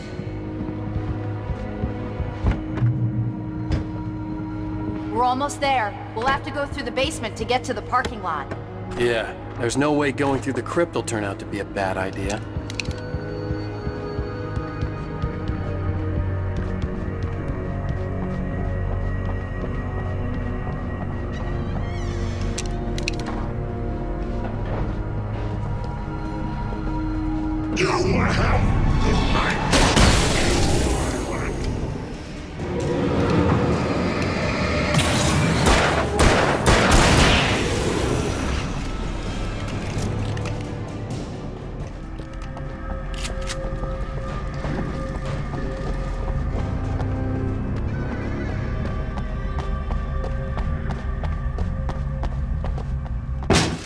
Did you call 911? Guess that one saw the light, huh? You didn't like that one? A tough audience. Well, I got plenty more. What are the Christmas lights for?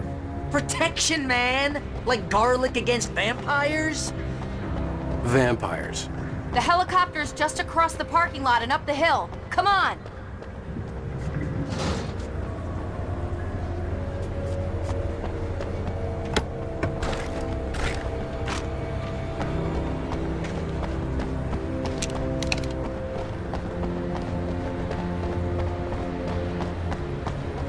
The Bright Falls General Store is now my favorite place in the entire world.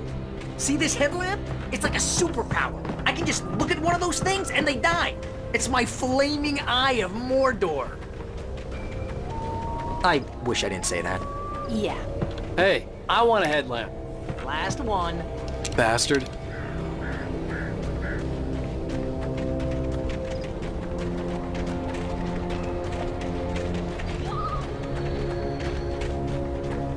When someone throws a damn school bus at your head and you're about to take a helicopter ride with someone who may or may not have a pilot's license, you're cleared for departure to Night Springs. No offense, Sheriff.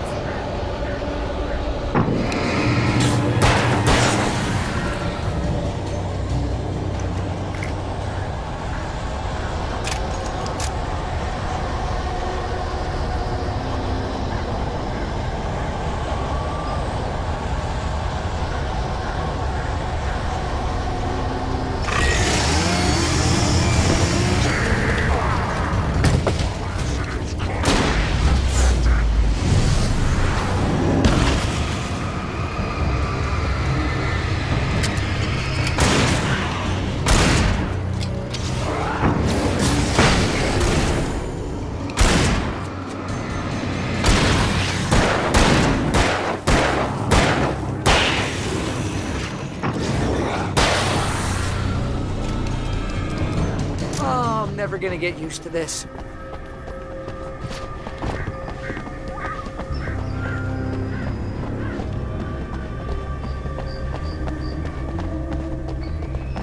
The helicopter's just up ahead. I'll need a while to prep for takeoff.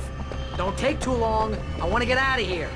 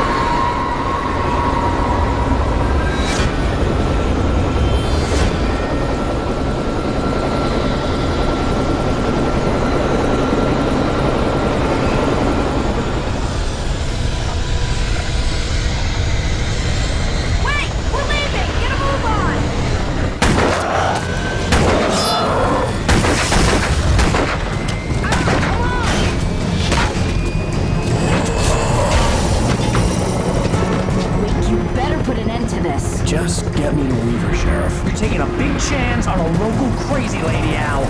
I hope you're right about her, or we can kiss this town goodbye.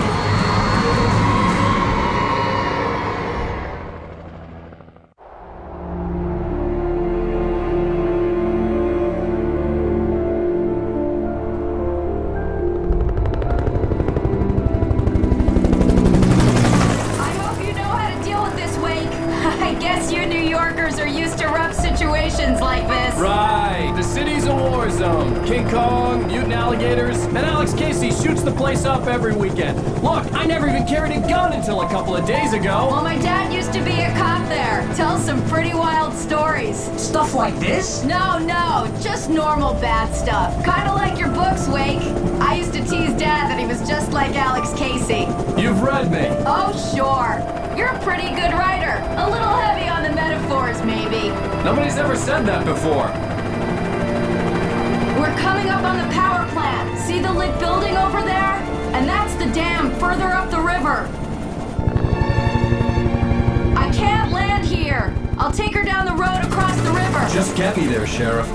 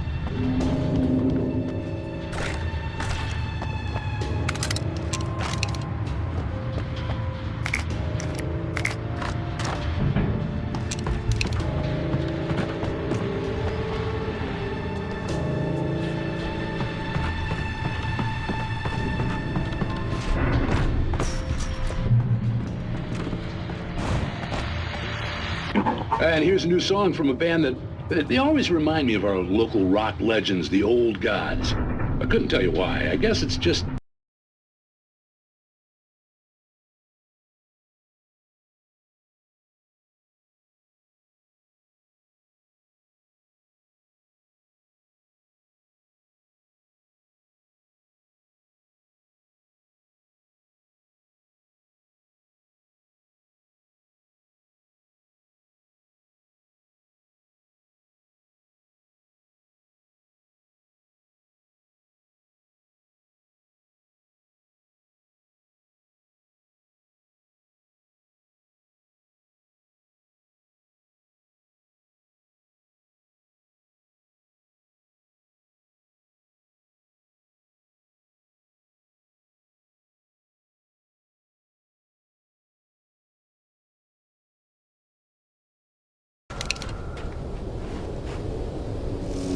The power plant glowed in the night. It was close, but I had to find a way across.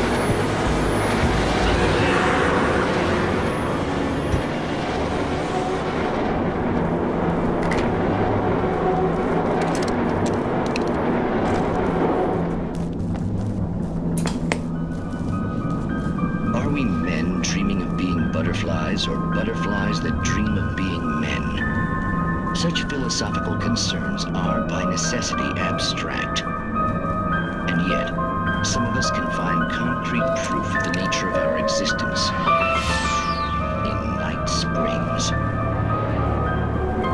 Tonight's episode, an absence of creativity.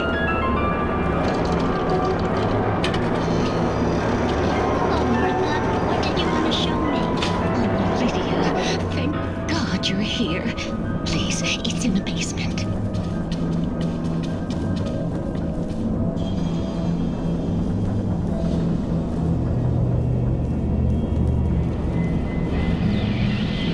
Oh, Martha.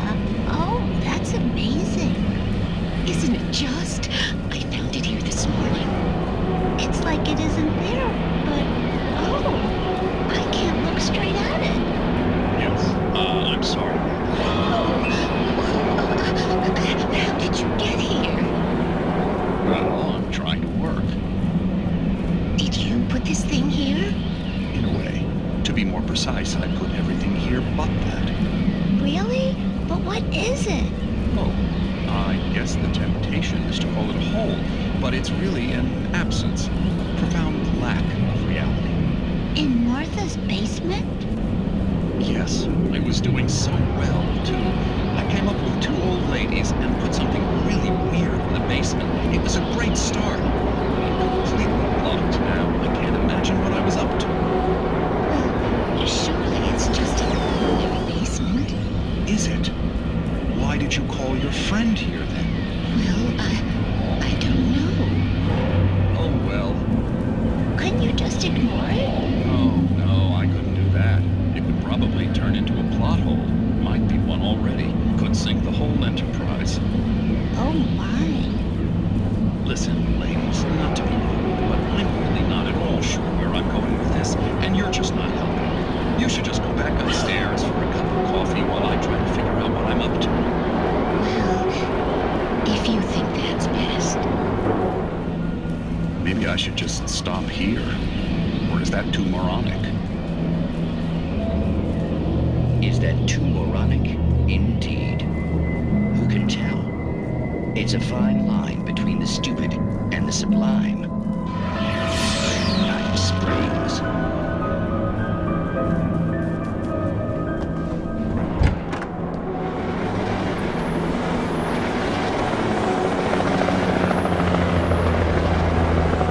We managed to lose the flock. You're almost at the power plant. Keep going. I'll give you support.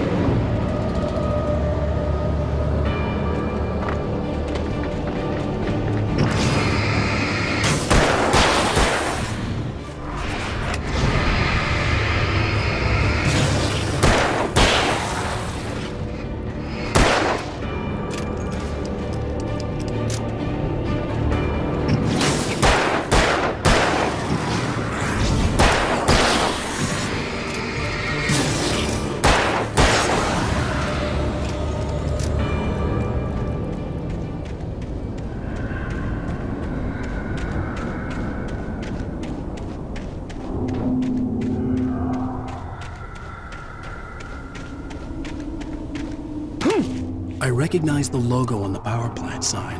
I'd seen a version of it painted all over the area, signifying hidden caches of supplies.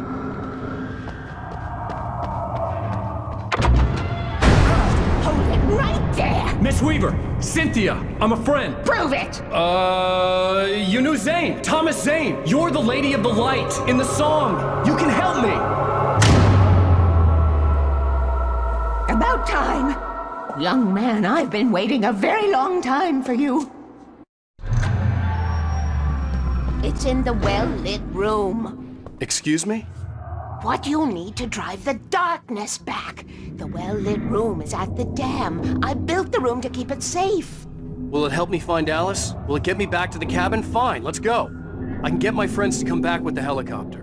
Oh, we won't go outside. Never at night. That's rule number 1. You've been breaking the rules, young man, and where has that gotten us, No, I have a secret route, a lit route, an old water pipe. Something was damaged at the transformer yard. It's draining all the reserve power. Without it, the pipe will go dark. The power to the yard must be cut. Let me guess. You want me to do it? Young man, you're the one who likes to break the rules. I can't be outside in the dark. The kill switch is outside.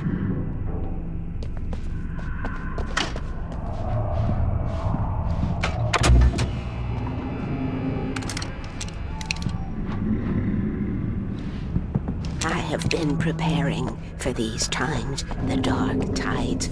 You have found my caches, haven't you? You can see the signs. Very few people can. Yes, please, take what you need. This is all for you, for the likes of us. We do Tom's work, don't we? Hurry! The switch is on the wall facing the shore.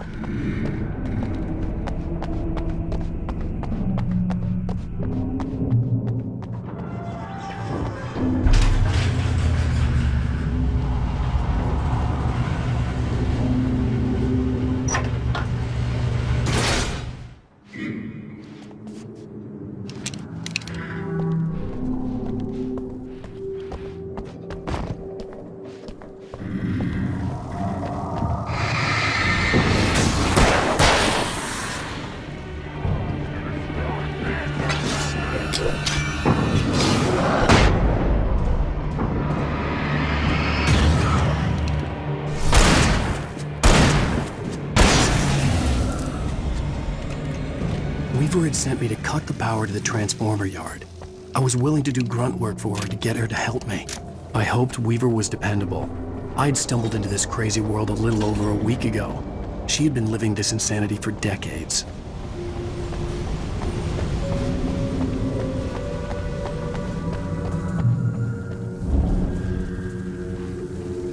I could see the kill switch that would cut the power to the transformer yard.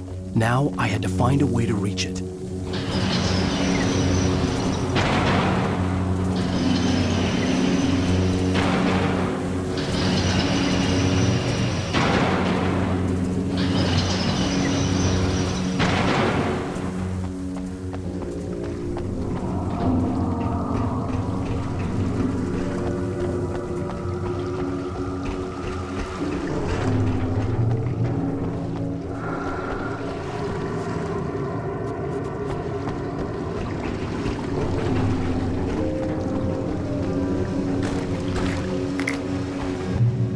Designs these things.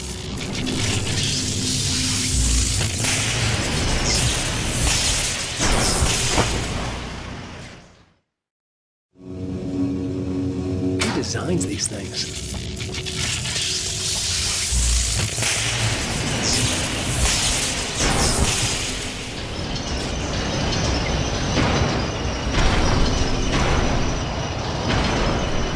The transformer yard went dark and dead. Weaver's water pipe passage should now be good to go.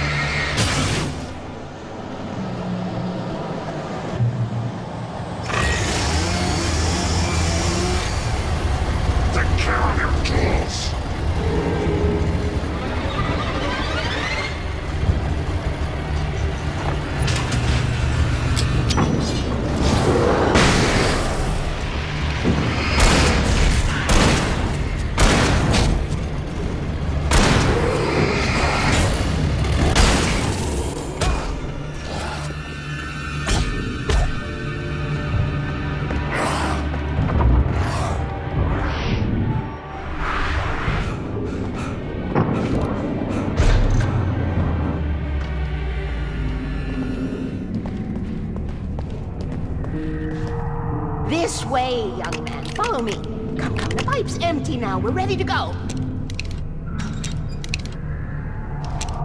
This way. We need to go.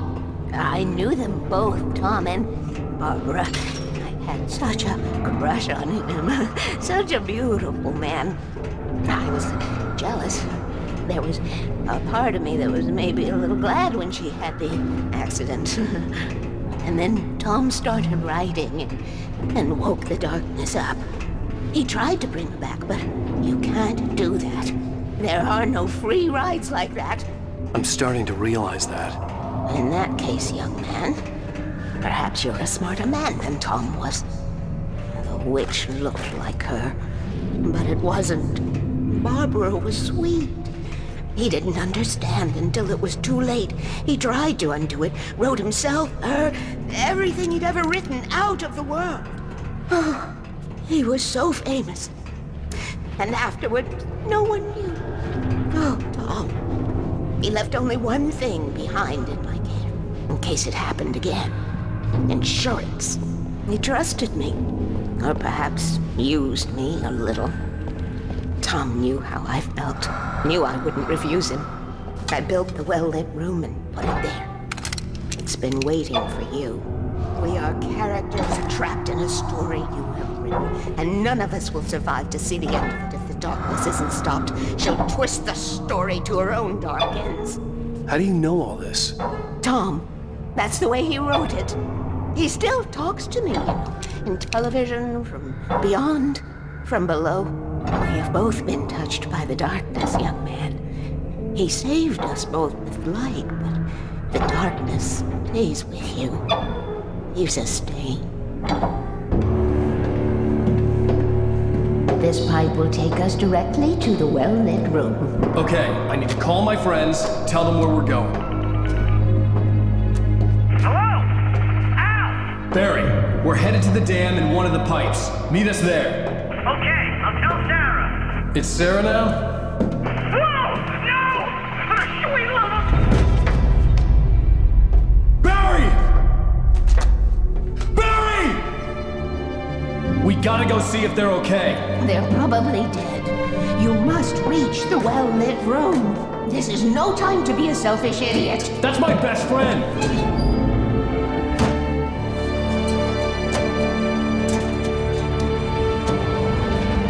Well, be a fool. I'll use the pipe. I'll meet you at the dam if you make it.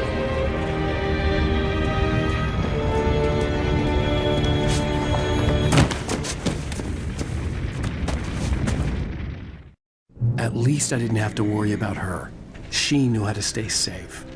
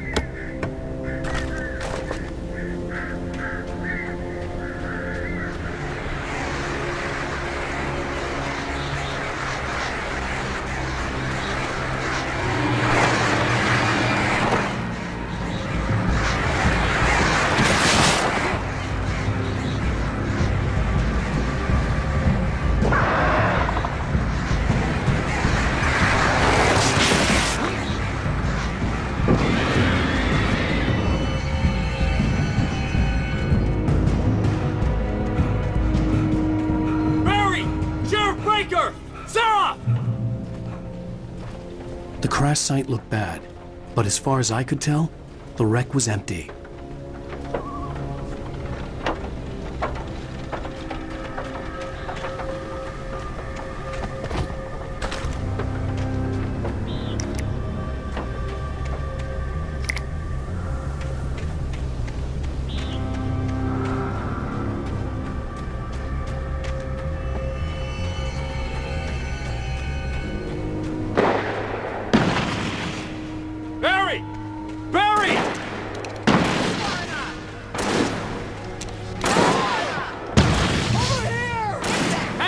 I'm coming!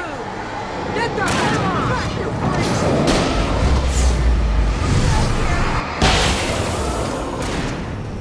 Where'd he Jeez, go? he was just here. Whoa! Incoming! Watch out! They're coming! Oh, no, you don't.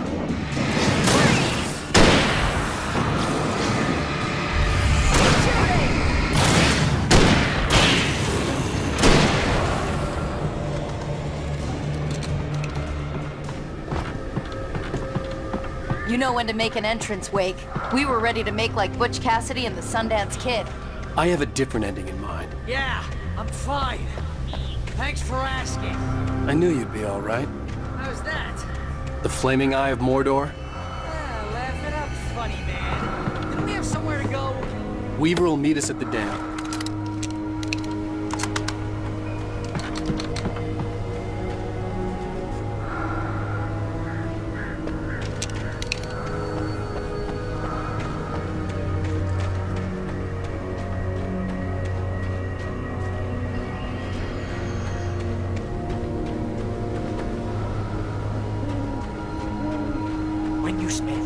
Most of your night running uphill while a crazy bunch of demon hicks try to take your head off with an axe. You know your helicopter crash landed in Night Springs. Please, Al, let's just stay here where it's safe. Ooh, I should have kept that gym membership. You see those lights? That's the elevator we need to take.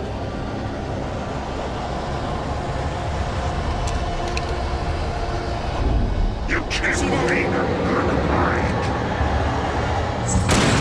What the hell is that thing? It's everywhere! One of them! Nothing moves like that. It's impossible. Ah! Al! Do something! It's too fast. I can't get a shot. There! No, there! Al, they're all over the place! How many of them are there? Where'd that one go? Something happening! You know. Was that it? Are we safe? That was... wow. I think we're okay. Hey, Al, I got a bad feeling. Let's keep our eyes open.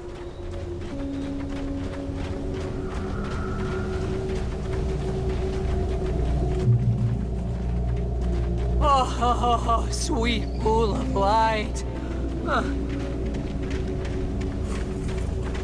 Wake, call the elevator. I'm keeping watch. I think I hear something moving around.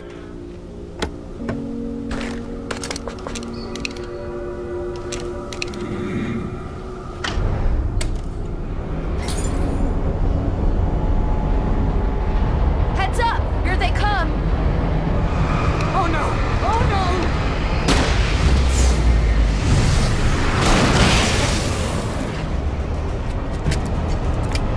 They're coming! We have to hold them off! A little help here!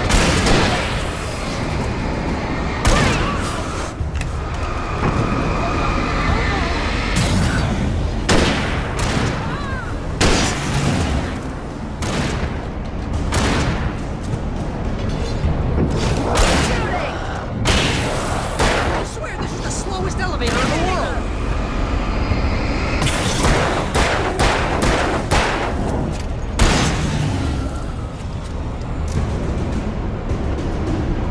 It's almost here, Wake. Just hold on!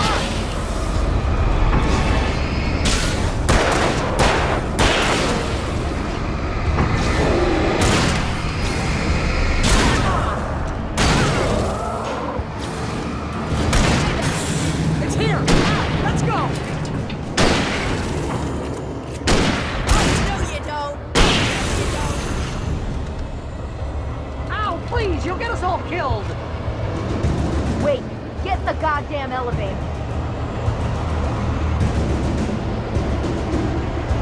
Al hit the button.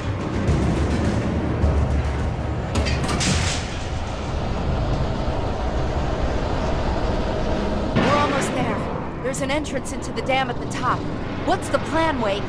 Well, Weaver's crazy, but she's got something Zane left behind. Something to fix this. Gee, could you be a little more vague? Thomas Zane? Seriously? Might as well be Paul Bunyan or Bigfoot. Yeah, well, he was real.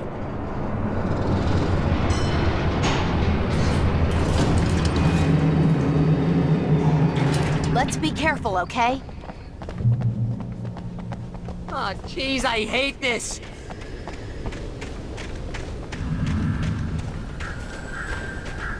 Okay, Wake. There's a button over there that opens the door.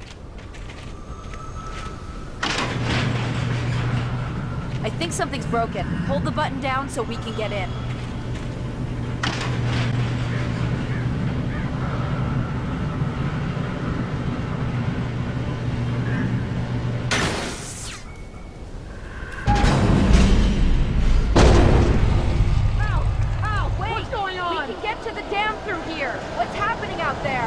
You guys go ahead and find Weaver. She should be in the dam now. I'll have to make it alone through the top. Okay, Wake. Good luck. Don't get yourself killed. Ow! Please, be careful. I'll take good care of Barry, Wake. You just look after yourself.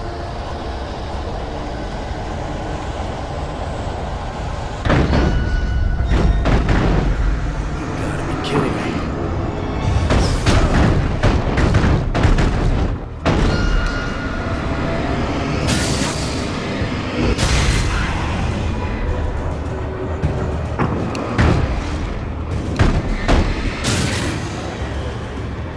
Down, boy.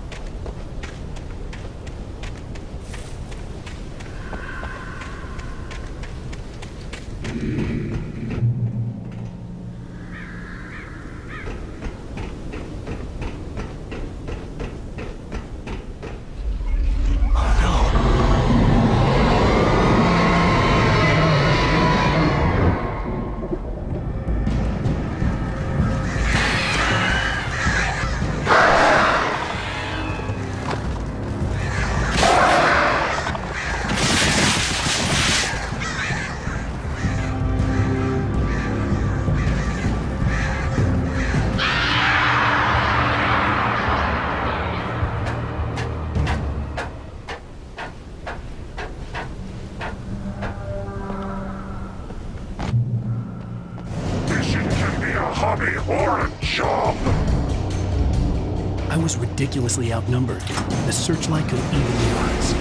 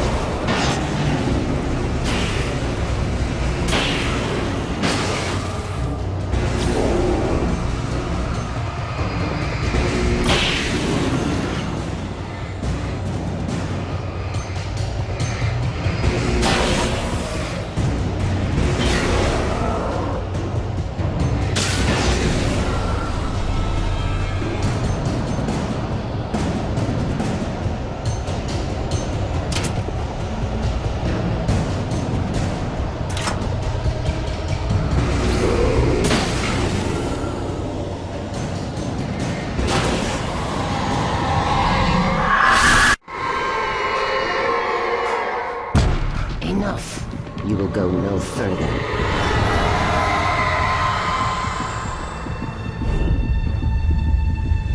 Stop now.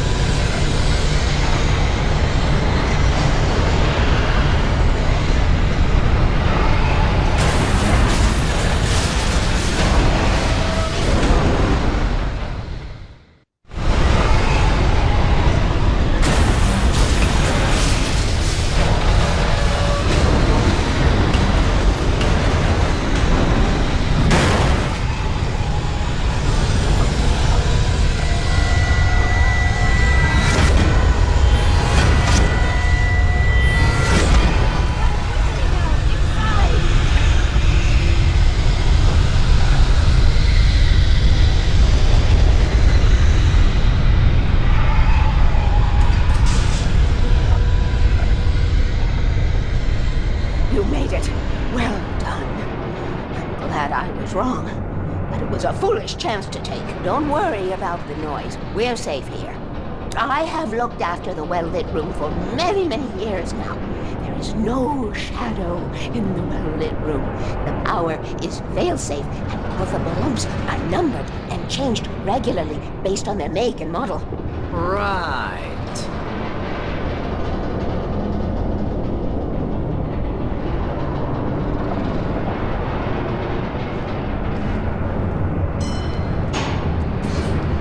There's an old army base at Raincoat Point, north of here. It was active during the Second World War. They operated here back then.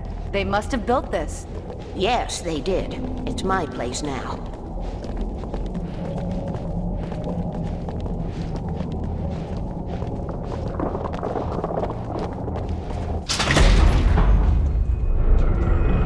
Take it, and I won't need to worry about the room anymore, because 6 and 33 and 118 need changing soon, and I don't want to climb up the ladder to change them because it's very late, and I'm tired. And if you take it, I won't have to do that anymore. The page was autobiographical, a memory from my childhood. But I didn't write this. It was a page written by Thomas Zane. None of them were supposed to exist anymore. Alan, 7 years old, would fight sleep to the bitter end. When he did sleep, he soon woke up, screaming, the nightmares fresh in his mind. One evening, his mother, sitting by his bed, offered him an old light switch. She called it the clicker, and flicking the switch would turn on a magical light that would drive the beast away. To imbue the talisman with all possible power, she added that it had been given to her by Alan's father. Alan never knew him, and anything of his took on mythical proportions in his mind. With the clicker firmly in his hand, Alan finally slept like a baby. Now, almost 30 years later, Alan thought of this as he stood on the rim of Cauldron Lake, the clicker in his hand. He took a deep breath and jumped. My mind swirled. I'd given the clicker to Alice, yet it was here. Zane had written it into existence in a story I had written. I can get to her now. I can finish this.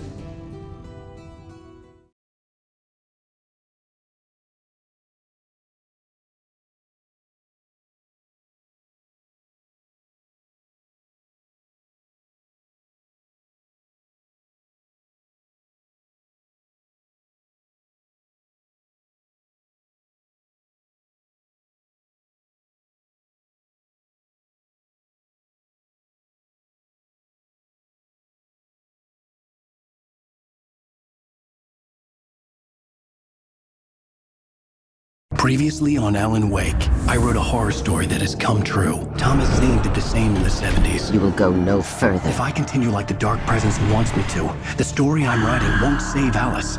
It's a horror story.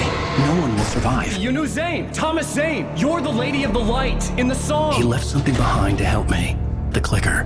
Alan thought of this as he stood on the rim of Cauldron Lake, the clicker in his hand. He took a deep breath and jumped. I can get to her now. I can finish this.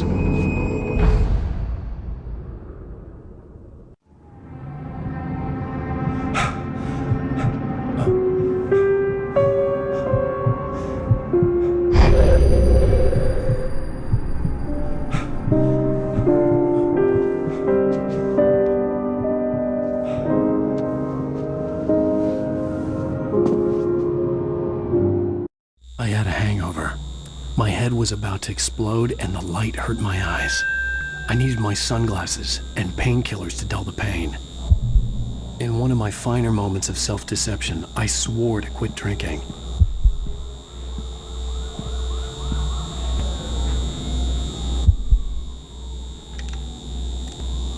The sunglasses made the world look bearable. Now I could keep my eyes open without feeling like a vampire in the sun.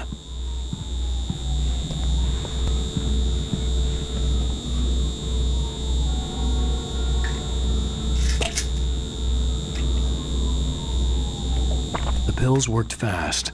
The prospect of being awake started to seem bearable again. There was a message waiting for me on the machine.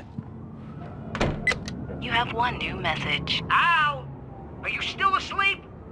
Wakey, wakey! You should have your show on your TiVo. If Alice wasn't too mad to record it. She called me earlier and really chewed me out. Yeah, we went a little overboard last night. But parties are a part of this business. Al, look, I'm saying this as your friend. She's not doing your career any favors by trying to run your life like that, okay? I'll talk to you later, Al. Watch the show.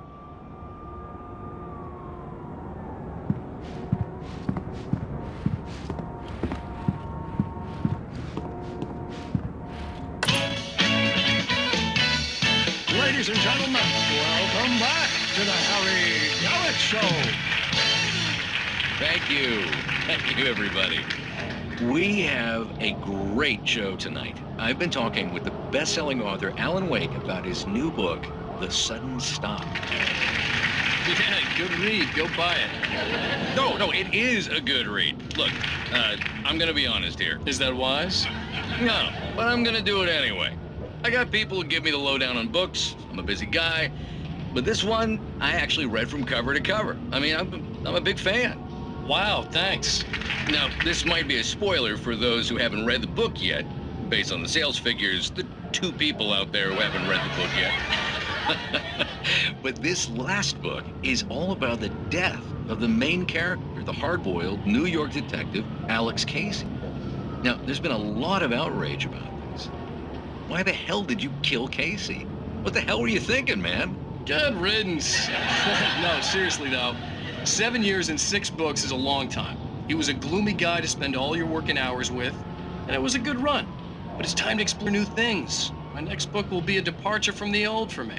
You selfish bastard, always thinking of yourself.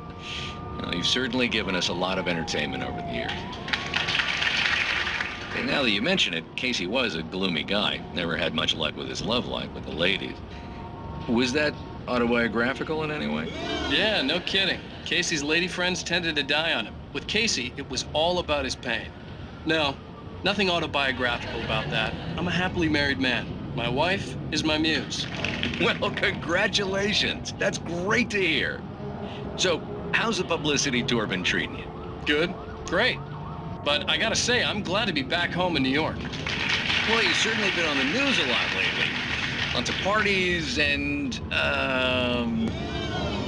you got into a fight with some paparazzi. Oh, man. Well, that guy was really in my face. I lost my temper. I know that wasn't cool. You are famous for that temper. Well, I did also write several books. Well, your latest novel is called The Sudden Stop, and it's in bookstores now. Go get it. That means the 2 of you out there who haven't bought it yet. Ladies and gentlemen, that's all we have for you tonight. I want to thank all our guests for the evening. Alan Wake, Sam Lake. Once more, do the face for his Sam. And our musical guests, Poets of the Fall. Thank you, and good night. At least I'd been funny. I told myself I could live with that. Hey, honey. Did you watch the show? I didn't say anything stupid if that's what you want to know. Okay, Grumpy. You want an aspirin or something? Are you going to start with me about drinking now? You know what? Go back to sleep, Alan.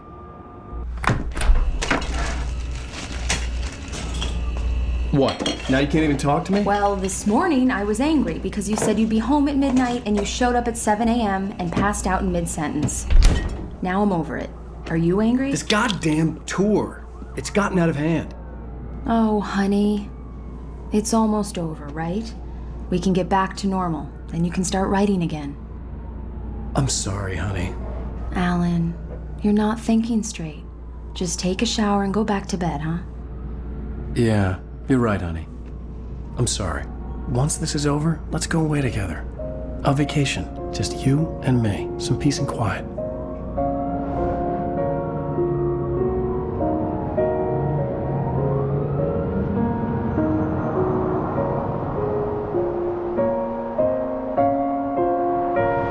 Somehow, the clicker was the key to the cabin. I had to return to Cauldron Lake to save Alice.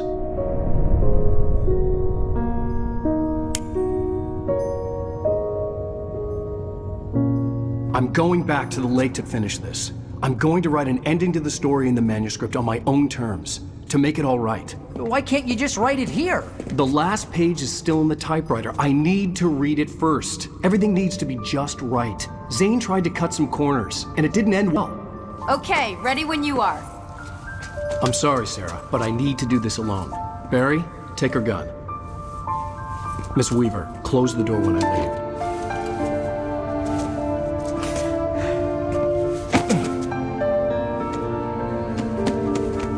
Good luck, Al.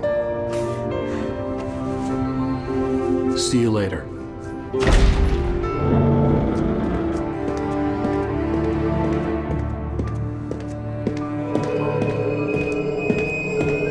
When I got out, it was warm and sunny.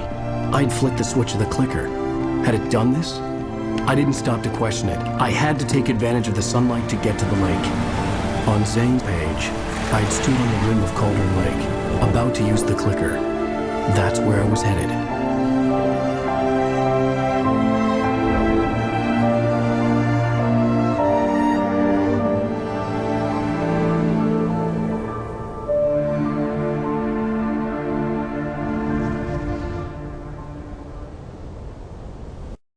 Alone, in daylight, surrounded by the beauty of the Pacific Northwest landscape, it was hard not to let doubt creep in one last time. I could still chalk everything up to a dream, a delusion. I had enough imagination to make up something like this, having been in the cabin all this time, trapped in a story inside my head, gone mad from grief over Alice's death like Hartman had claimed. There would be no way of knowing. I told myself it didn't really matter. My course was set.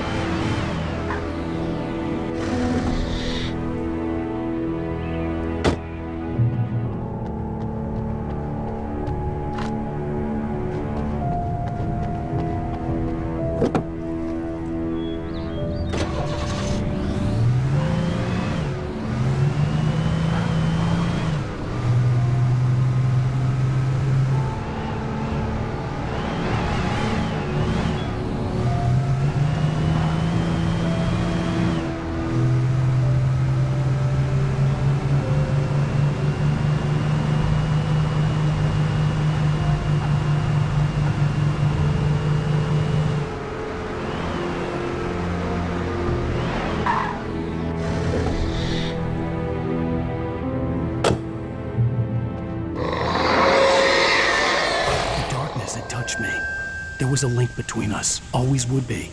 I could feel its presence again, getting closer.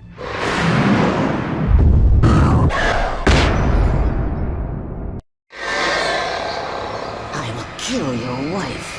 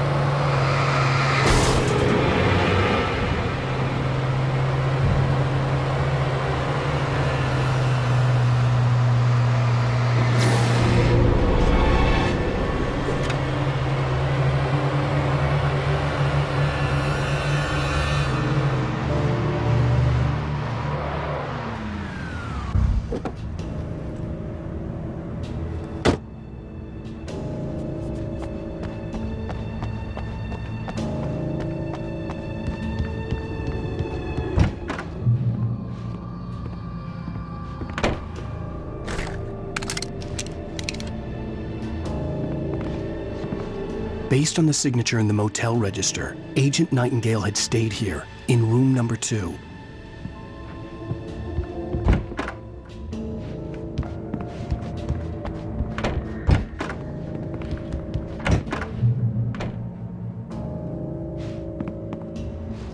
This had obviously been the room where Agent Nightingale had stayed when he hadn't been busy harassing me.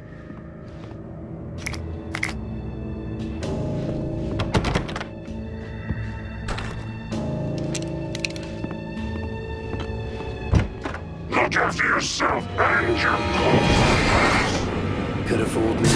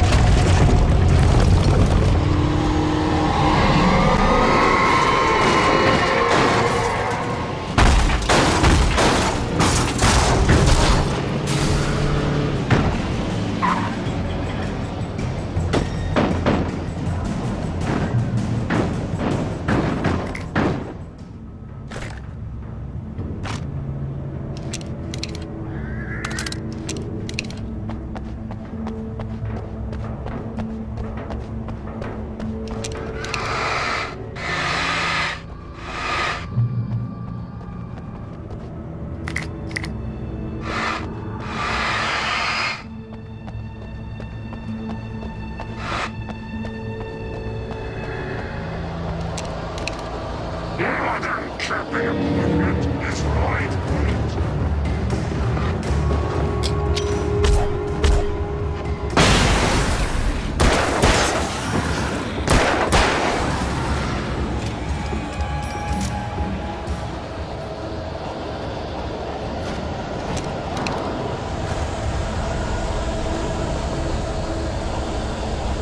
You can learn about nature and yourself.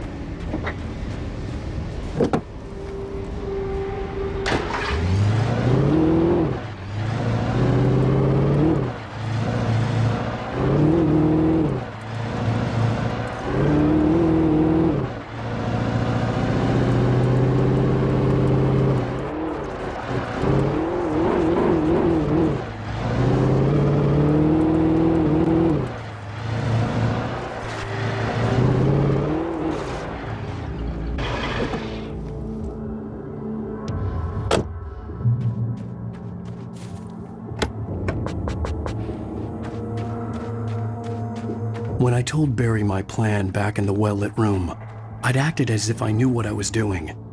I didn't. I was operating on the shifting logic of a dream. I had to fight my way to the lake through the horrors of the night. I had to flick an old battered light switch imbued with childhood magic. I had to write a happy ending to a horror story. I had to save my wife from the dark prison she was being held in.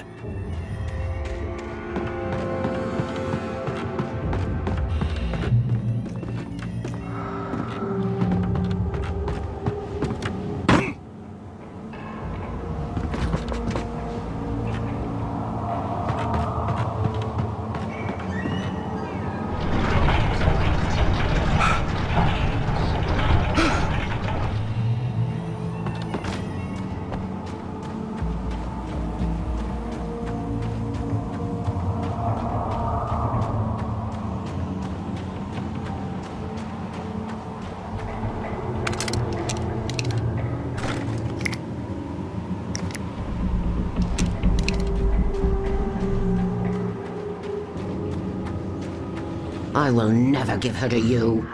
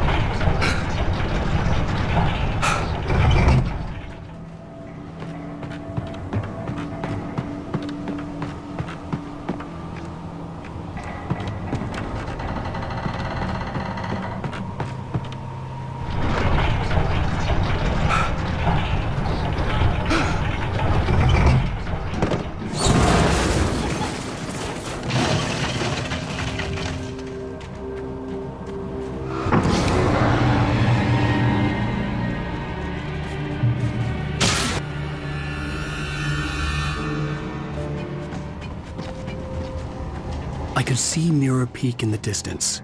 That's where Cauldron Lake was.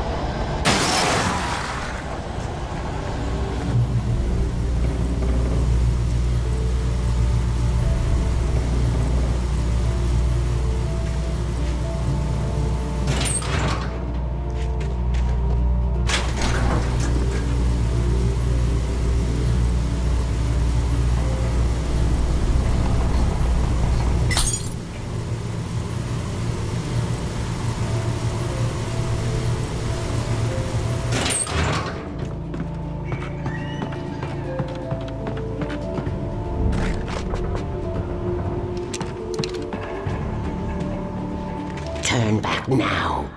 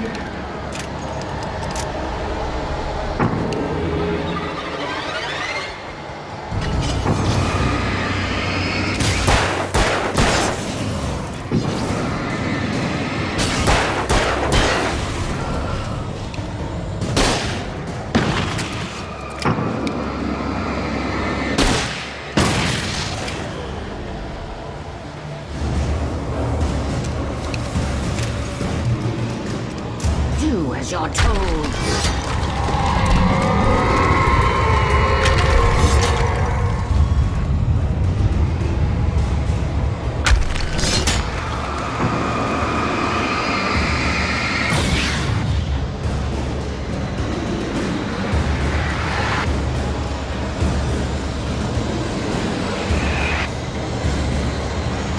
Alice never loved you.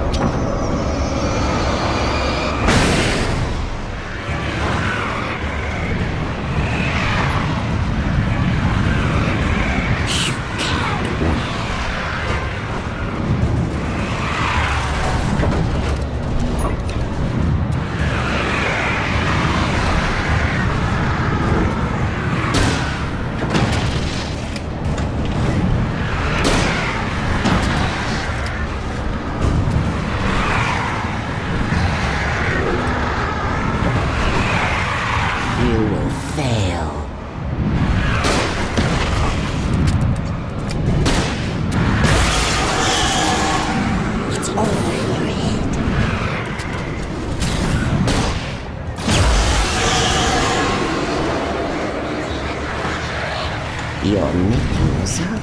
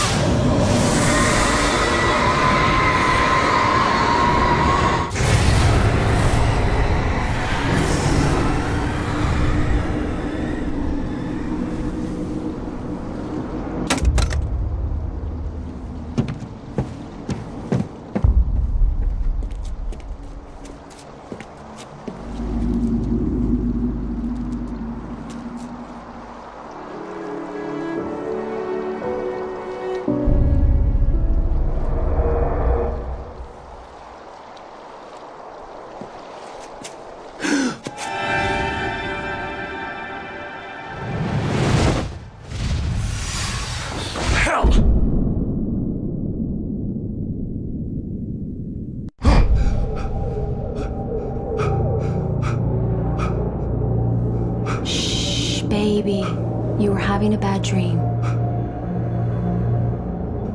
It was just another nightmare. No. Everything's fine. You're home. It wasn't a dream. Everything's fine. Turn the lights on. Turn the lights on! Shh, baby. The power's out. There's no light. Come back to bed and I'll make you forget all about your fear in the dark. My fear?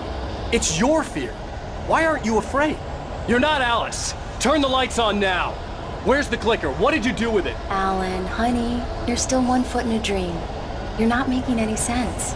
Come back to bed.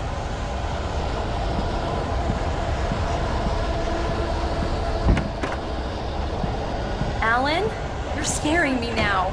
Come back to bed. Have you taken your pills? Do you want me to call Dr. Hartman? I read your manuscript. It's brilliant. Departure is your best work yet. You're a genius. I'm so proud of you. Come back to bed. We'll talk more about it in the morning. Come back to bed, Alan. Come back to bed, Tom.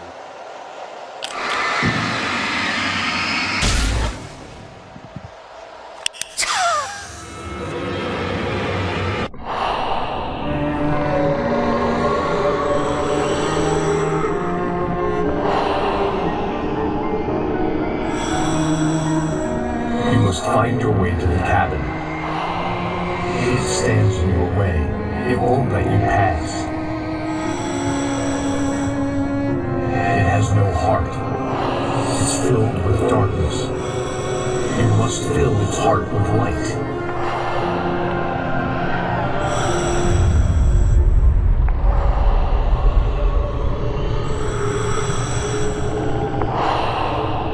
Don't mind him. He's Mr. Smith.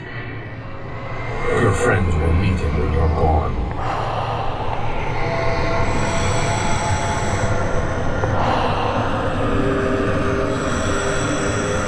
Use the clicker.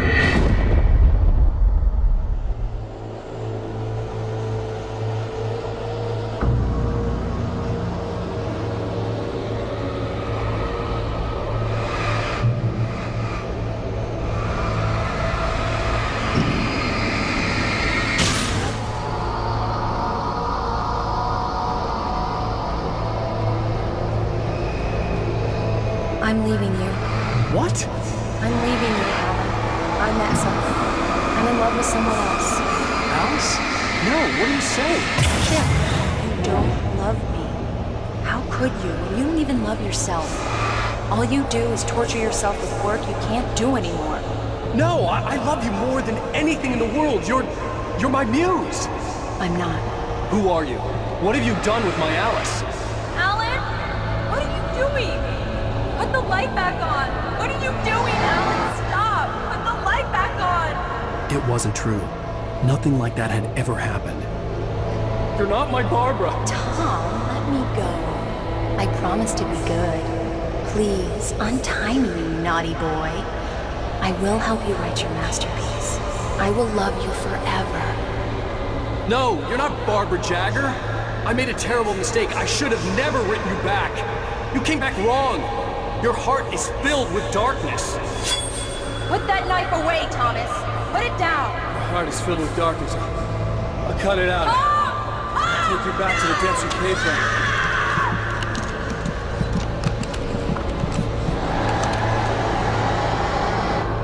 Filled with darkness.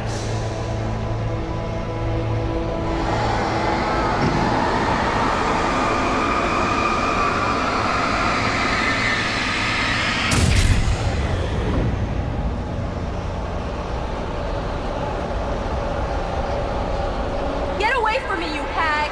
Where am I? Let me go! Alice! Alice! I'm coming! Your husband refused to do as he was told. All he had to do was write what I wanted him to write. Now it's too late. It's his fault. You'll stay here forever.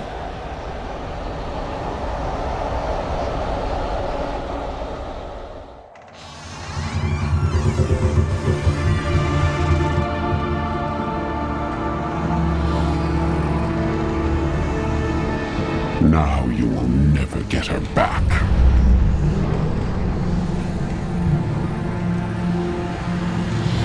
I am much older than you. Older than your first work of art. I will find a new face to wear. Someone else to dream me free.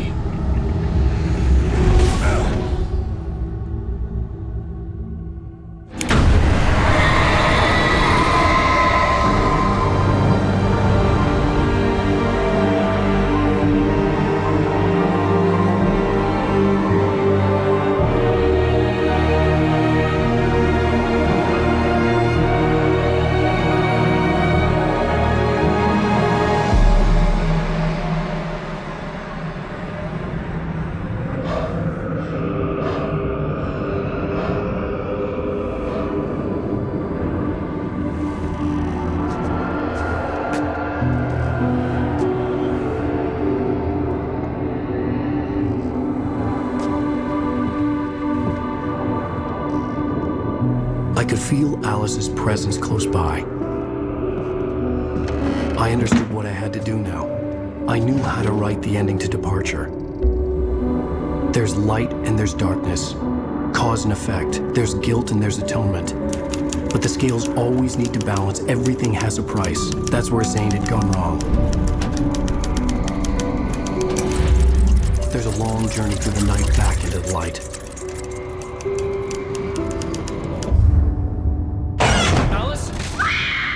Alice?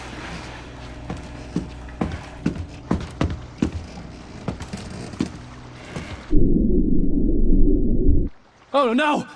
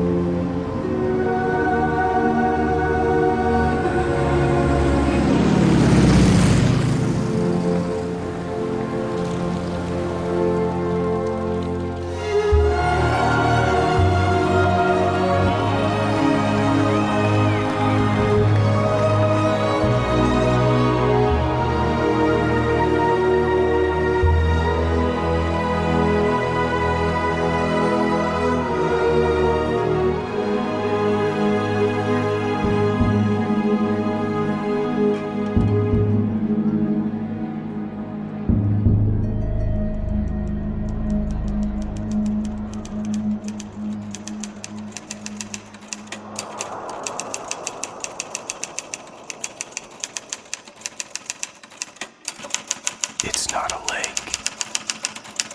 It's an ocean.